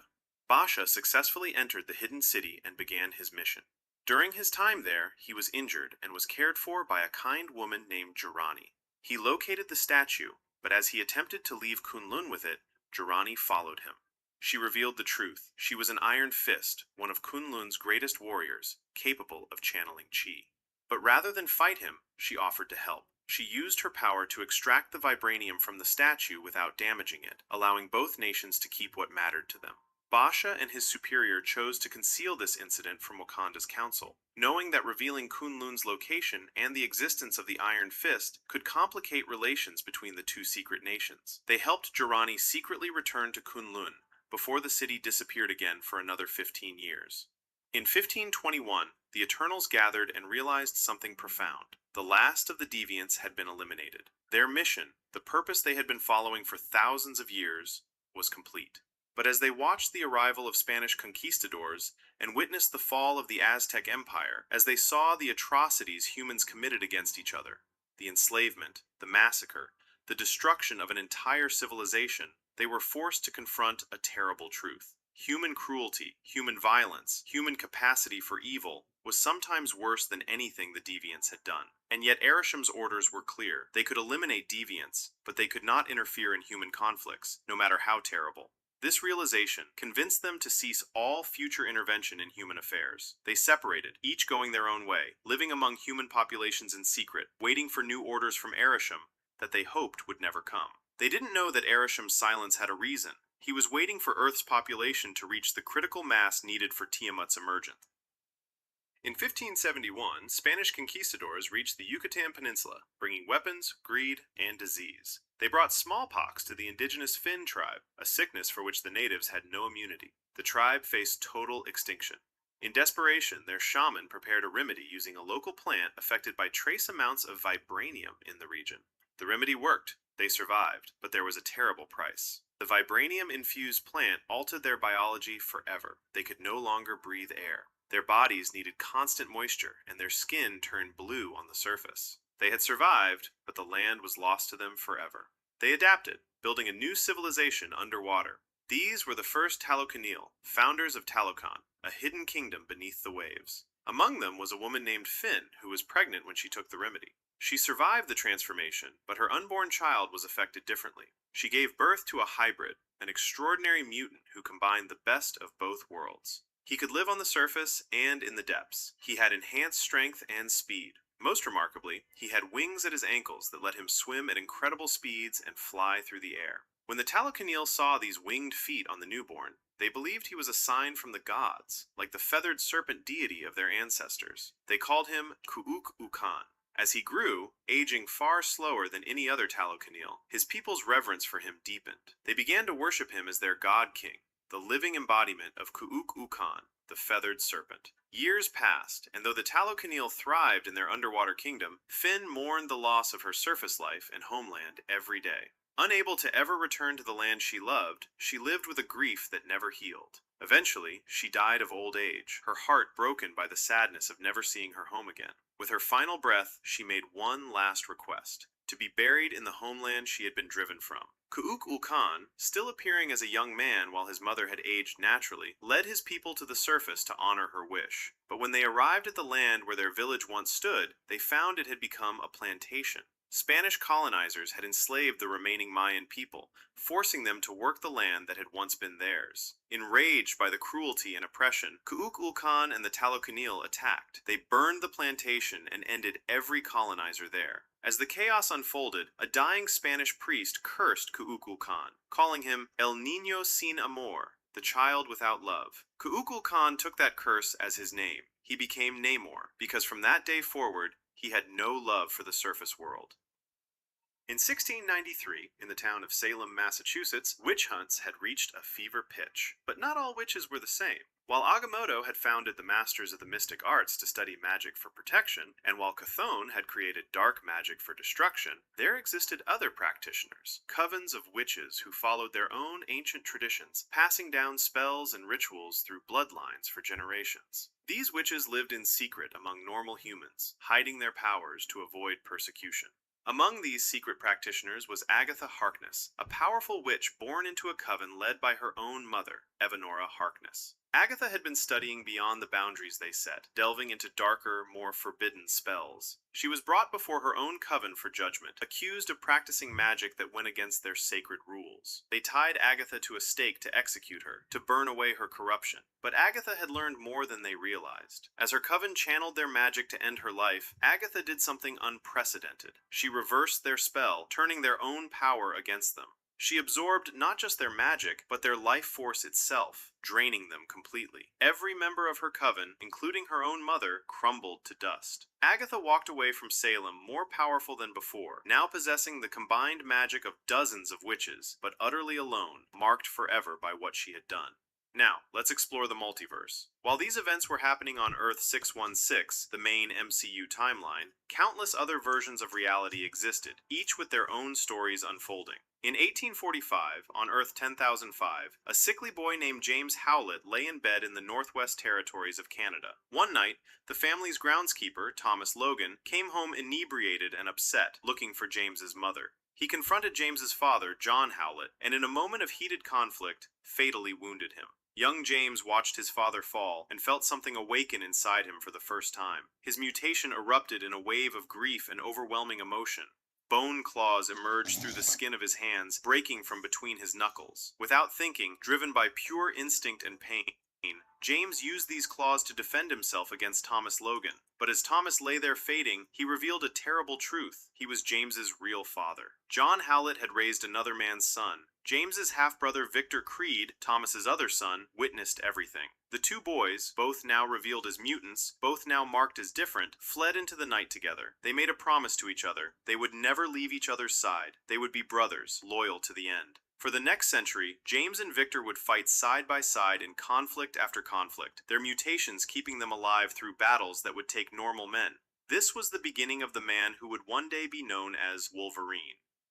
In 1868, on Earth 616, something strange happened in a small house in Wisconsin. A young boy named Victor Timely was working on his inventions when a book suddenly appeared on his doorstep. He had no idea where it came from or who left it. The book was called the Time Variance Authority Official Handbook. Now, the Time Variance Authority, or TVA for short for those who don't know, is an organization that exists outside of normal time and space. Think of it as a cosmic police force that monitors every timeline in the multiverse, making sure time flows the way it's supposed to.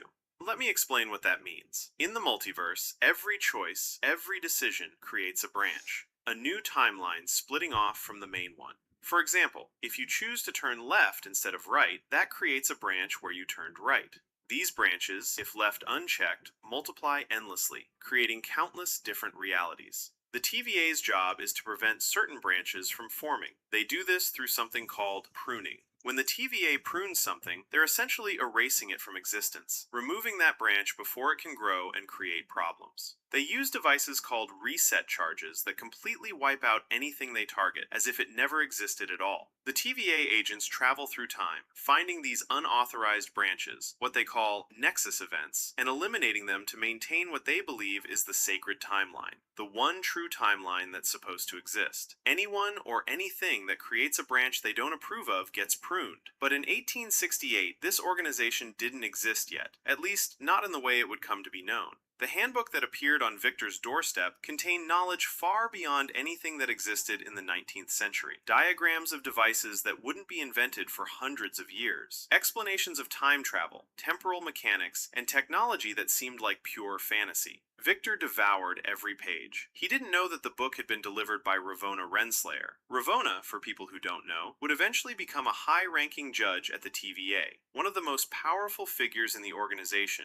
responsible for deciding which timelines live and which ones get erased. But at that moment in 1868, she was just an agent working directly for someone far more powerful. He Who Remains. He Who Remains was a mysterious figure who lived at the end of time itself, in a place called the Citadel at the end of time. For context, He Who Remains had won what's called the Multiversal War, a massive conflict between countless versions of the same person across different realities, all fighting for control of everything. After winning this war, He Who Remains created the TVA to prevent his other variants from ever rising up again. He controlled the flow of time across all realities, deciding which timelines were allowed to exist and which ones had to be destroyed. Now here's where it gets really interesting. He Who Remains had orchestrated the delivery of this handbook to young Victor very carefully. You see, Victor Timely wasn't just any boy. He was a variant, another version across the multiverse of the same person who would become known as Kang the Conqueror. Kang, for those unfamiliar, would become one of the most dangerous beings in existence, a time-traveling conqueror who would threaten entire realities. He Who Remains himself was also a variant of Kang, just from a different timeline. The one who won the war and chose to protect the multiverse instead of conquering it. Are you still with me? I know this is a lot, but stay focused because this next part is mind-blowing. So what He Who Remains did was create a bootstrap paradox, a time loop with no clear beginning or end. By giving young Victor this handbook, He Who Remains ensured that Victor would study the book, build advanced technology based on its knowledge, and Victor's inventions and research would eventually become the foundation for the very organization, the TVA, that produced the handbook in the first place. The TVA would write the handbook based on technology that Victor would create, but Victor would only create that technology because he read the handbook. It's a closed loop where cause and effect circle back on themselves. Now, if all of this timeline talk and multiverse stuff is making your head spin, don't worry, you're not alone. We're going to come back to all of this and connect the dots as we go through the complete MCU timeline. Make sure you subscribe so you don't miss any episodes, because trust me, it all comes together in ways you won't expect. Victor had no idea he was part of this cosmic cycle, a plan designed by another version of himself to maintain control over time itself and keep the multiverse from falling into chaos. In 1896, in Wakanda, a very different kind of time travel was about to change everything. Prince Tafari, third son of the king and a trainee war dog, was sent on a mission to Ethiopia with his mentor Kuda.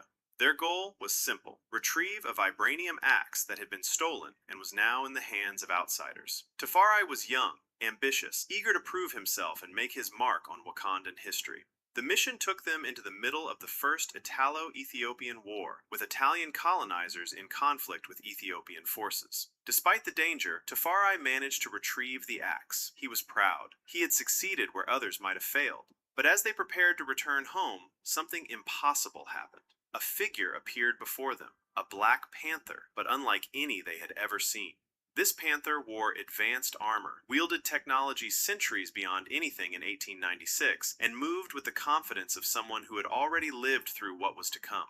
She confronted them, trying to take the axe. Tafari and Kuda fought back, and together they managed to overpower her. When her mask came off, they were shocked. She was Wakandan, a woman, a queen, and she claimed to be from 500 years in the future. She told them a story that seemed like madness. In her time, in the 26th century, an alien race called the Horde, insectoid creatures that consumed entire worlds, had invaded Earth. They had taken down the Avengers, defeated the other nations, stopped Earth's heroes one by one. Only Wakanda remained, the last stronghold of humanity, because of their isolation. But isolation wasn't enough. The Horde came for Wakanda too, and without the technology and alliances that the rest of the world could have provided, Wakanda fell. The Golden City was destroyed. Her people were gone. She became the last Black Panther, the final survivor of a world that had ended. Using advanced vibranium-powered quantum technology, she had traveled back in time to this exact moment, to this exact mission. She showed them visions, the ruins of Wakanda, the Horde tearing through the city, the Dora Milaje fallen in defense of a kingdom that stood alone. She explained the truth. If Tafari and Kuda brought that axe back to Wakanda, it would remain hidden forever. But if they left it here, in Ethiopia, it would eventually end up in a British museum. And in that museum, over a century later, a man named Eric Killmonger would take it. Killmonger's actions would bring him to Wakanda. His challenge to T'Challa would force the king to confront Wakanda's isolationist policies. And in the end, T'Challa would make the choice to open Wakanda's borders, to share their technology with the world, to join the global community. That choice, the choice that came from Killmonger's actions, would save the world from the Horde. Without it, Earth would have no chance. Tafari faced an impossible decision. His mission was to bring the axe home. His duty was to Wakanda. But this woman from the future was telling him that completing his mission would doom his nation and the entire world. Before she could finish explaining, the Horde found her. Even across time, they had tracked her down. She was pulled back to her own era, forced to fight a battle she knew she couldn't win, to give Tafari and Kuda the time they needed to make the right choice. Tafari looked at Kuda, Kuda looked at the axe, and together, they made a decision that would echo through centuries. They returned to the battlefield and put the axe back where they had found it, hidden inside a clock. They left it for history to find. They didn't complete their mission, but they saved the world. Neither of them would ever know if it worked. They would return to Wakanda, report what happened, and live the rest of their lives wondering if they had made the right choice. But in 2016, in a British museum, Eric Killmonger would walk up to a glass case containing a Wakandan axe and begin the chain of events that would change everything. Tafari's choice had worked, the timeline had been set right, and the last Black Panther's dark future would never come to pass. The 20th century marked a turning point in history. This was the era when the first great heroes emerged, not from cosmic forces or ancient magic, but from the fires of human conflict. While wars between celestial beings and cosmic entities raged in the far reaches of space, our story turns back to Earth, where a different kind of war was about to shape the future of humanity forever. Over on Earth 10,005, between 1917 and 1918, James Logan and Victor Creed found themselves in the trenches of World War I. These two brothers had been fighting side by side since that night in 1845, surviving the Civil War and countless other conflicts. Their mutant healing meant death was never permanent, bullets and blades just temporary setbacks. But this war was different. The trenches were a new kind of horror. Mustard gas, artillery barrages, machine guns cutting down men by the hundreds. And somewhere in all that carnage, Victor started to change. James noticed it in his brother's eyes. The killing wasn't just survival anymore. Victor was enjoying it. Each battle fed something dark inside him, a savagery that grew stronger with every body that fell. By the time the war ended, James saw the truth. The brother who once protected him was becoming a predator. Their promise to always stick together was starting to crack. The final break was still years away, but World War I planted the seeds. 2 mutants survived the Great War, but only one of them held on to his humanity. Back on Earth 616, during the 1920s, a friendship was forming that would one day change the course of history. But to understand why, you need to know about a kid named Steve Rogers. Steve was small, not just short, genuinely frail. Asthma made it hard to breathe. He caught every sickness that came around. Doctors told his mother he might not survive to adulthood. On paper, this was the last person you'd expect to become one of the greatest heroes the world would ever know. But what Steve lacked in physical strength, he made up for in something else. Heart. The kid had an unshakable sense of right and wrong, and he had absolutely no idea when to back down from a fight. It didn't matter if the bully was twice his size or if there were 3 of them. If Steve saw someone being pushed around, he stepped in. He got knocked down. He got back up. Every single time. James Buchanan Barnes, Bucky to his friends, was everything Steve wasn't. Strong, confident, charming. He could talk his way out of trouble, or fight his way out if talking didn't work. Bucky had every reason to run with the popular crowd and leave the skinny kid behind. But Bucky saw something in Steve that others missed. He saw courage that had nothing to do with muscle. So when he found Steve in yet another alley, bloody and defiant, Bucky didn't just pull him out. He stayed. He became the friend who always had Steve's back. Through the 20s and into the 30s, these two became inseparable, brothers in everything but blood. Neither of them knew that a war was coming that would test that bond in ways they couldn't imagine. Neither of them knew that one would become a symbol of hope for an entire nation, while the other would become a ghost story whispered by intelligence agencies for decades. They were just 2 kids from Brooklyn, looking out for each other in a world that was about to catch fire. By the late 1930s, the world was on fire. A dangerous regime had seized control of Germany and was spreading across Europe. World War II had begun, the deadliest conflict in human history. But within the ranks of this military, something even darker was taking shape. To understand it, you need to know about a man named Johann Schmidt. Schmidt wasn't like other officers. While the regime was focused on politics and territory, Schmidt was obsessed with something deeper. He believed the future belonged to whoever could harness ancient powers, mystical artifacts, weapons that could reshape reality itself. Most thought he was insane, but Schmidt knew the legends were real. He was given control of Hydra, the regime's deep science division. Officially, they developed advanced weapons. Unofficially, Schmidt used it to hunt for artifacts mentioned in forbidden texts. For years he searched, sending teams across the globe, chasing legends that others dismissed as fantasy. Then, in 1942, his obsession finally paid off. His research had traced an ancient Norse legend to a small village in Norway called Tonsberg. Remember when Odin defeated the frost giants back in 965 AD? Well, around that same time, Odin made a decision. After years of conquest and bloodshed, after banishing his own daughter Hela for refusing to stop the violence, he wanted peace. and he didn't want dangerous artifacts like the Tesseract sitting in Asgard where enemies could target them or where they might be misused. So he hid the Tesseract on Earth, in Tonsberg, entrusting it to loyal worshippers who saw the Asgardians as gods. Earth was primitive back then, just Vikings, making it a low-risk hiding spot far from cosmic threats. The Space Stone, one of the 6 Infinity Stones forged from the Big Bang itself, had been sitting in an old church for nearly 1,000 years, protected by a guardian order that passed the duty down through generations. Schmidt had finally found it. Schmidt arrived in Tonsberg and found the church. He confronted the old guardian and offered to spare him if he revealed the Tesseract's location. The guardian claimed he didn't know where it was, but Schmidt wasn't fooled. He noticed a wooden wall with the tree of Yggdrasil carved into it, the cosmic tree connecting the 9 realms. At the center was a small button. Schmidt pressed it, and a hidden compartment opened, revealing the glowing cube inside. He took it, and on his way out, he made sure no one in the village would ever speak of what happened there. Long ago, a group of beings called the Clandestines were exiled from their home, a dimension called the Noor. These weren't humans, they were jinn, beings of light and energy, now trapped on Earth with no way back. For centuries, they searched for anything that could open a doorway home.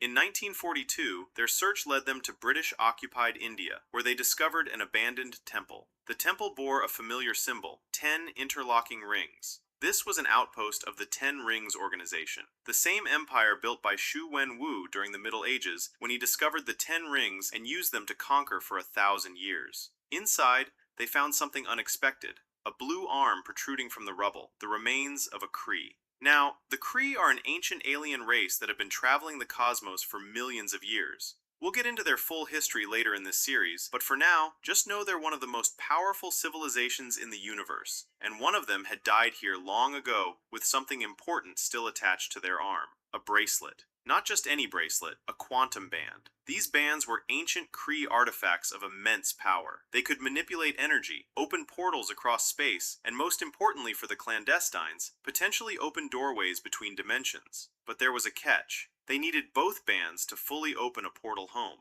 and this was only one of the pair. One of the Clandestines, a woman named Aisha, put the band on her arm and immediately felt it, the Noor, the light-based energy from her home dimension. It was weaker here on Earth, but still potent. But there was a catch. Najma, the group's leader, explained they needed both bands to fully open a stable portal home.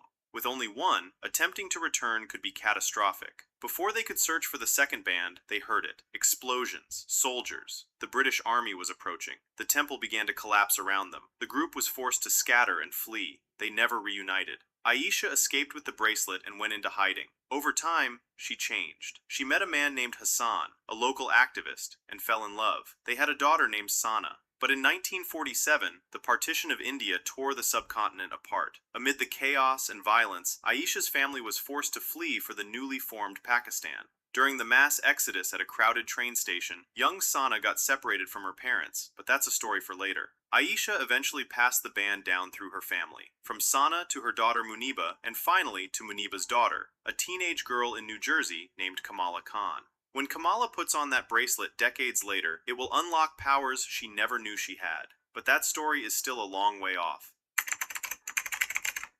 Back in the United States, the American military had a problem. German forces seemed unstoppable, and Schmidt's Hydra division was producing weapons that defied explanation. Energy-based firearms, tanks that moved faster than anything the Allies had, technology decades ahead of what should exist. America needed their own secret weapon to turn the tide of the war. That's where Dr. Abraham Erskine came in. A German scientist who had fled the regime, Erskine had been working on something called the super soldier serum. Take a human being and enhance everything about them, from strength and speed to agility, healing, and reflexes, pushing them to the peak of human potential and beyond. But here's what the military didn't understand. The serum didn't just amplify physical traits, it amplified everything. Whatever was inside a person, good or bad, would be magnified. Give it to a brave man, and he becomes braver. But give it to a cruel man, and he becomes crueler. So while the generals kept sending Erskine strong, athletic candidates, he kept rejecting them, because he wasn't looking for muscles. He was looking for character.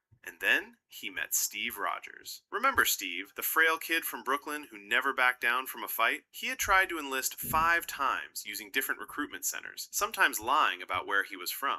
Every single time, the same result. Rejected. Stamped 4F. Unfit for service because he was too small, too sick, too weak. But he kept trying anyway. But Erskine saw something different. He saw a man who kept trying when everyone else would have quit. A man who wanted to serve not because he craved combat, but because he couldn't stand by while others suffered. So Erskine asked him one question. Do you want to take out the enemy? Steve thought about it. The easy answer was yes. The patriotic answer was yes. But Steve Rogers never gave easy answers. I don't want to hurt anyone. I just don't like bullies. I don't care where they're from. That was exactly what Erskine needed to hear. Not aggression, not hatred, just a good man who couldn't accept injustice. In 1943, Project Rebirth began. Steve was placed inside a metal chamber. The serum was administered, Vita rays bombarded his cells, and the pain was intense, his entire body breaking down and rebuilding at the cellular level. When the chamber opened, a different man stepped out. Steve Rogers now stood 6 feet tall, packed with muscle, lungs clear, and heart strong. The peak of human physical perfection. Everything the serum had promised, and more. But then, tragedy struck. When a Hydra spy who had infiltrated the project took out Dr. Erskine right there in the lab. The scientist collapsed in Steve's arms, and with him went the secrets of the serum. Erskine had never written the full formula down, keeping crucial pieces in his head to protect it from falling into the wrong hands. Steve Rogers became the first super soldier, and he would also be the last. The military didn't know what to do with their one success, since they wanted an army, not a single man. So they turned him into a prop, a colorful costume, a shield, and a tour selling war bonds. Captain America became a mascot, a dancing monkey on stage while real soldiers fell overseas. Steve hated every second of it. He had finally become everything he wanted to be physically, and they still wouldn't let him help. That changed when he learned that Bucky's unit, the 107th Infantry Division, had been captured behind enemy lines. Remember Bucky, Steve's best friend from Brooklyn, the one who always had his back? He was now being held at a Hydra facility in Austria, and the military had written them off as acceptable losses, with no rescue planned. Steve Rogers had never accepted that kind of thinking. So with help from Peggy Carter, a British agent who had believed in Steve from the very beginning, back when no one else did, and who would become one of the most important people in his life, and Howard Stark, the genius industrialist, Steve went AWOL. They got him behind enemy lines using one of Stark's planes, and Steve parachuted in alone with nothing but his shield and his determination. He fought through the Hydra base, freed Bucky, freed over 400 other prisoners, and came face to face with Johann Schmidt himself. That's when Steve discovered the horrifying truth. Schmidt had used an imperfect version of Erskine's serum on himself years earlier, and it revealed what he truly was inside. His face had become a red skull, the outer reflection of the monster within. Steve and the freed prisoners fought their way out of the facility. When they marched back to the Allied base, the military officials who had planned to court-martial Steve could only watch in silence. The dancing monkey had become a war hero. While Steve Rogers was becoming Captain America, another transformation was happening. On Earth 10,005, in the year 1944, a young boy named Eric Lenscher was experiencing the darkest chapter of human history. The camps were humanity at its absolute worst. Millions of people were being systematically eliminated. Eric and his parents were among the countless families torn apart by this machinery of hate. When they arrived at the camps, Eric was separated from his mother and father at the entrance gate. He screamed and fought, reaching for them as guards dragged him away. And in that moment of desperate, primal need, something happened. The metal gate in front of him began to bend, the iron twisting toward Eric's outstretched hands, responding to his will. The guards didn't understand what they were seeing, but one man did. Dr. Sebastian Shaw was a scientist who had been studying prisoners with unusual abilities. He recognized immediately what Eric was, what he could become. Here was a mutant, a child whose genes gave him power over magnetism, over all metal. Shaw took Eric, and what followed were months of cruel tests and procedures. Shaw wanted to understand Eric's powers, to see how they worked, to push them further, and he believed that extreme emotions triggered mutation. He was patient, methodical, and monstrous. The breakthrough came when Shaw brought Eric's mother into the room and gave Eric a simple test. Move a coin using only his mind. If Eric succeeded, his mother would live, but if he failed, Shaw would end her. Eric tried, focusing everything he had on that small piece of metal. But his powers were still raw and uncontrolled. He couldn't do it, and the coin didn't move. Shaw made good on his threat. In that moment, as Eric watched his mother collapse, something inside him broke, and something else was born. His powers erupted. Every piece of metal in the room responded to his grief and rage. Equipment bent and shattered. The guards never stood a chance. Shaw was delighted. He had found the key. Loss and rage unlocked mutant potential. He had taken everything from a child to create a weapon. Eric survived the camps. The war ended. The regime fell. But the boy who had loved his parents, who had believed in hope and goodness, was gone forever after that room. What remained was something harder, colder, shaped entirely by anger. The child Eric Lensher would eventually become Magneto, one of the most powerful and dangerous mutants who ever lived. And the rage that Shaw planted in him that day would bear fruit for decades to come. Back on Earth 616, the war was reaching its climax. Remember when Steve rescued Bucky and over 400 prisoners from that Hydra base? Well, some of those soldiers were so impressed by what Steve did that they volunteered to follow him into battle. They became the Howling Commandos, an elite unit that answered directly to Steve. And together, they had been pushing through enemy lines for months. They had become the tip of the Allied spear, taking on missions that no regular unit could handle. And through it all, Bucky was at Steve's side, just like he had always been. In early 1945, intelligence reported that Arnim Zola, Hydra's lead scientist and the man responsible for many of their advanced weapons, was being transported by train through the Austrian Alps. Capturing Zola could give the Allies crucial information about Hydra's operations, maybe even the location of the Red Skull himself. Steve and Bucky led the assault, managing to get onto the speeding train as it wound through the mountains. The fighting was intense, with Hydra soldiers around every corner and Zola's personal guards throwing everything they had at them. They succeeded and captured Zola, but the cost was unimaginable. During the battle, a blast tore a hole in the side of the train car, and Bucky was thrown toward the gap, barely catching hold of a damaged railing. The train was moving at full speed, the wind screaming through the opening, the ground hundreds of feet below. Steve reached for him, and Bucky reached back, their hands just inches apart. Then, the railing gave way. Steve watched his best friend, his brother, fall from the train into the frozen ravine below. There was no parachute and no last-minute save, just Bucky getting smaller and smaller, disappearing into the white void. Steve's scream was swallowed by the wind. They never found a body because the ravine was too deep and the snow too heavy. James Buchanan Barnes was declared lost in action. The kid from Brooklyn who had always had Steve's back, who had pulled him out of alley fights and followed him into war, was gone. Except he wasn't. What Steve didn't know, what no one would know for decades, was that Bucky survived the fall. Remember when Bucky was captured at that Hydra facility before Steve rescued him? During that time, Zola had performed experiments on him, injecting him with a version of the super soldier serum. It wasn't as powerful as what Steve received, but it was enough. Enough to survive a fall that would have ended anyone else. His body was broken, but not gone when Soviet operatives found him in the ice at the bottom of that ravine. They took him back to Russia and saw his potential, a super soldier, enhanced and nearly unbreakable. Over the following years, they rebuilt him. His damaged arm was replaced with a prosthetic made of metal, giving him strength that matched his enhanced body. But the real work was done on his mind.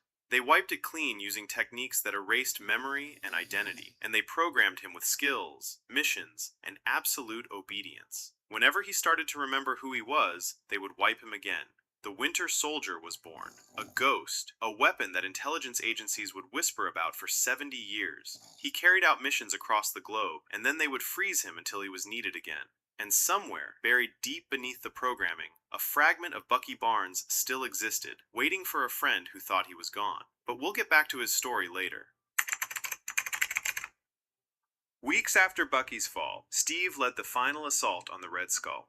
Hydra's main base had been located, and the Allied forces were closing in, but Schmidt had one last card to play. The Valkyrie was Hydra's ultimate aircraft, a massive plane, larger than anything that had ever flown, loaded with bombs powered by the Tesseract's energy. Each one was capable of destroying an entire city, and the Red Skull had programmed them to target every major population center in the Allied nations, including New York, Chicago, London, and Moscow. If the Valkyrie reached its targets, millions would be lost. Steve fought his way aboard the aircraft as it took off, battling through Hydra soldiers and pushing deeper into the plane until he reached the cockpit where Schmidt waited. Their confrontation was brief but decisive.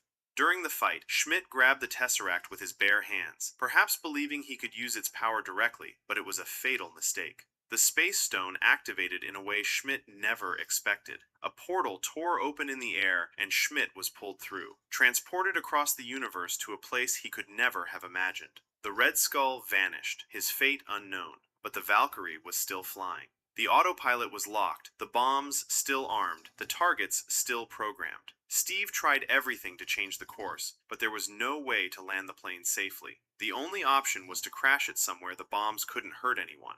Steve contacted Peggy over the radio and told her what was happening. The plane was going down, and there was no other way. Peggy tried to find another solution, but they both knew there wasn't one. In their final moments together, they made a promise to have a dance when this was all over. A date at the Stork Club that Steve knew he would never be able to keep. The transmission cut out as Steve aimed the Valkyrie toward the Arctic ice. Everybody thought Steve was gone.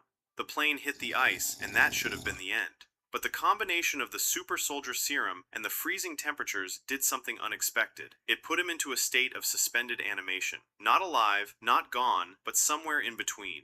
The war ended, and the regime was defeated. Hydra was believed to be destroyed along with them, and Steve Rogers became a legend, a symbol of sacrifice and heroism that would inspire generations. He would sleep for nearly 70 years, dreaming of a dance he never got to have. But we'll get back to his story later.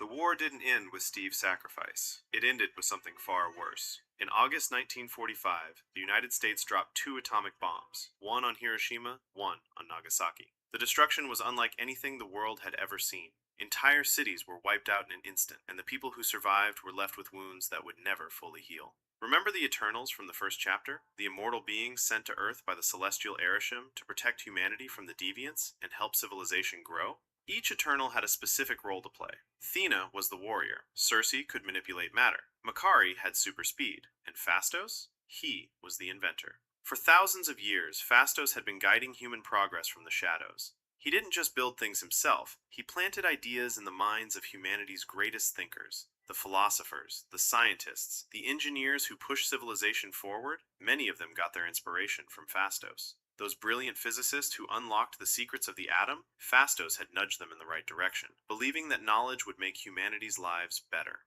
And now he was standing in the ruins of Hiroshima, looking at what that knowledge had created. Phastos was devastated. All those centuries of guiding human progress, of sharing ideas and pushing civilization forward, and this is what it led to. The power to destroy entire cities, to end hundreds of thousands of lives in a flash of light. He had believed in humanity's potential, believed that technology would improve their world. But standing in the ashes of what his influence had helped create, he couldn't see that anymore. He stepped back from humanity after that, unable to reconcile what he had given them with what they had done with it. The guilt would stay with him for decades. But we'll get back to his story later. Over on Earth 10,005, Logan was in Nagasaki when the bomb fell. Remember Logan, the mutant with the healing factor who had survived the trenches of World War I alongside his brother Victor. He was being held as a prisoner of war in a Japanese camp near Nagasaki. When the atomic bomb dropped, the blast should have ended everyone there. The heat alone was enough to reduce everything to ash. But Logan's healing factor kicked in. His body was completely burned, reduced to almost nothing, but he regenerated. And in those final moments before the blast hit, he did something unexpected. He saved the life of a Japanese soldier named Yoshida. Now, Yoshida wasn't just any soldier. He was one of Logan's captors, one of the guards who had been keeping him prisoner. But Logan saved him anyway, shielding him in a pit and covering him from the worst of the destruction. Yoshida survived because of Logan, and he never forgot it. He would spend the rest of his life feeling indebted to the man who saved him, building an empire in Japan while always remembering the mutant who gave him a second chance. That debt would come back around decades later, but that's a story for another time. Back on Earth 616, the year was 1946, and Peggy Carter was dealing with her own battles. Remember Peggy, the British agent who had believed in Steve when no one else did, who had helped him become Captain America, and who had promised him that dance they never got to have? With Steve gone, she could have walked away from all of it. Instead, she kept fighting. But the world wasn't making it easy. She had been relegated to secretarial duties at the Strategic Scientific Reserve, while her male colleagues got all the field assignments. That year, Howard Stark found himself in serious trouble. Someone had stolen his most dangerous inventions, and now he was being framed for selling them to enemies of the United States. The government was calling him a traitor. Howard knew he was innocent, but he also knew he couldn't clear his name on his own. So he secretly reached out to the one person he could trust. With the help of Howard's butler, Edwin Jarvis, Peggy went undercover to investigate. The mission took her through a web of conspiracies, double agents, and a mysterious organization called Leviathan that was behind the thefts. In the end, she exposed the real culprit and proved Howard's innocence. During her investigation, Peggy came across something else, the last remaining sample of Steve's DNA, taken after Project Rebirth. It was the only way anyone could ever recreate the super soldier serum. People would have done anything to get their hands on it, would have started wars over it, so Peggy made a choice. She destroyed it, pouring it into the river rather than let it become another tool for destruction. It was her way of letting him go, of protecting his legacy. After everything she had been through, Peggy became one of the co-founders of S.H.I.E.L.D., alongside Howard Stark and Colonel Chester Phillips. The organization that would protect the world from extraordinary threats was built in part by a woman who had loved a man frozen in ice, a man she would never stop waiting for. But we'll get back to her story later. Also in 1946, Howard Stark led an expedition to the Arctic looking for Steve's body and hoping against all odds that his friend had somehow survived. The search went on for weeks, then months, but they never found Steve. They did find something else, though. The Tesseract, the space stone that had started all of this, was recovered from the ocean floor near the crash site. Howard brought it back to the United States, where it would become the foundation for decades of research. He didn't know that this single artifact would eventually lead to the creation of technology that would threaten the world, or that it would draw the attention of beings from across the cosmos. The Tesseract was placed in secure storage and studied by scientists who barely understood what they were looking at. The Space Stone had been returned to human hands, and the consequences of that recovery would ripple through history in ways no one could predict. In 1947, half a world away, another story was reaching its tragic end. Remember Aisha, the clandestine who had found the quantum band back in 1942 alongside Najma and the other clandestines? The one who had fallen in love with Hassan and had a daughter named Sana? She had been hiding for years, trying to build a normal life while keeping the band safe. See, after they found it, Aisha changed. She fell in love with Earth, with her family, and she no longer wanted to return to the Noor dimension. But Najma and the others were still desperate to get home, even if using the band meant destroying Earth in the process. So Aisha ran, and she stayed hidden for years. When the partition of India happened, everything fell apart. The British Empire had ruled India for centuries, but now they were leaving. And as they left, they divided the land in two. India for the Hindus, Pakistan for the Muslims. Millions of people suddenly found themselves on the wrong side of a new border. What followed was chaos. Families forced to abandon their homes, massive migrations in both directions, and widespread unrest as communities that had lived together for generations were torn apart. It was one of the largest and most painful displacements in human history. Hassan was Muslim, and over the years, he had faced increasing discrimination in his mostly Hindu village. He no longer felt he had the right to live a peaceful life in the land he called home.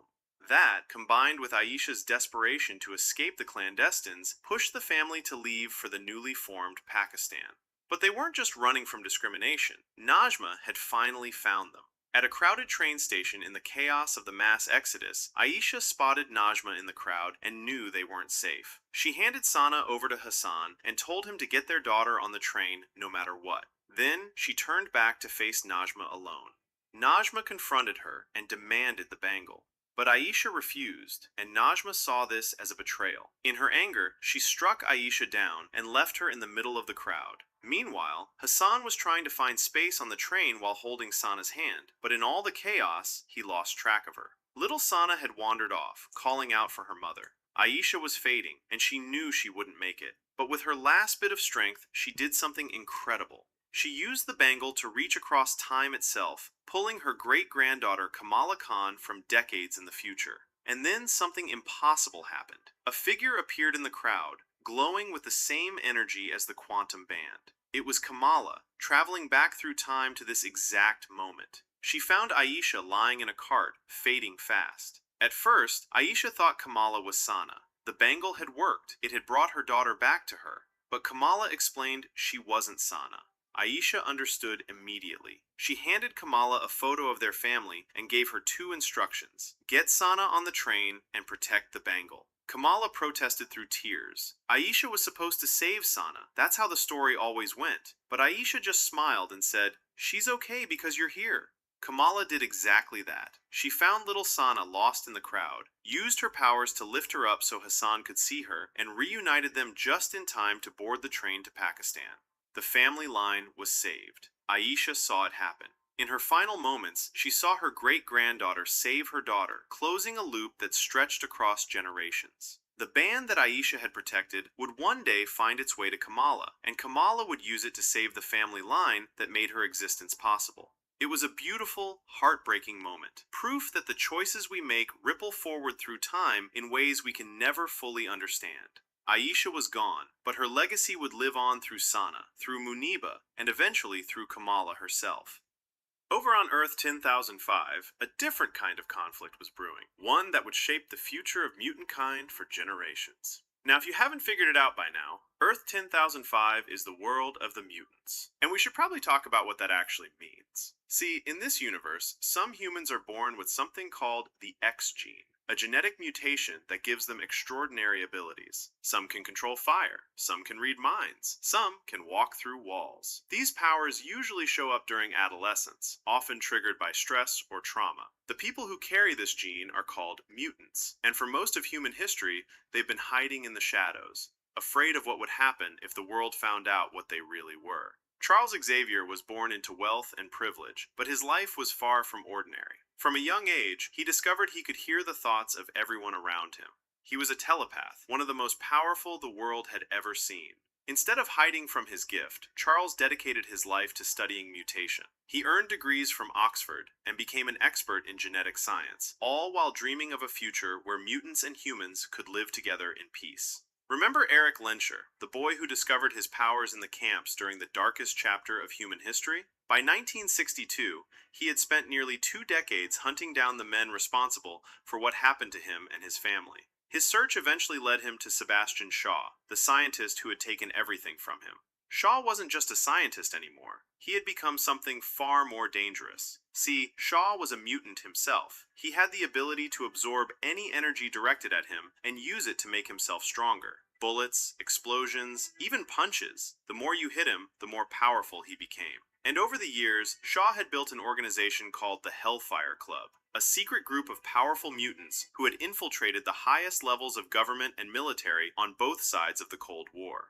Shaw's plan was simple but terrifying. He had positioned himself to manipulate both the Americans and the Soviets, pushing them closer and closer to the edge. His goal was to trigger a nuclear war, let the humans wipe each other out, and in the ashes, mutants would rise as the dominant species on Earth. When the CIA discovered something strange was happening behind the scenes of the Cold War, they reached out to Charles for help. Now, if you don't know what that is, the Cuban Missile Crisis was the closest the world ever came to nuclear war. In 1962, the Soviet Union secretly placed nuclear missiles in Cuba, just 90 miles off the coast of Florida. When the Americans found out, they demanded the missiles be removed. For 13 days, the entire world held its breath as the two superpowers stared each other down, each one daring the other to blink first. One wrong move, and it would have been the end of everything.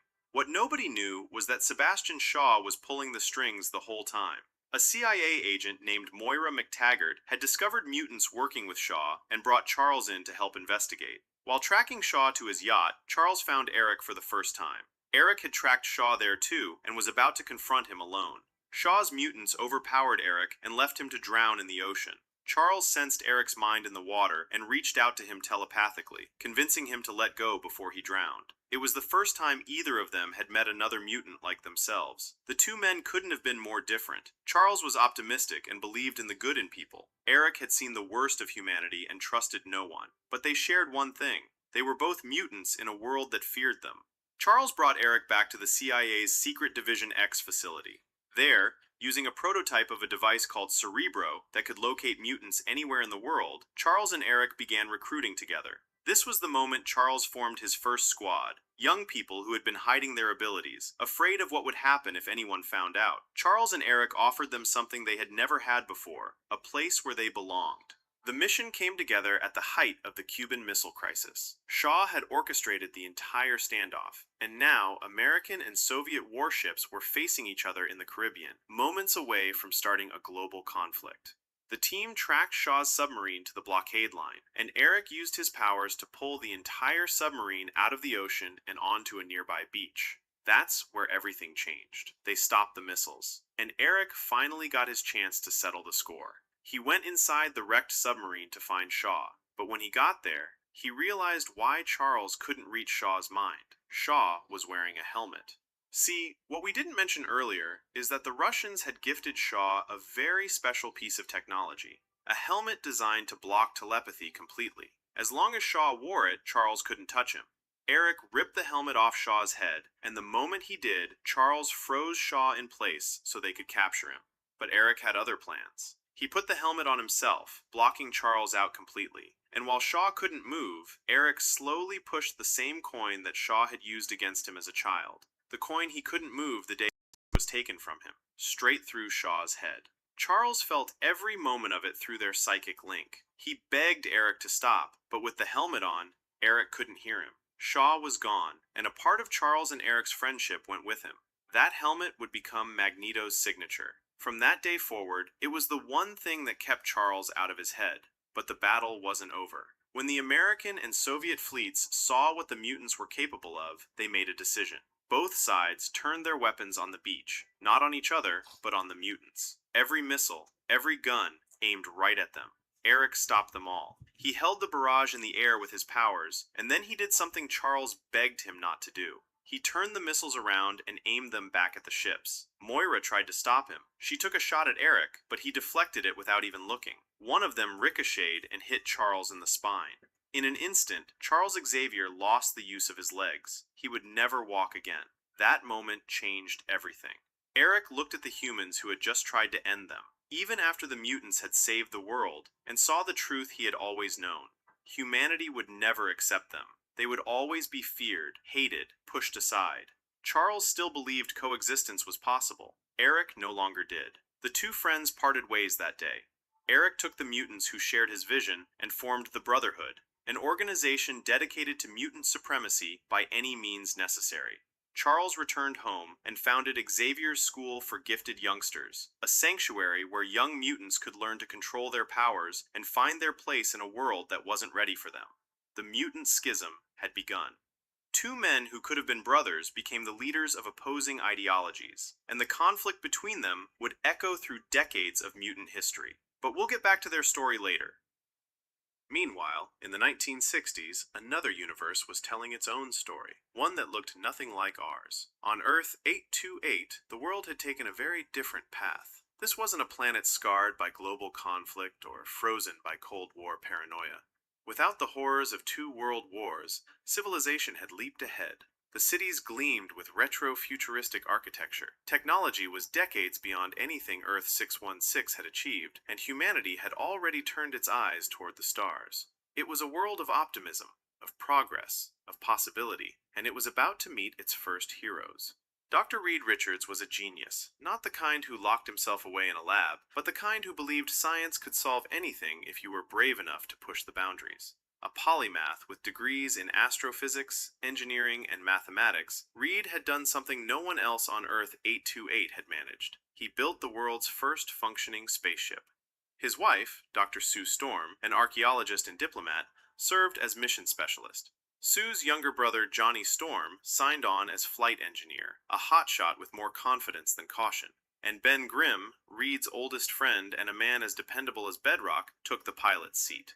Their launch aboard the Excelsior was a moment of global celebration, humanity's first real step into the cosmos. It should have been a triumph. Instead, somewhere in the depths of space, a storm of celestial radiation caught them, bombarding their ship with energy unlike anything Earth's scientists had ever encountered. Reed had miscalculated the intensity, and the radiation tore through their bodies. They barely made it home alive. But when they crashed back to Earth, they were different. Reed could stretch his body into any shape imaginable. They called him Mr. Fantastic. Sue could turn invisible and project powerful force fields, the Invisible Woman. Johnny could ignite his entire body in flames and fly, the Human Torch. And Ben Ben got the worst of it. His body was transformed into a massive, rock-skinned figure of incredible strength. He became the Thing. He couldn't turn it off. He couldn't go back to who he was. But he could protect the people he loved, and that's what he chose to do. The four of them became Earth 828's greatest and only heroes. They called themselves the Fantastic Four, and they founded the Future Foundation, an organization dedicated to global peace, scientific advancement, and the protection of their world.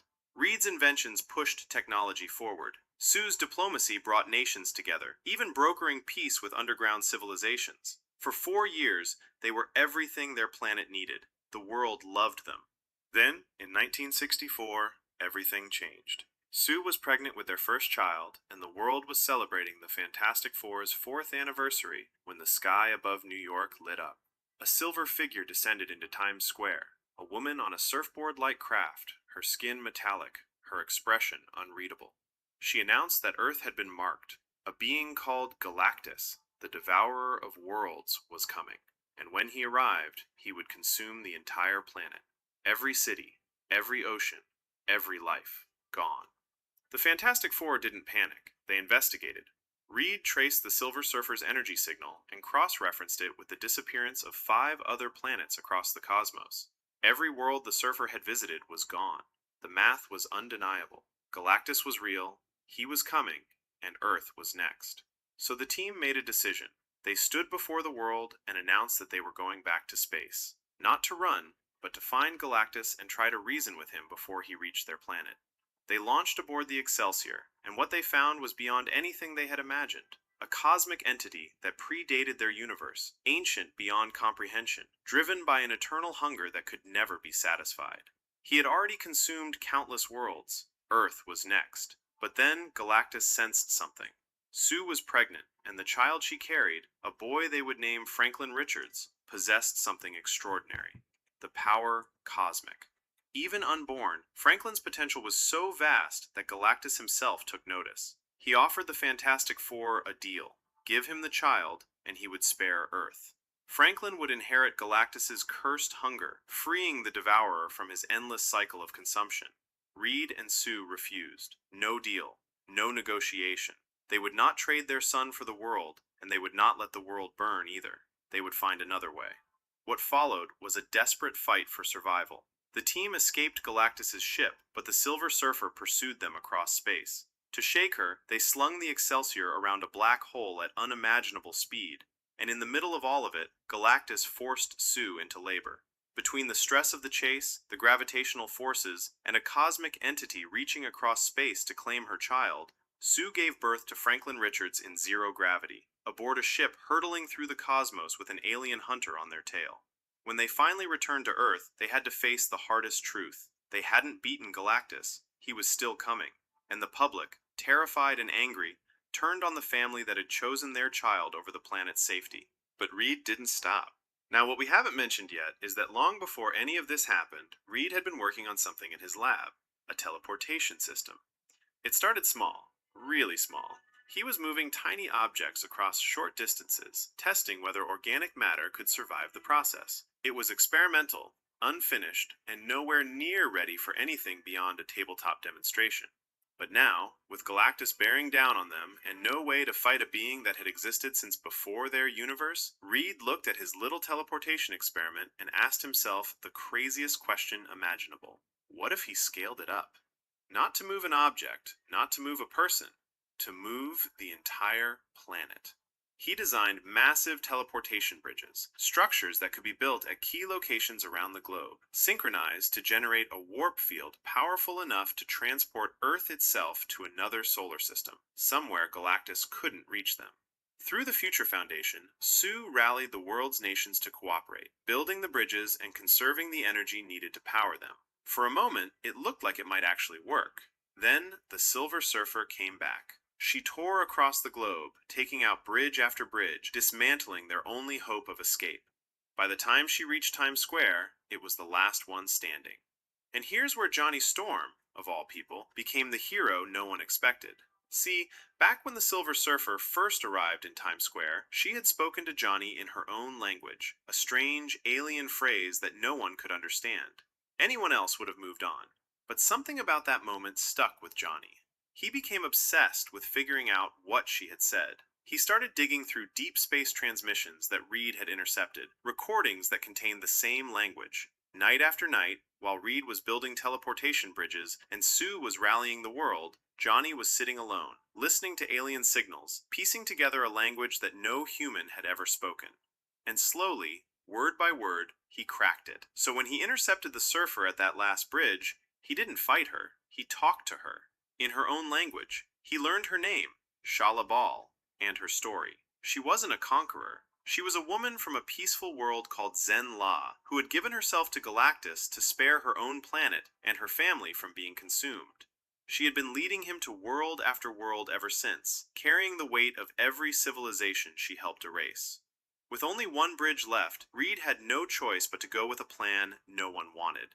See, Galactus didn't travel alone. He relied on a massive world ship to cross the cosmos, locate planets, and consume them. Without that ship, he was stranded. So Reed's idea was simple, but terrifying. Lure Galactus himself, not his ship, to Times Square, and use the last remaining bridge to teleport him to the far side of the universe, millions of light years from his vessel. Stranded, alone, with no way to reach Earth or any other world. But to lure a cosmic entity who only cared about one thing, they needed the one thing he wanted: Franklin. They would use their newborn son as bait. It was desperate, dangerous, and it required the family to put their child in the line of fire. But it was the only option left. Galactus landed in New York. He carved a path through the city, heading straight for Franklin. The Fantastic Four threw everything they had at him. Sue pushed herself beyond her limits, using her force fields to shove a cosmic god toward the open portal. Reed saved Franklin from Galactus's grip. Ben held the ground. Johnny was ready to give his own life to finish the job. But it was Shala Bal who ended it. Johnny had shown her the truth. He played back the final transmissions of the civilizations she had helped consume, the voices of the worlds she had led Galactus to. She heard their last moments, and something in her broke. When Johnny prepared to sacrifice himself to push Galactus through the portal, Shala Bal stopped him. She took his place. With everything she had left, she drove both herself and Galactus through the teleportation bridge and into the void. The portal closed behind them. Earth was saved. But Sue had collapsed. She had pushed her powers past the breaking point, and for a moment, she was gone.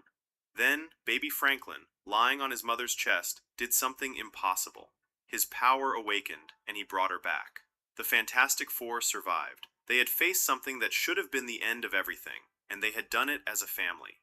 But their story on Earth 828 was far from over, and the wider multiverse had taken notice. But we'll get back to their story later. By the 1970s, on Earth 616, the Winter Soldier was at his most active. Hydra, the organization everyone believed had been destroyed after the war, had quietly survived, infiltrating governments, intelligence agencies, and even S.H.I.E.L.D. itself, and the Winter Soldier was their most valuable tool. Throughout the Cold War, he moved like a phantom, destabilizing regimes, reshaping the global balance of power, and vanishing before anyone could prove he existed. He was arguably the most dangerous operative on the planet, and no one even knew his name. It's also worth noting that 1970 is the year two familiar faces from the future briefly passed through Camp Lehigh, the same military base where Steve Rogers trained before becoming Captain America, now housing a secret S.H.I.E.L.D. facility. Tony Stark and Steve Rogers, traveling back in time as part of a desperate mission decades from now, came here to retrieve the Tesseract and something called PIM particles. We'll get into why when the time comes. But just know, 1970 wasn't only shaped by the ghosts of the past, the future left its fingerprints here too. And speaking of Camp Lehigh, in 1972, something happened in that same facility that no one would discover for decades. Arnim Zola, the Hydra scientist who had been quietly recruited by the United States after the war through Operation Paperclip, received a terminal diagnosis. His body was failing. But Zola had been planning for this. Using S.H.I.E.L.D.'s own resources, he transferred his entire consciousness into a massive computer system hidden deep within the base. Hundreds of databanks preserving every thought, every memory, every scheme. His body passed, but his mind lived on in the machine. And from inside that machine, Zola continued doing what he had been doing since the day the Allies thought they'd won. Growing Hydra like a virus inside S.H.I.E.L.D., recruiting, corrupting, and preparing for the day the parasite would finally consume its host. Now let's talk about the biggest chronological headache in the multiverse, on Earth 10005. In 1973, a fracture forms in this timeline, splitting it in two, and at the center of it is someone we haven't properly introduced yet, Raven. She's a mutant who can shift her appearance into anyone she looks at, down to the voice, the walk, everything. The world would come to know her as Mystique. But before all that, she was just a girl who grew up alongside Charles Xavier, practically his sister. She was there when Charles and Eric built their first team. She believed in the dream. But when the two men split apart after Cuba, Raven was pulled between them, and eventually, she stopped following either one. By 1973, she was on her own. And when she discovered that a military scientist named Bolivar Trask had been capturing and experimenting on mutants to build a fleet of giant robotic hunters called Sentinels, she didn't wait for permission. She found Trask, and she took him out. But her actions backfired. Trask became a martyr, and the government greenlit his Sentinel program in full force. Mystique was eventually captured, tortured, and experimented on. And here's the cruel irony. The very thing that made Raven special, her ability to shift into anyone, to adapt her body to anything, is exactly what they extracted from her. They reverse-engineered her DNA and built it into the Sentinels, giving the machines the ability to adapt in real time to any mutant power they encountered. Fire, ice, telepathy, it didn't matter. The Sentinels could analyze and counter anything thrown at them, just like Raven could become anyone she touched. The one gift that had always kept her alive became the thing that would doom her entire species. What followed was decades of escalation, until by the 2020s, those machines had driven mutant kind to the edge of extinction. We'll come back to how this timeline gets rewritten. In 1979, at the 3 Mile Island facility, James, who we've come to know as the Wolverine, reaches the end of a road that started years earlier. See, after the wars, Logan and Victor didn't just drift, they were recruited. A military colonel named William Stryker had been watching them for years. Two mutants who couldn't be stopped, who healed from anything, who had survived every battlefield since the Civil War. Stryker wanted them, and he built something around them, a black ops unit made up entirely of mutants. He called it Team X. Logan and Victor were the muscle, but they weren't alone. There was a teleporter named John Wraith, who could vanish and reappear anywhere in the blink of an eye. A technopath named Chris Bradley, who could control electronics with his mind. Agent Zero. A marksman who never missed a shot. Fred Dukes, built like a tank with strength to match. And then there was Wade Wilson, a mercenary with a pair of katanas and a mouth that never stopped running. Wade could deflect bullets with his swords, move faster than any normal human, and talk his way through, or into, any situation. He was skilled, reckless, and constantly getting on everyone's nerves, especially Victor's. Stryker used this team for missions no one was supposed to know about. Raids, interrogations, extractions in places the military would never officially touch. But over time, Logan saw what they were really doing. The missions got darker. Civilians got caught in the crossfire. Victor was enjoying it too much, and Stryker didn't care about collateral damage as long as he got what he wanted. So Logan walked away. He tried to disappear. He settled somewhere remote, lived a quiet life as a lumberjack, fell in love with a woman named Kayla Silverfox. For a while, it looked like he might actually get to be normal, but Stryker had other plans. He sent Victor, Logan's own half-brother, to take Kayla out. Logan, consumed by rage and grief, went straight back to the one man he swore he'd never work with again. And that's exactly what Stryker wanted. Logan agreed to the Weapon X procedure. Let's talk about what actually happened to him in that room. But first, you need to understand what adamantium is. Remember those missions Stryker had the team running? One of them took Team X to Lagos, Nigeria, where Stryker was after something specific. A rock that fell from the sky carrying an unknown metal element unlike anything on Earth. That's what adamantium comes from. Stryker had the raw material extracted and developed into a metal alloy in military labs, classified, incredibly rare.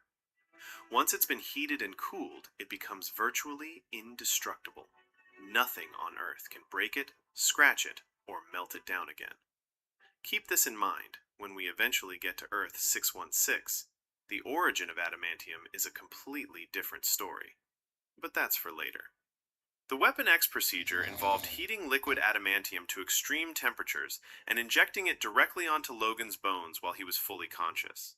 Every single bone in his body, his skull, his spine, his ribs, even the claws that grew from his hands, was coated in this metal. The only reason Logan survived is his healing factor, regenerating the tissue damage faster than the adamantium could destroy it. Any normal person would have been gone in seconds. When it was over, Logan wasn't just enhanced, he was nearly indestructible. His claws, once made of bone, were now razor-sharp adamantium blades that could cut through almost anything. His entire skeleton now bonded with adamantium. Logan flatlined. The generals watching from above thought it was over. The experiment had failed. But deep in that tank, submerged in water, Logan's healing factor was doing what it always does. His heart started again. And while Stryker stood over him thinking he was out cold, Logan heard every word. Stryker giving the order to erase his memory, to turn him into another weapon. Logan erupted out of that tank, claws out, and fought his way through the entire facility before they could touch his mind. He made it to a nearby farm, where an elderly couple, Travis and Heather Hudson, found him stumbling into their barn with nothing but his dog tags. They didn't ask questions. They gave him clothes, a meal, a place to sleep. But Stryker sent Agent Zero after him. The next morning, Zero found the farm and took out the couple. Innocent people. Gone. Just because they helped Logan. That was the moment something shifted. Logan took Zero down, and over the radio he told Stryker exactly what was coming. After he finished with Victor, he was coming for Stryker next. But Logan didn't go in blind. He tracked down two of his old Team X brothers, Wraith and Dukes. That's where he learned that Victor was still working for Stryker, hunting down mutants and delivering them to a facility they called the Island. Stryker had been experimenting on mutants this whole time, and Victor was his collector. They pointed Logan to a man named Gambit, the only mutant who had ever escaped the island and lived to talk about it. Logan found Gambit in New Orleans, but Victor found them first, and Wraith didn't make it out. Gambit eventually agreed to take Logan to the island. That's how Logan ended up back at 3 Mile Island. And that's when he found out the truth. Kayla was alive. She had never been gone. Stryker had staged the whole thing. Kayla was a mutant herself, with the power of persuasion through touch, and Stryker had forced her to keep Logan close, to watch him, to make sure he stayed in line. In exchange, Stryker promised to release her sister, who he was holding captive. The love of Logan's life had been a mission. Every moment they shared, every quiet night in that cabin, Stryker had orchestrated all of it just to keep his most valuable weapon on a leash. Logan was gutted. He walked away. But then he heard Kayla scream. Victor had turned on her after Stryker refused to give him the adamantium bonding he'd been promised. Logan came back, beat Victor down, and this time, he had the power to finish it. But Kayla stopped him. She reminded him that he wasn't an animal, no matter what Stryker had tried to turn him into. Logan spared his brother. Then Logan and Kayla did something Stryker never expected. They started freeing the captured mutants. Young mutants, kids, people Stryker had been experimenting on in the basement of that facility.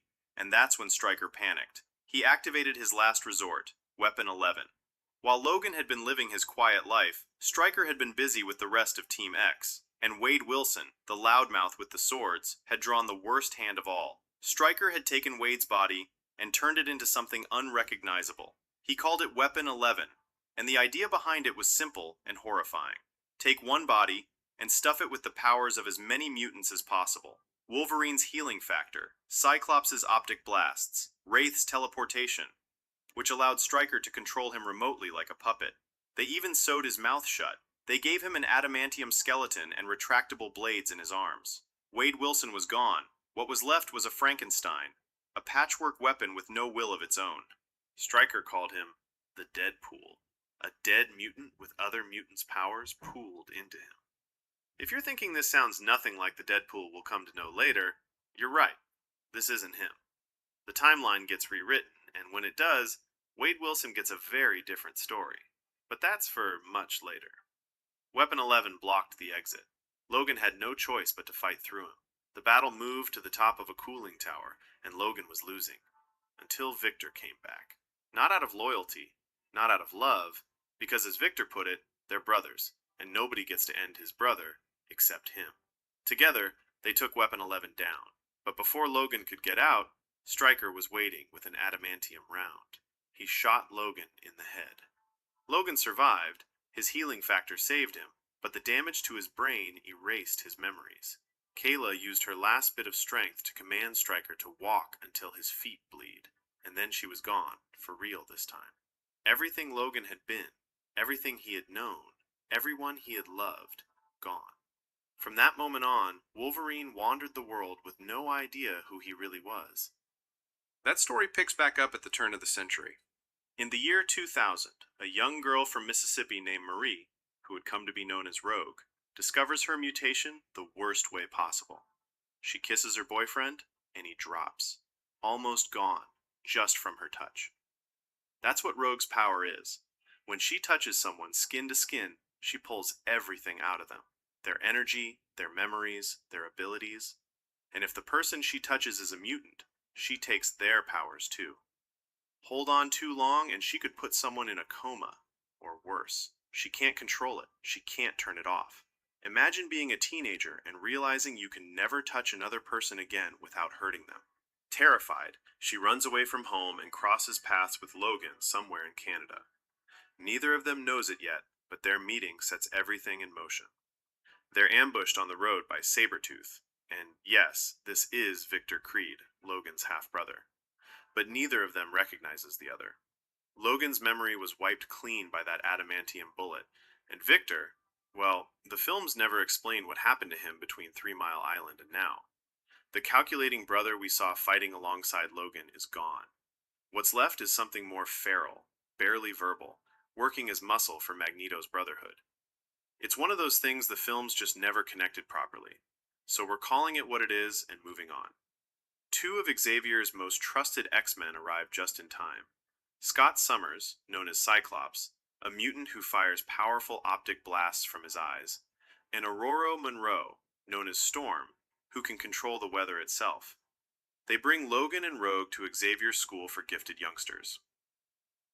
Meanwhile, Eric, now fully Magneto, is preparing a plan on a scale no one sees coming. His logic is simple and terrifying. If the people in power hate mutants, then make them mutants. Turn the world's leaders into the very thing they fear, and they'll have no choice but to accept coexistence.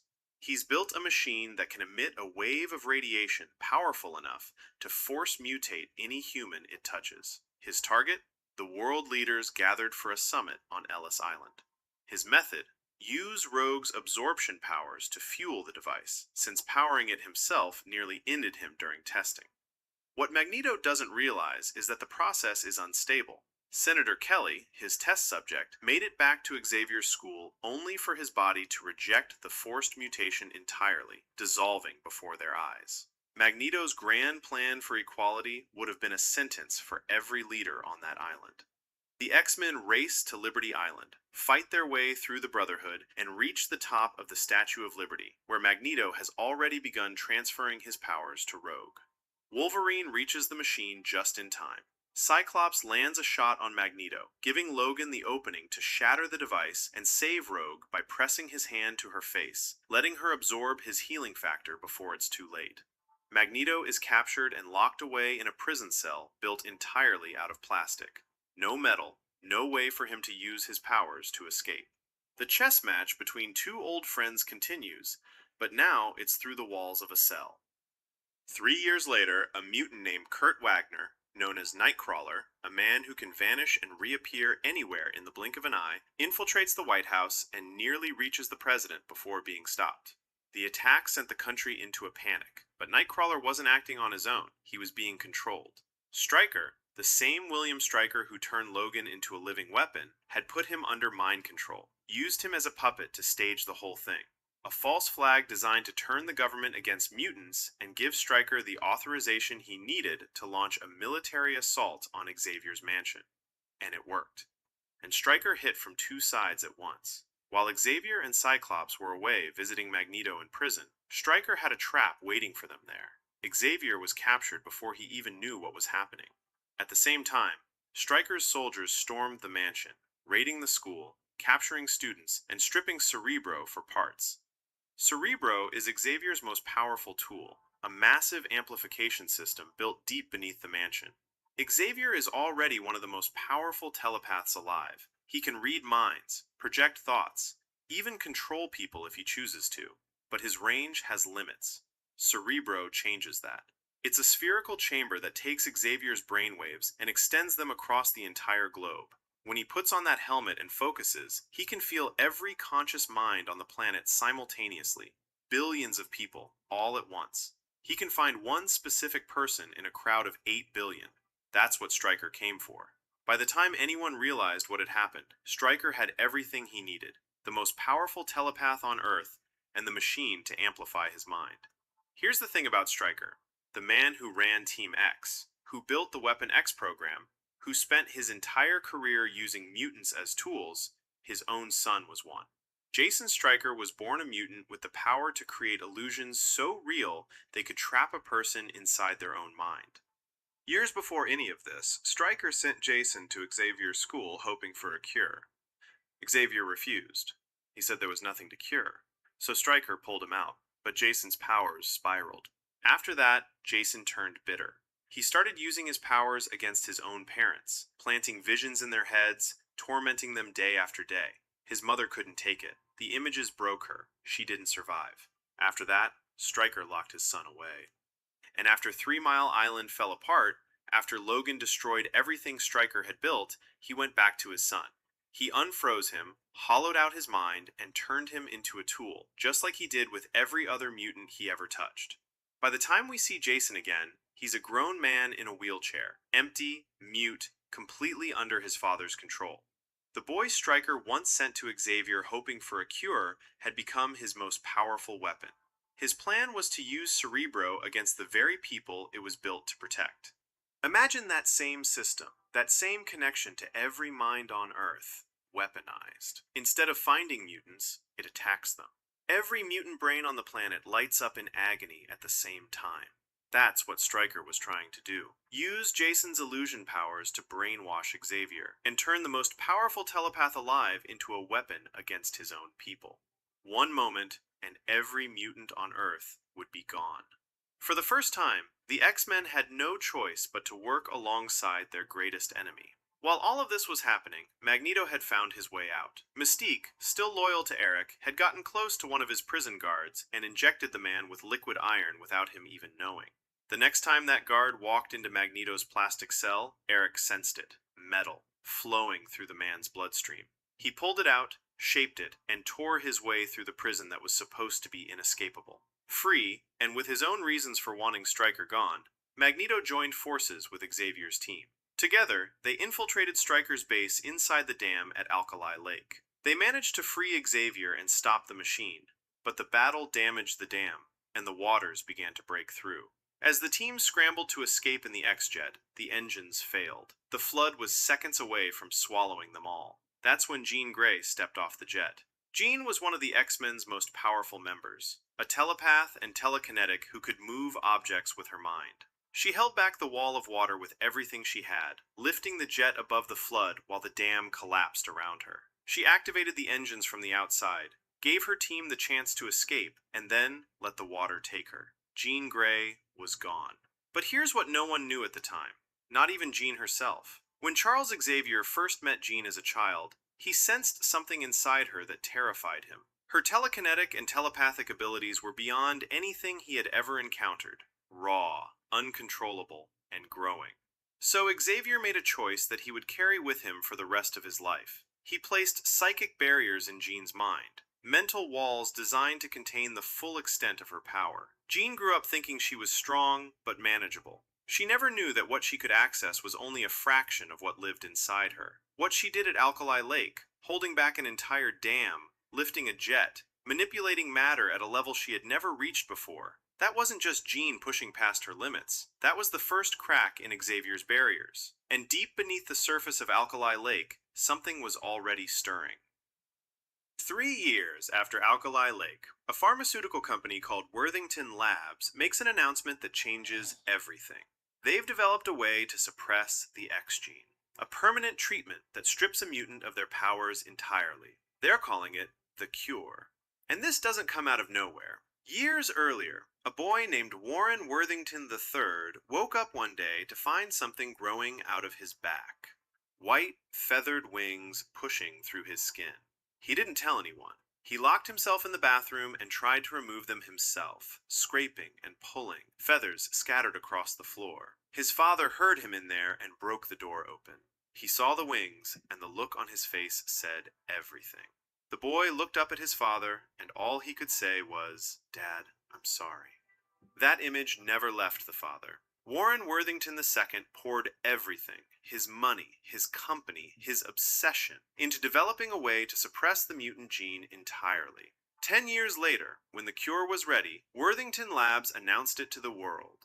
The source of the cure turned out to be a young boy named Jimmy, also known as Leech, whose mutation naturally cancels out the abilities of any mutant near him. His DNA became the foundation for everything, and Worthington Labs kept him housed in a facility on Alcatraz Island. And Warren's father chose his own son to be the first test subject, right there in the company's labs. Warren went along with it, not because he wanted to, but because part of him still wanted to make his father proud. They stood him up in a harness, strapped his arms down with leather restraints, orderlies on either side holding him in place. The needles were ready.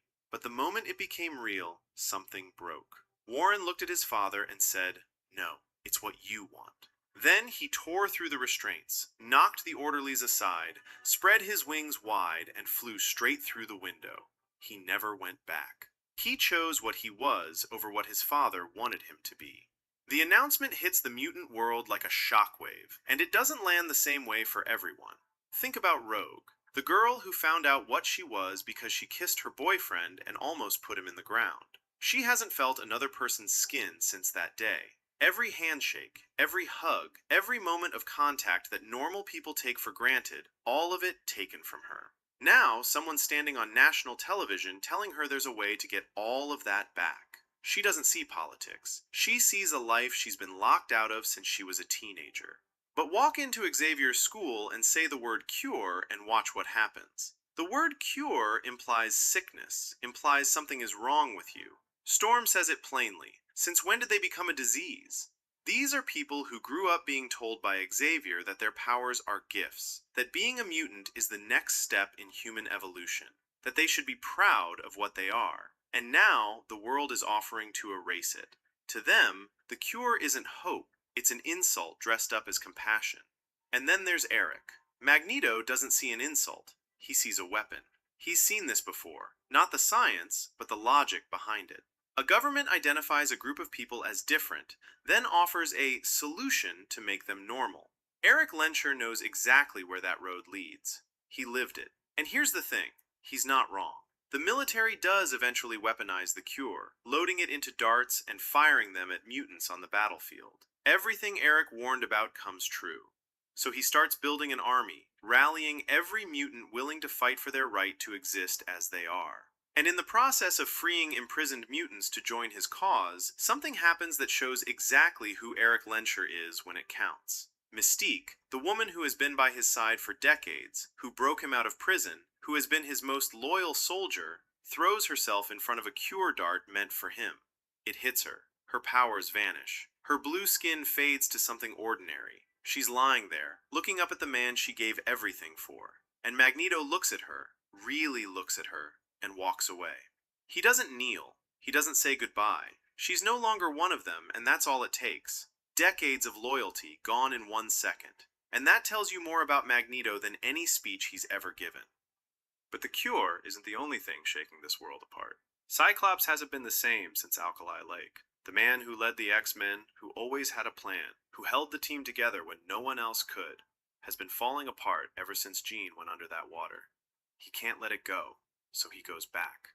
He rides his motorcycle to Alkali Lake, walks to the edge of the water, and stands where she disappeared. Her voice is in his head, louder and louder, and the grief just takes over. He rips off his glasses and lets his optic blast tear into the lake. All that pain, all that loss, just pouring out of him.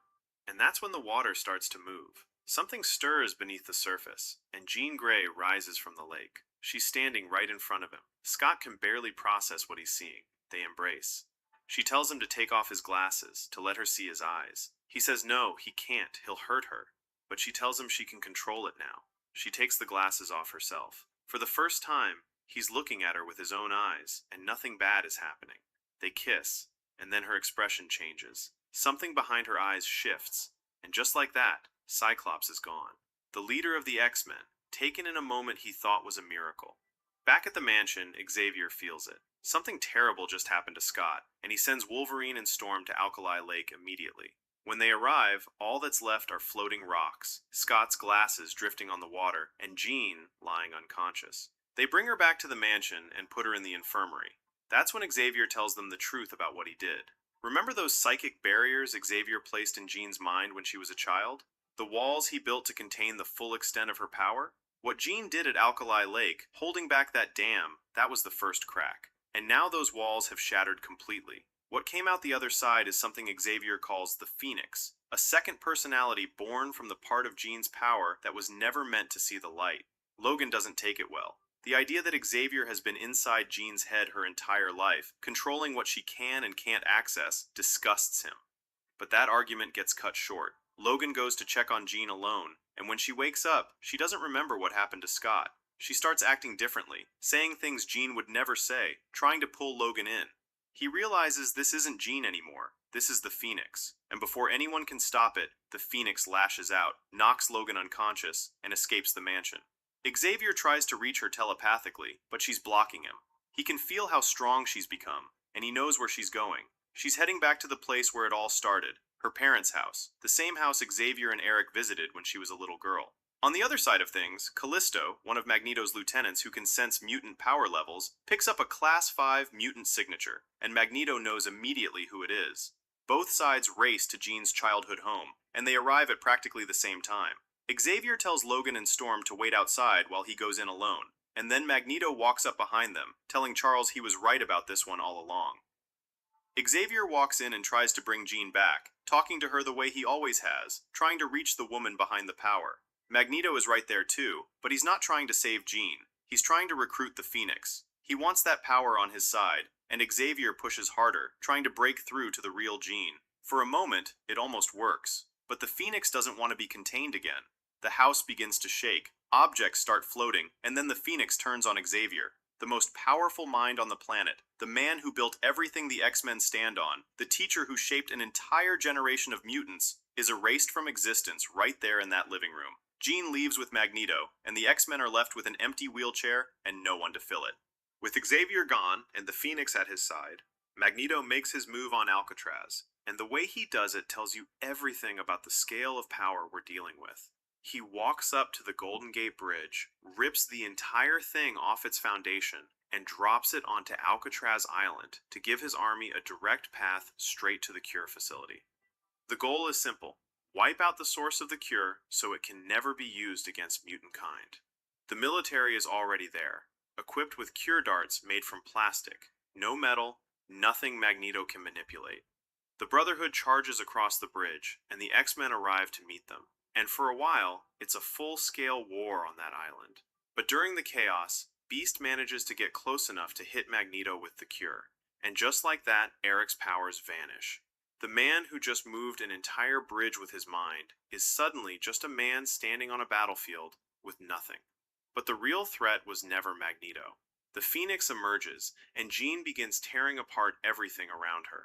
The island, the buildings, the soldiers, the mutants, everything starts breaking down at the molecular level. No one can get near her. No one except Logan. His healing factor is the only thing keeping him alive as he walks toward her through the wave of destruction. His skin tearing apart and rebuilding with every single step he takes. He pushes through it, step by step, because he's the only one who can. He reaches Jean, and for one moment, she's there. Not the Phoenix, but the real Jean. She looks at him, and she knows what she's asking. She begs him to stop her, to free her from what she's become. Logan tells her he loves her, and then he does what no one else could. When the dust settles, the X-Men have lost everything. Jean Grey, Xavier, Cyclops, all of them gone. Magneto is powerless, and the team is broken. Storm takes over the school, and Logan stays on as a teacher. And Rogue, the girl who could never touch anyone, makes a choice that says everything about what this world does to people. She takes the cure. Not because she was forced, and not because she was weaponized, but because she wanted to hold her boyfriend's hand. She wanted to kiss someone without putting them in a coma. For the first time, she and Bobby touch skin to skin. That moment is quiet, but it hits hard. She gave up a part of who she was just to feel normal. But the story doesn't end there. Two things happen after the dust settles that change everything. In a park somewhere, a depowered Eric Lensher sits alone at a chessboard. He reaches toward a metal piece, and it trembles. Just barely, just for a second, but it moves. The cure that was supposed to be permanent may not be permanent at all. If Magneto's powers are coming back, that means every mutant who was hit with a cure dart on that island could get their abilities back too. The cure was never a solution. It was a delay. And then there's Xavier. Earlier that year, before any of this happened, Xavier had taught a class to his students about the ethics of transferring a person's consciousness from one body into another. He showed them a video from Dr. Moira McTaggart about a comatose patient with no mind of his own, a body that was alive but had never had a conscious thought. He asked his students what they would do if they could move someone's mind into that body. It seemed like a philosophy lesson at the time, but after the Phoenix erased him, something happened. That same comatose patient, the one from the video, suddenly spoke for the first time in his life, and the voice that came out was Charles Xavier's. His body was gone, but his mind, the most powerful mind on the planet, had found a new home. The man who built the X-Men, who trained an entire generation of mutants to believe in coexistence, who gave his life trying to save Jean Grey, was still out there somewhere, and he would be needed again sooner than anyone thinks. 7 years after Alcatraz, Logan has disappeared. No X-Men, no mansion, no mission, nothing. He's living alone in the Canadian wilderness, a man who doesn't want to be found. And every night, Jean Grey is there, in his head. The woman he loved, the woman he had to put down to save everyone else. That kind of weight doesn't get lighter with time, it just settles deeper. But someone finds him. A young mutant named Yukio tracks Logan down with a message from a man he hasn't seen in decades. Yukio has a gift of her own. She can see how people are going to pass before it happens. She tells Logan that a man named Ichiro Yoshida is requesting his presence in Japan, and that Yoshida is running out of time. Remember the young Japanese soldier Logan shielded in that pit at Nagasaki? That soldier survived because of Logan, and he never forgot that debt. In the decades that followed, Yoshida built an empire. He became the head of one of the most powerful technology corporations in Japan, a man with more influence and wealth than most people could imagine. But by 2013, he's an old man at the end of his life, riddled with disease, and he's been thinking about Logan's gift for a very long time. When Logan arrives in Japan, Yoshida makes him an offer. He says he can transfer Logan's healing factor out of his body, free him from the immortality that has turned his life into an endless cycle of loss. Logan would finally be able to grow old and eventually find peace. In return, Yoshida would receive the healing factor and use it to save his own life. Logan turns him down. He doesn't trust it, and he's not ready to hand over the one thing that's kept him alive through everything. But that night, while Logan sleeps, Yoshida's personal physician, a mutant named Viper, injects something into his body. A robotic parasite that attaches to his heart and starts suppressing his healing factor. Logan doesn't realize it yet, but from that moment on, he's vulnerable in a way he hasn't been in over 100 years. The next morning, Yoshida is announced to have passed. At the funeral, everything falls apart. Yoshida had a son named Shingen, but he didn't trust him with the Empire. Shingen had become more interested in power and politics than in honoring the family's legacy, and Yoshida saw that clearly. So he skipped his own son entirely and left everything to Shingen's daughter Mariko, his granddaughter. But here's the thing. Long before Yoshida passed, Shingen had already arranged for Mariko to marry a man named Noburo Mori, a corrupt politician serving as Japan's Minister of Justice. It had nothing to do with love. It was a political deal. Shingen's way of locking in connections while he waited to take over. He assumed the Empire would come to him, and Mariko would stay under his control. But the will changed everything. Once Mariko inherited, she could cancel the wedding, cut Shingen out entirely, and run things on her own terms. Shingen realized he was about to lose everything he'd spent years building toward, and that's when he went to the Yakuza. They make their move at the funeral, and Logan steps in to protect her, but he's getting hurt and not healing the way he should. For the first time in his life, Logan is fighting while his body is actually breaking down. He bleeds and it doesn't stop. He takes hits and they stay with him. Logan gets Mariko out and the two go on the run together, hiding in the countryside while Shingen and the Yakuza keep hunting them. During this time, Logan is getting worse. Every wound lingers, every fight costs him more than it should, and he can't figure out why. What he doesn't know yet is that without his healing factor constantly compensating, the adamantium bonded to his skeleton is slowly poisoning him from the inside. The same metal that made him nearly indestructible is now working against him. He and Mariko grow closer while he tries to keep her alive, but eventually, Shingen's people catch up and take her. Meanwhile, Yukio has a vision of Logan dying. She tracks him down to warn him. Now Logan knows two things. Mariko is gone, and something is wrong with his body. He and Yukio grab one of the kidnappers and get a name out of him. Noburo Mori, Mariko's fiancé. They go straight to his apartment and Logan shakes the truth out of him. Mori confesses that Shingen was behind all of it, that he conspired with the Yakuza to have Mariko taken out because Yoshida left the empire to her instead of him. Shingen had been bleeding the company dry, covering his father's obsession with prolonging his life, stockpiling adamantium in a lab up north, and he expected to be rewarded for his loyalty. Instead, Yoshida skipped him entirely. That's what set everything in motion. From there, Logan and Yukio head to Yoshida's estate looking for Mariko. When they arrive, the place is a mess. Bodies on the floor. The Black Clan, a group of ninjas sworn to protect the Yoshida family, had stormed in and taken Mariko. Their leader, a man named Harada, who was also Mariko's former lover, moved her to a research facility somewhere in the mountains. Viper had been there too, and on her way out, she poisoned Shingen, leaving him wounded but alive. Logan wants to go after Mariko immediately, but he can barely stand. He's been bleeding and not healing for days, and it's only getting worse. They're standing in the estate of a man who spent his final years surrounded by every piece of medical technology money could buy. Logan scans his own body and finds a robotic parasite clamped directly onto his heart, suppressing his healing factor from the inside. Logan cuts himself open and tears the device out of his own chest, which nearly ends him in the process. That's when Shingen comes for him. Wounded, desperate, wearing his family's traditional samurai armor, Shingen blames Logan for everything. His father's obsession with mutants, with Logan specifically, is what ruined this family. Yukio holds him off long enough for Logan to recover, and once his healing factor kicks back in, Logan finishes the fight with Shingen. Now back to full strength, Logan heads for the facility in the mountains. He knows it's a trap, but he goes anyway. When he gets there, Harada's ninjas overwhelm him, capture him, and drag him inside. They strap him into a machine, and that's where he finds out the truth. Yoshida isn't gone at all. He faked everything. The old man had built himself a massive suit of adamantium armor, the Silver Samurai, and his plan all along was to extract Logan's healing factor by force. Everything. Yukio's mission, the offer, the funeral, all of it was a setup to get Logan to Japan and take what he wanted. The Silver Samurai's adamantium blades are superheated, able to cut through anything, including Logan's claws. But Logan doesn't go down easy.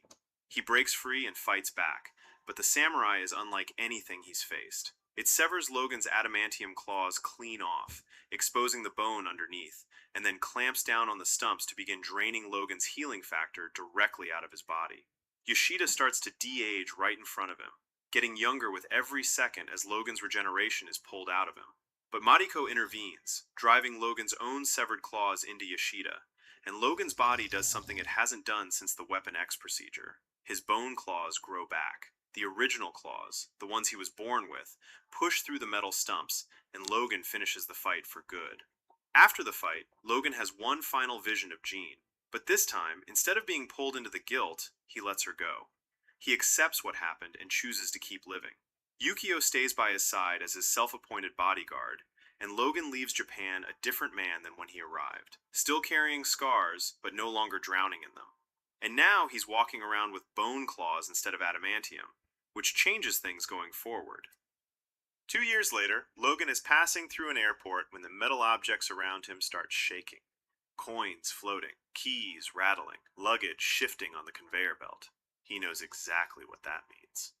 He turns around, and Magneto is standing right behind him, powers fully restored, proving that the cure was never permanent.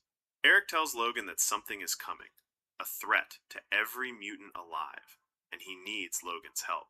Logan asks why he would ever trust him, and then every person in the airport freezes in place, completely still. as if time itself stopped.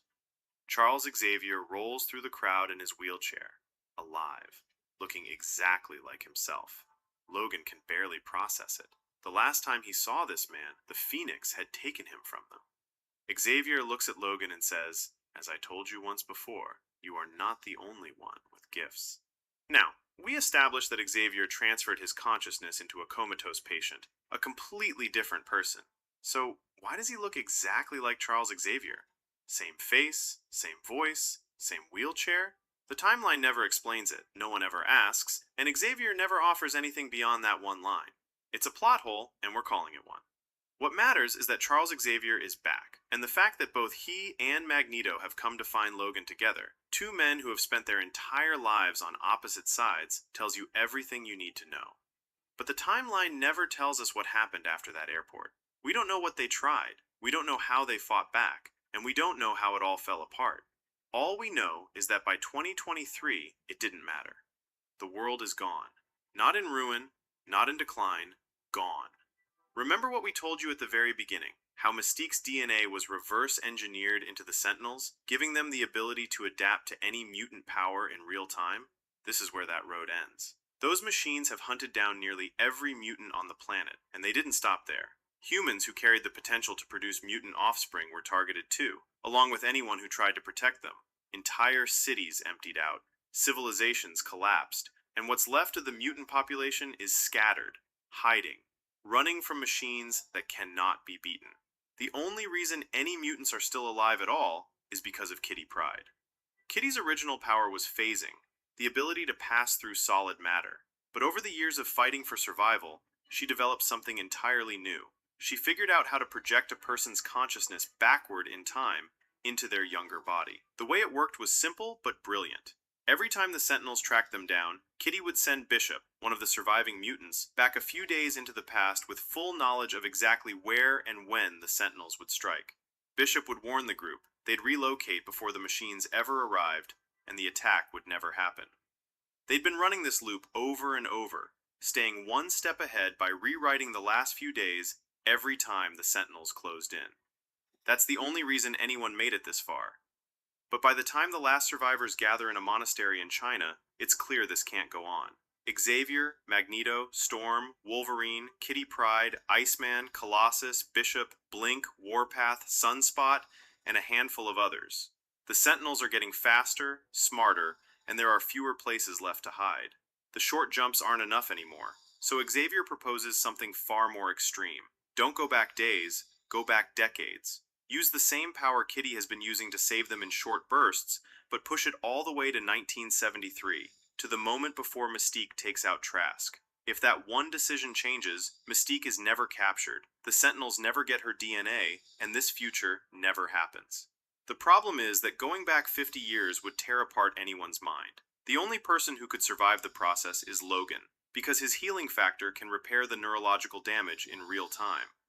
So Kitty sends Wolverine's consciousness back into his younger body in 1973, and he wakes up with his original bone claws, no adamantium, in a completely different world.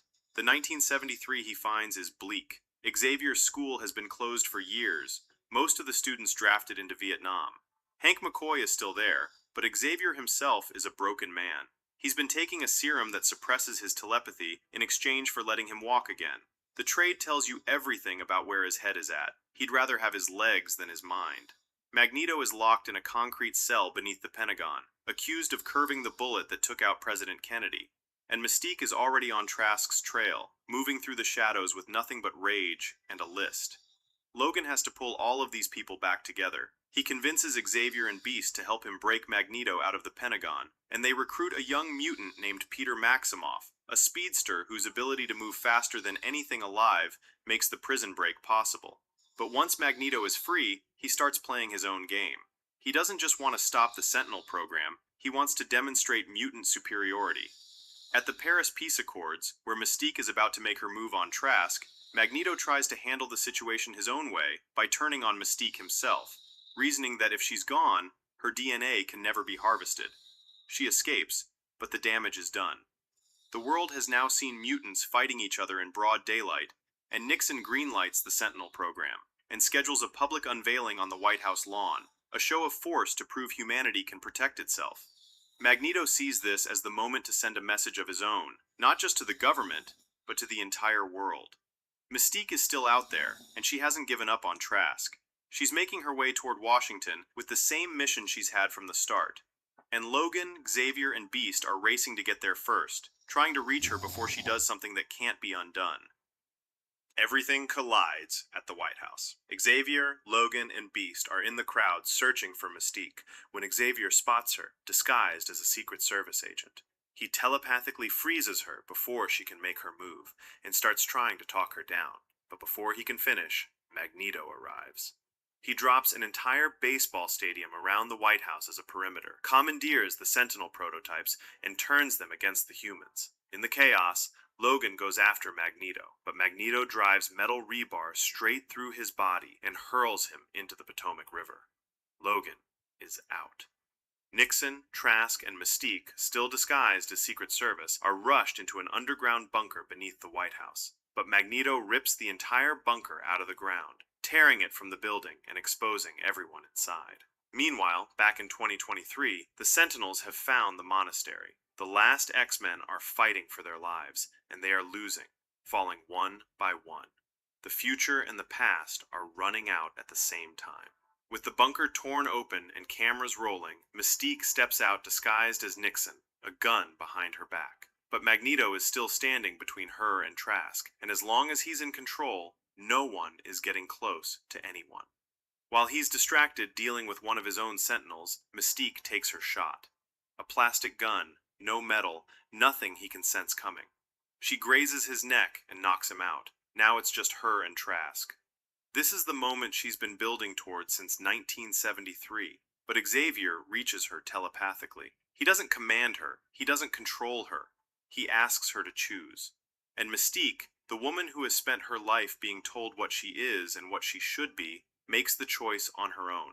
She lowers it, and she spares Trask, all of it happening on camera with the entire world watching. A mutant just saved the President of the United States. In that single moment, public perception shifts. The Sentinel program is cancelled. Trask is arrested for selling military secrets to foreign governments, and the future begins to rewrite itself. Back in 2023, seconds before the Sentinels wipe out the last survivors, the timeline dissolves. Everything changes. Wolverine wakes up in a bed at Xavier's school, and the world he sees is nothing like the one he left. The mansion is full of students, Beast is walking the halls, and Storm is teaching.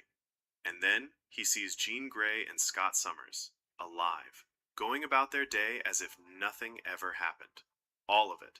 The Phoenix, Alcatraz, the Cure, all of it either happened differently or never happened at all.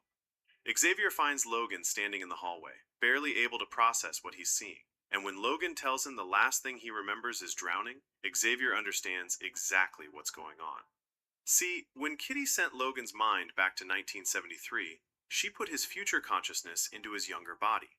That younger body lived from 1973 all the way to 2023 in the new timeline. But it wasn't the same Logan driving. The Logan who woke up in that hallway went straight from drowning in a river in 1973 to standing in Xavier's school in 2023.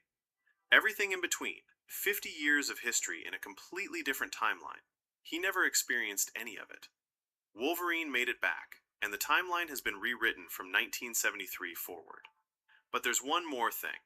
Back in 1973, after Logan was thrown into the Potomac, someone pulls him out of the water. It looks like William Stryker, the same man who turned Logan into a weapon the first time around.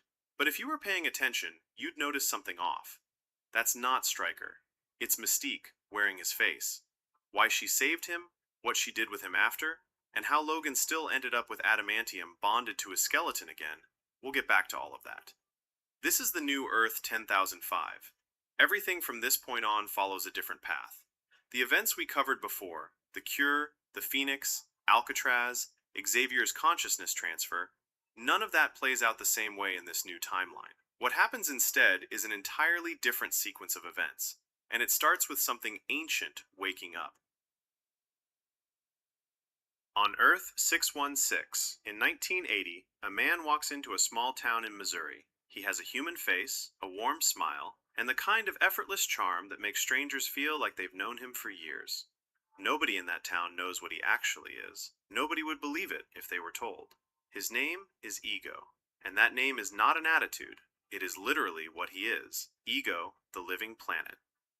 Long before he ever set foot on Earth, before he ever wore a human face, Ego was something the universe had never quite seen before. A celestial consciousness that woke up alone in the dark of space, with no body, no world, no one else around. Just a mind becoming slowly aware of itself. We've talked about the Celestials before, those ancient, godlike cosmic beings that existed since nearly the beginning of everything. Ego was one of them, but different. Where other Celestials had form and purpose from the start, Ego began as nothing but a brain, a raw point of awareness drifting through the void. Over millions of years, he taught himself to do what no other being had done. He reached out with his consciousness and pulled matter toward him, shaping it layer by layer until he had built an entire planet around himself. Not found a planet, not landed on one, built one from the inside out, using nothing but his own will and celestial power. That planet was him. Every rock, every ocean, every mountain, all of it an extension of his body and his mind. But a planet cannot walk, cannot talk, cannot reach out and touch other life. So somewhere across those millions of years, Ego figured out how to wear a human face. And when he stood in front of you, you'd never guess you were looking at a planet. And Ego used that body to travel. He crossed galaxies and visited thousands of worlds, and encountered more forms of life than anyone could count. But the more he saw, the more hollow it all felt. Other life seemed small to him, limited, brief, unremarkable. He began to feel that there was only one thing in the universe that truly deserved to exist, only one consciousness worth spreading across the stars, and that consciousness was his own. He called it the expansion. Across thousands of years, Ego had visited planet after planet and quietly planted biological extensions of himself beneath the surfaces. Seeds, essentially, made from his own matter, embedded deep in the ground of worlds across the galaxy, completely dormant, waiting. When the moment came and enough celestial energy was poured into them, those seeds would activate all at once and begin to grow, consuming every planet they were planted in, transforming entire worlds into new pieces of Ego, spreading him across the universe until everything that existed was him and nothing else was left. Every civilization, every species, every living thing absorbed. Not out of cruelty exactly, but out of a kind of cosmic arrogance so complete that other life simply did not register to him as worth keeping. But activating all those seeds at once required more celestial power than Ego alone could generate, and there were no other celestials he could reach, so he decided to make one. So on every world he visited, he took a different form, charmed the dominant species, formed relationships, and had children. Thousands of them, spread across dozens of worlds, each one a potential heir to his power. He hired a crew of space pirates called the Ravagers to collect those children once they were old enough and bring them to him. But child after child failed the test. They had his face sometimes, his curiosity, but not his power. Without the celestial gene passed down strongly enough, they were useless to the plan. And Ego, without much sentiment about it, ended those children's lives and moved on to the next world. Then he came to Earth, and in a small town in Missouri in 1980, he met a woman named Meredith, and for the first time in millions of years, something actually got through to him. He loved her, genuinely, in whatever way a being like Ego was capable of love. He kept coming back to her 3 times, which was 3 times more than he'd ever returned to anyone. But that love was exactly the problem, because Ego knew that if he came back a 4th time, he would never leave, and the expansion, the entire reason for his existence, would be over. So he made the hardest decision he'd ever made, and he didn't come back. What he left behind was a boy named Peter Quill, born from a human woman and a living planet. The kid who would one day call himself Star-Lord. But that's a story for later. But the 1980s had more in store than one cosmic origin story. And not just on this Earth. Over on Earth 10,005, something had been waiting beneath the sands of ancient Egypt for a very, very long time. His name was En Saba Nur, and his story didn't start in 1983. It started thousands of years before that. Born in ancient Egypt, En-Saba-Nur came into the world gray-skinned and strange-looking, abandoned as an infant because he didn't look like anyone else. A group of desert wanderers found him, took him in, and raised him. They gave him his name, En-Saba-Nur, meaning the first one, and that name was more accurate than anyone knew, because he was the very first mutant who ever existed. But the reason that was even possible goes back long before he was born. Over 1,000,000 years before, the Celestials, those ancient godlike cosmic beings we've talked about before, came to Earth and altered the genetic code of early humans, burying a dormant sequence deep in the human genome that would be passed down silently from parent to child across hundreds of thousands of years. That buried code was what would eventually become the X gene, the genetic difference that, when it finally switches on, gives a person abilities far beyond anything a normal human can do. As En-Saba-Nur grew, his powers became clear.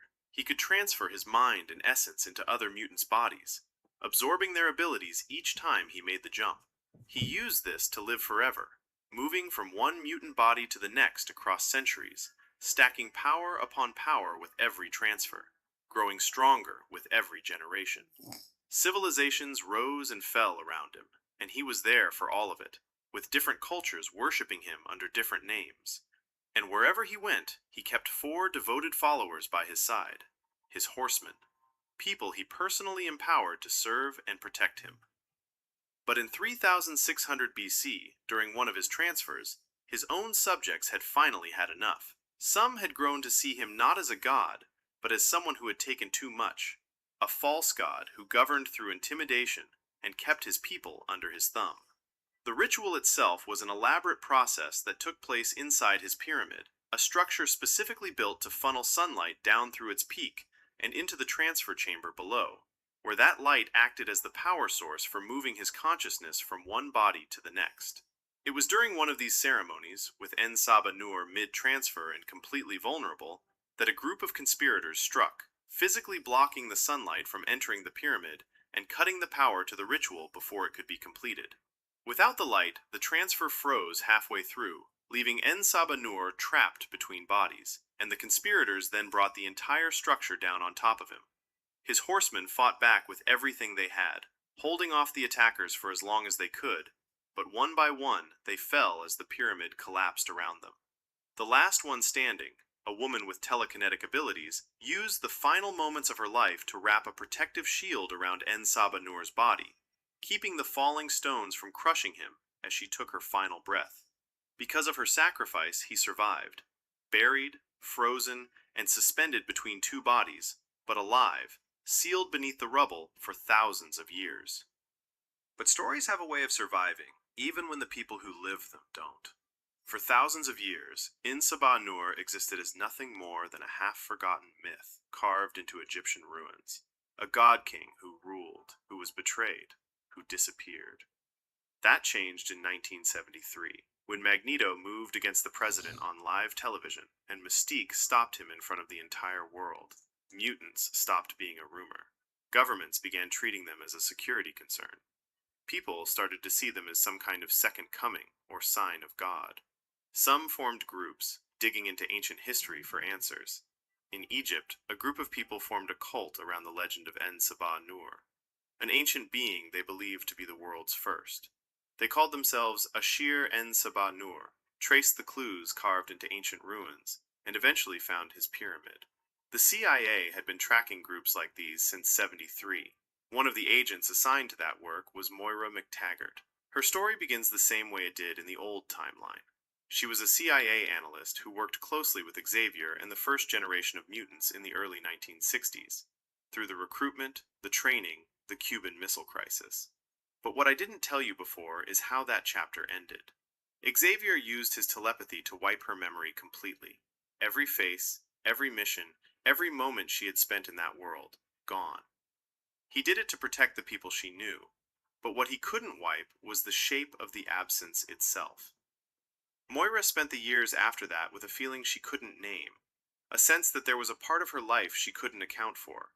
It kept steering her back toward the same work, the same corners of the world where strange things happened around people who weren't entirely ordinary. She didn't know why she was so good at finding them. She just was. That trail brought her to Cairo, undercover, moving through the market in a full niqab.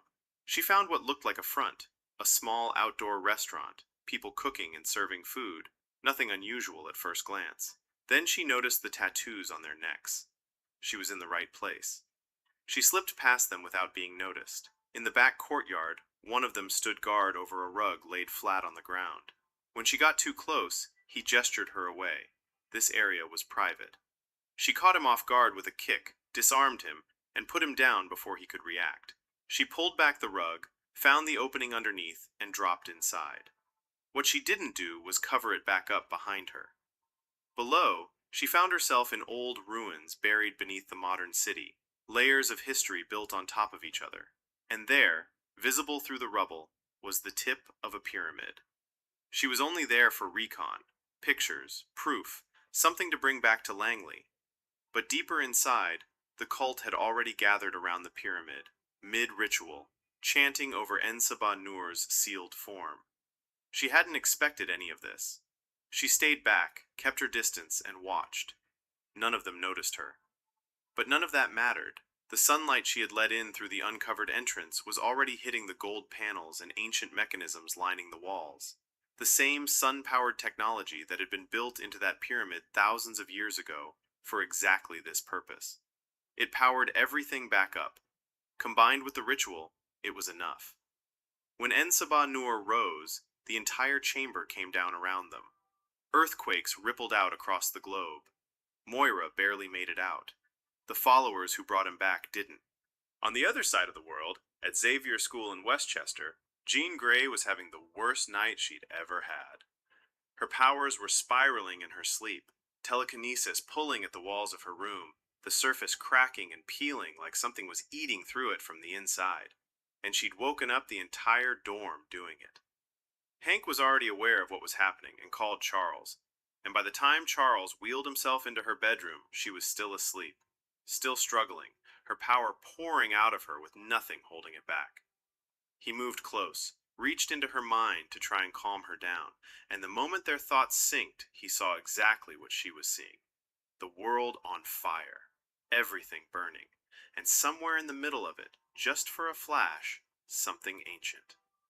He called her name and pulled her out of it. She woke up gasping and told him she had seen the end of the world, that she could feel all the death, that it felt real. Charles told her it was just a dream, but she pushed back. This wasn't like her telepathy.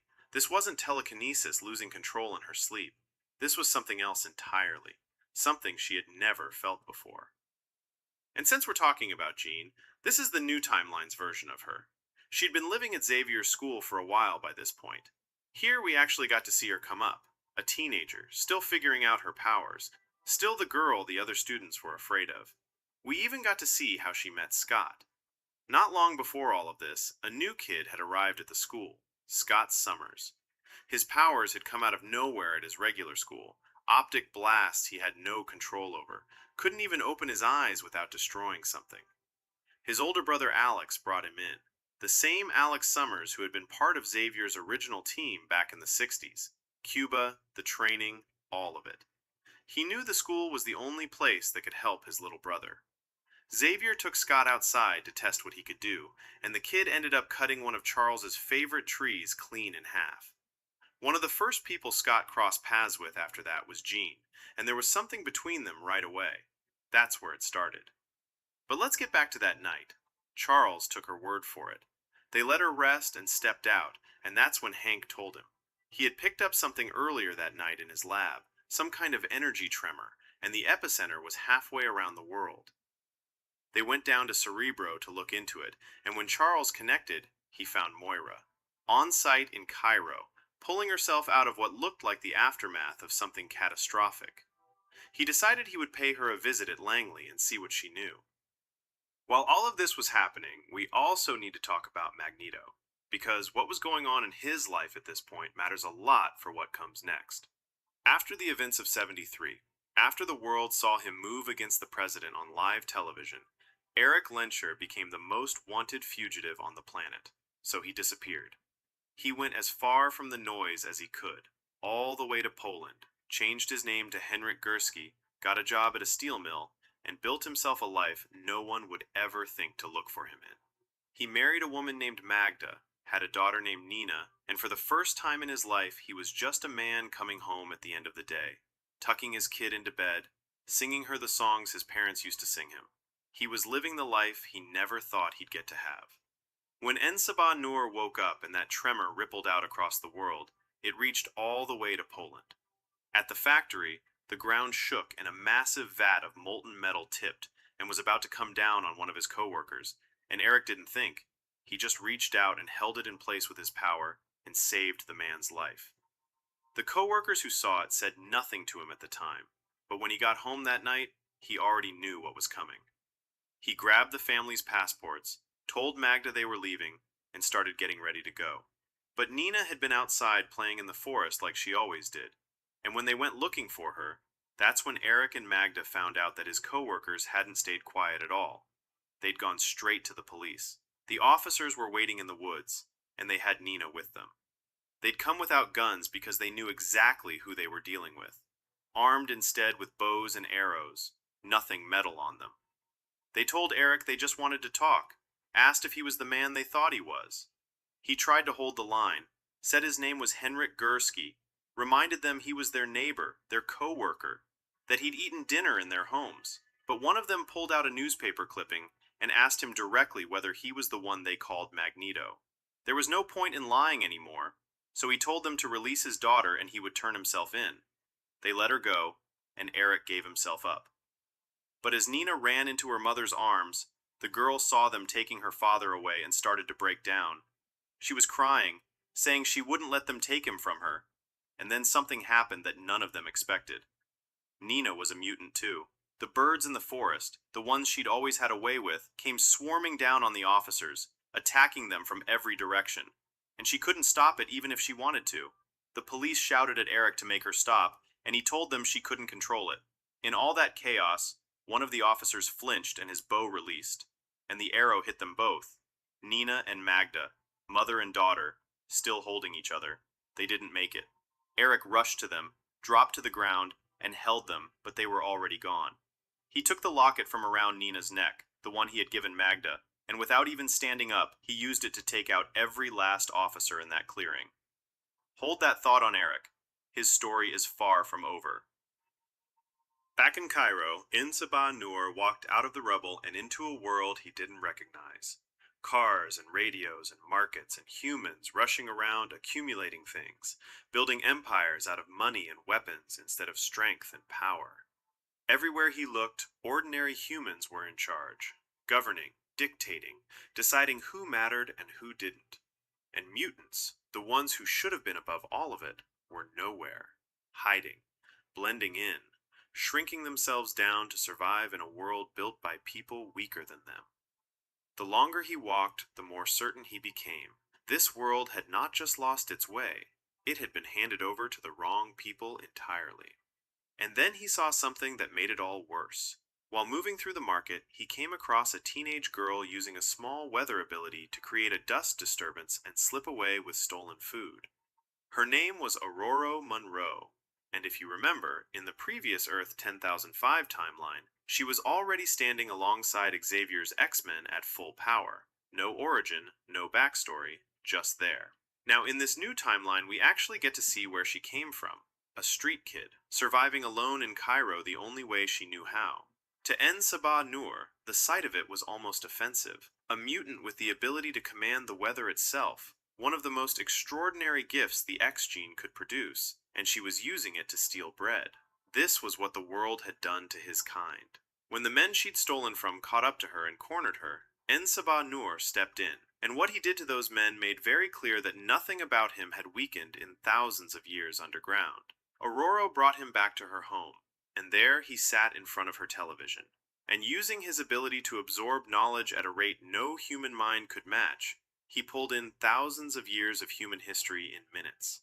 Every war, every empire that rose and fell, every false idol humanity had built for itself while he was gone. By the time the screen stopped cycling, he had seen enough. Humanity had lost its way. The weak had inherited the earth, and the strong had been pushed to the edges. He decided it all had to come down and be rebuilt from the ground up, and he would be the one to do it. Aurora pushed back, told him you couldn't fix the world by going around eliminating everyone in your way, that there were laws, systems, people who kept things in order. He let her finish.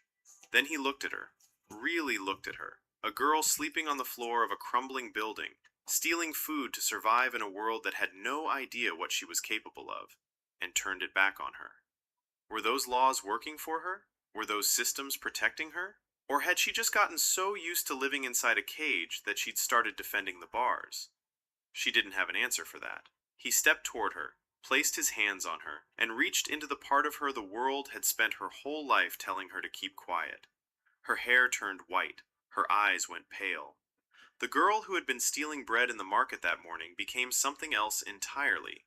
She became Storm, his first horseman, and she already knew exactly where to start looking for the rest. Back in the States, Charles had already made his way to Langley to pay Moira that visit. She told him everything she'd seen. The chamber, the cult, the ancient sealed form, the moment it all came down around her. Between what she had witnessed underground and what the CIA had been piecing together through the Ashir en Saba Nur cult for years, a picture started coming together. An ancient mutant, thousands of years old, the first one who ever existed, and now awake. And while Charles was away, someone walked back through the doors of the mansion that nobody had seen in years.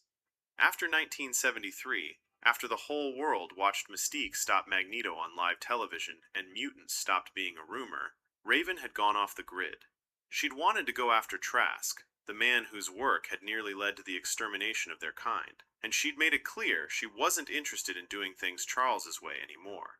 So she disappeared. But disappearing didn't mean hiding. For years, she'd been moving through Europe, using her ability to become anyone to go places no one else could and get mutants out of situations no one else would touch.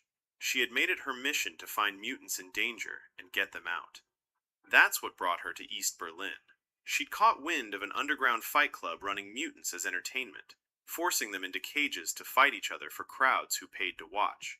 One of them was a young, blue-skinned mutant named Kurt Wagner, a boy who could teleport, who had been taken and put in that circuit because his appearance made him a spectacle.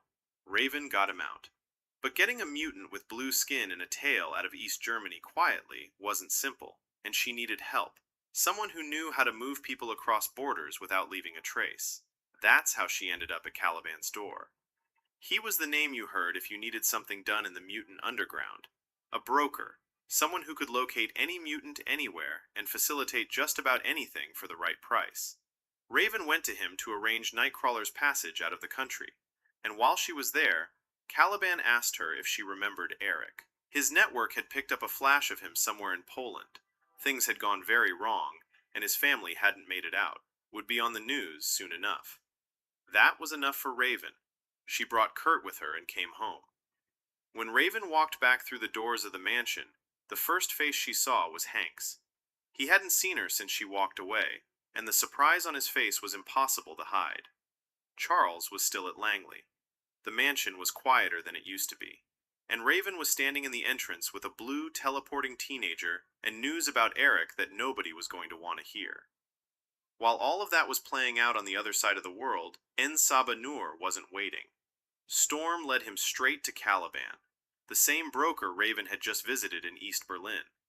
Caliban had a gift for tracking mutants, and Storm knew if anyone could point them toward the kind of power En Saba Nur was looking for, it was him. But Caliban didn't work for free, and when En Saba Nur made clear he had no currency to offer, things got hostile fast. It didn't matter. Caliban's enforcer, a mutant named Psylocke, stepped forward to protect her boss, and that moment of defiance was all En Saba Nur needed. He showed her what she could become. She looked at Caliban, then back at him, and she walked away from the only life she'd known to become the second horseman. 2 horsemen now, and En Saba Nur still had 2 more to find.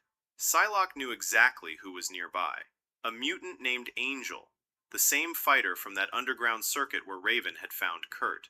Angel had actually been one of the fighters Kurt was forced to go up against, and in that fight, Kurt had teleported him into the electric fence surrounding the cage and damaged one of his wings badly. After that, Angel's life fell apart. A mutant built to fly, grounded, with nothing left to show for it but a broken wing and a bottle. When En Sabah Nur and his horsemen walked in on him, Angel told them to get lost. He wasn't interested. But En Sabah Nur didn't leave. He reached out, and where there had been torn feathers and broken bone, metal grew. New wings, sharper, stronger, built for something far beyond what Angel had ever been before. Angel looked at what he'd become and didn't say no again.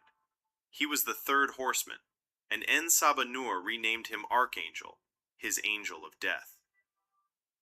With 3 horsemen now, Psylocke already knew exactly who belonged in the 4th seat. She'd been at Caliban's when word about Eric came through the network, and she knew where he'd be. Back in Poland, Eric was done grieving. He'd gone back to the steel mill, not to work, not to hide, but to stand in front of the people who had smiled at him for years and then handed him over the moment they found out what he was. And when he got there, he was quiet. Not angry, not desperate, just done. He walked in like a man who had nothing left to lose and all the power in the world to prove it. And every single person in that room felt it the second he stepped through the door. He let the silence sit for a moment. Then he spoke. He told them that some of them had spoken to the police about what they thought they saw, and that if they wanted to know his powers, if they wanted to see what he could really do, he would show them. He told them to think about the person they loved most in their life, their wife, their mother, their daughter, and he told them that now that person would know what it felt like to lose someone they loved, and to carry that pain forever. One of them begged him to stop, called him Henrik. Eric looked at him and said his name wasn't Henrik. His name was Magneto. That's when En Sabah Nur showed up. He teleported into the mill with his 3 horsemen standing behind him, and Eric, still holding that locket, still standing over the men who had ruined his life, turned around and told whoever this was not to try and stop him from doing what he came there to do. En Sabah Nur didn't flinch. He looked past Eric at the workers, and before Eric could even turn back around, every single one of them was pulled into the ground and gone. Eric just stood there. Then En Sabah Nur told him he wasn't there for them. He was there for him. And to prove it, he took Eric somewhere no one had ever dared take him before. They teleported to Auschwitz, the camp where Eric's parents had been ripped away from him when he was just a boy, the place where his powers had first broken through. Eric told him he shouldn't have brought him there. But En Sabah Nur wasn't trying to hurt him. He was trying to unlock him. He told Eric to reach down into the earth, to feel the metal buried deep beneath the ground, deeper than he'd ever reached before, and to understand that he had always had the power to move the world itself. And Eric did. The ruins around him began to shake, and everything the camp had ever been started coming apart. Eric didn't need much more convincing after that. He became the 4th horseman. Back at the mansion, Charles had returned from Langley and brought Moira with him. She had seen something under Cairo that went beyond anything the CIA files could explain, and Charles wanted her close while they figured out what they were dealing with. When he walked into his office, Raven was already there, sitting at his desk like she'd never left. They hadn't spoken in years, but Raven didn't waste time on the reunion. She had news that couldn't wait. She told Charles what the world outside looked like from where she'd been standing. Mutants, living in fear, hiding, shrinking themselves down just to survive. And Eric, a man who had tried harder than anyone to live a quiet life, had just lost everything all over again. She said it plainly. Mutants needed to stop running and learn how to protect themselves. And Charles needed to be the one teaching them how to do that, not just how to blend in. Charles took it in. Then he gathered everyone and they went down to Cerebro. They needed to find Eric.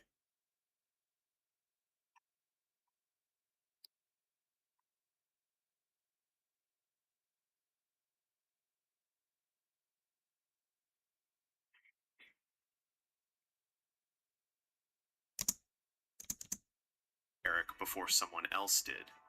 He put on the helmet, expanded his mind outward, and found him almost immediately. The grief coming off Eric was so raw that Charles could feel it from across the world. He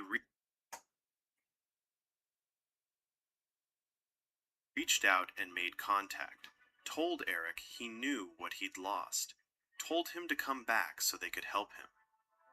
Eric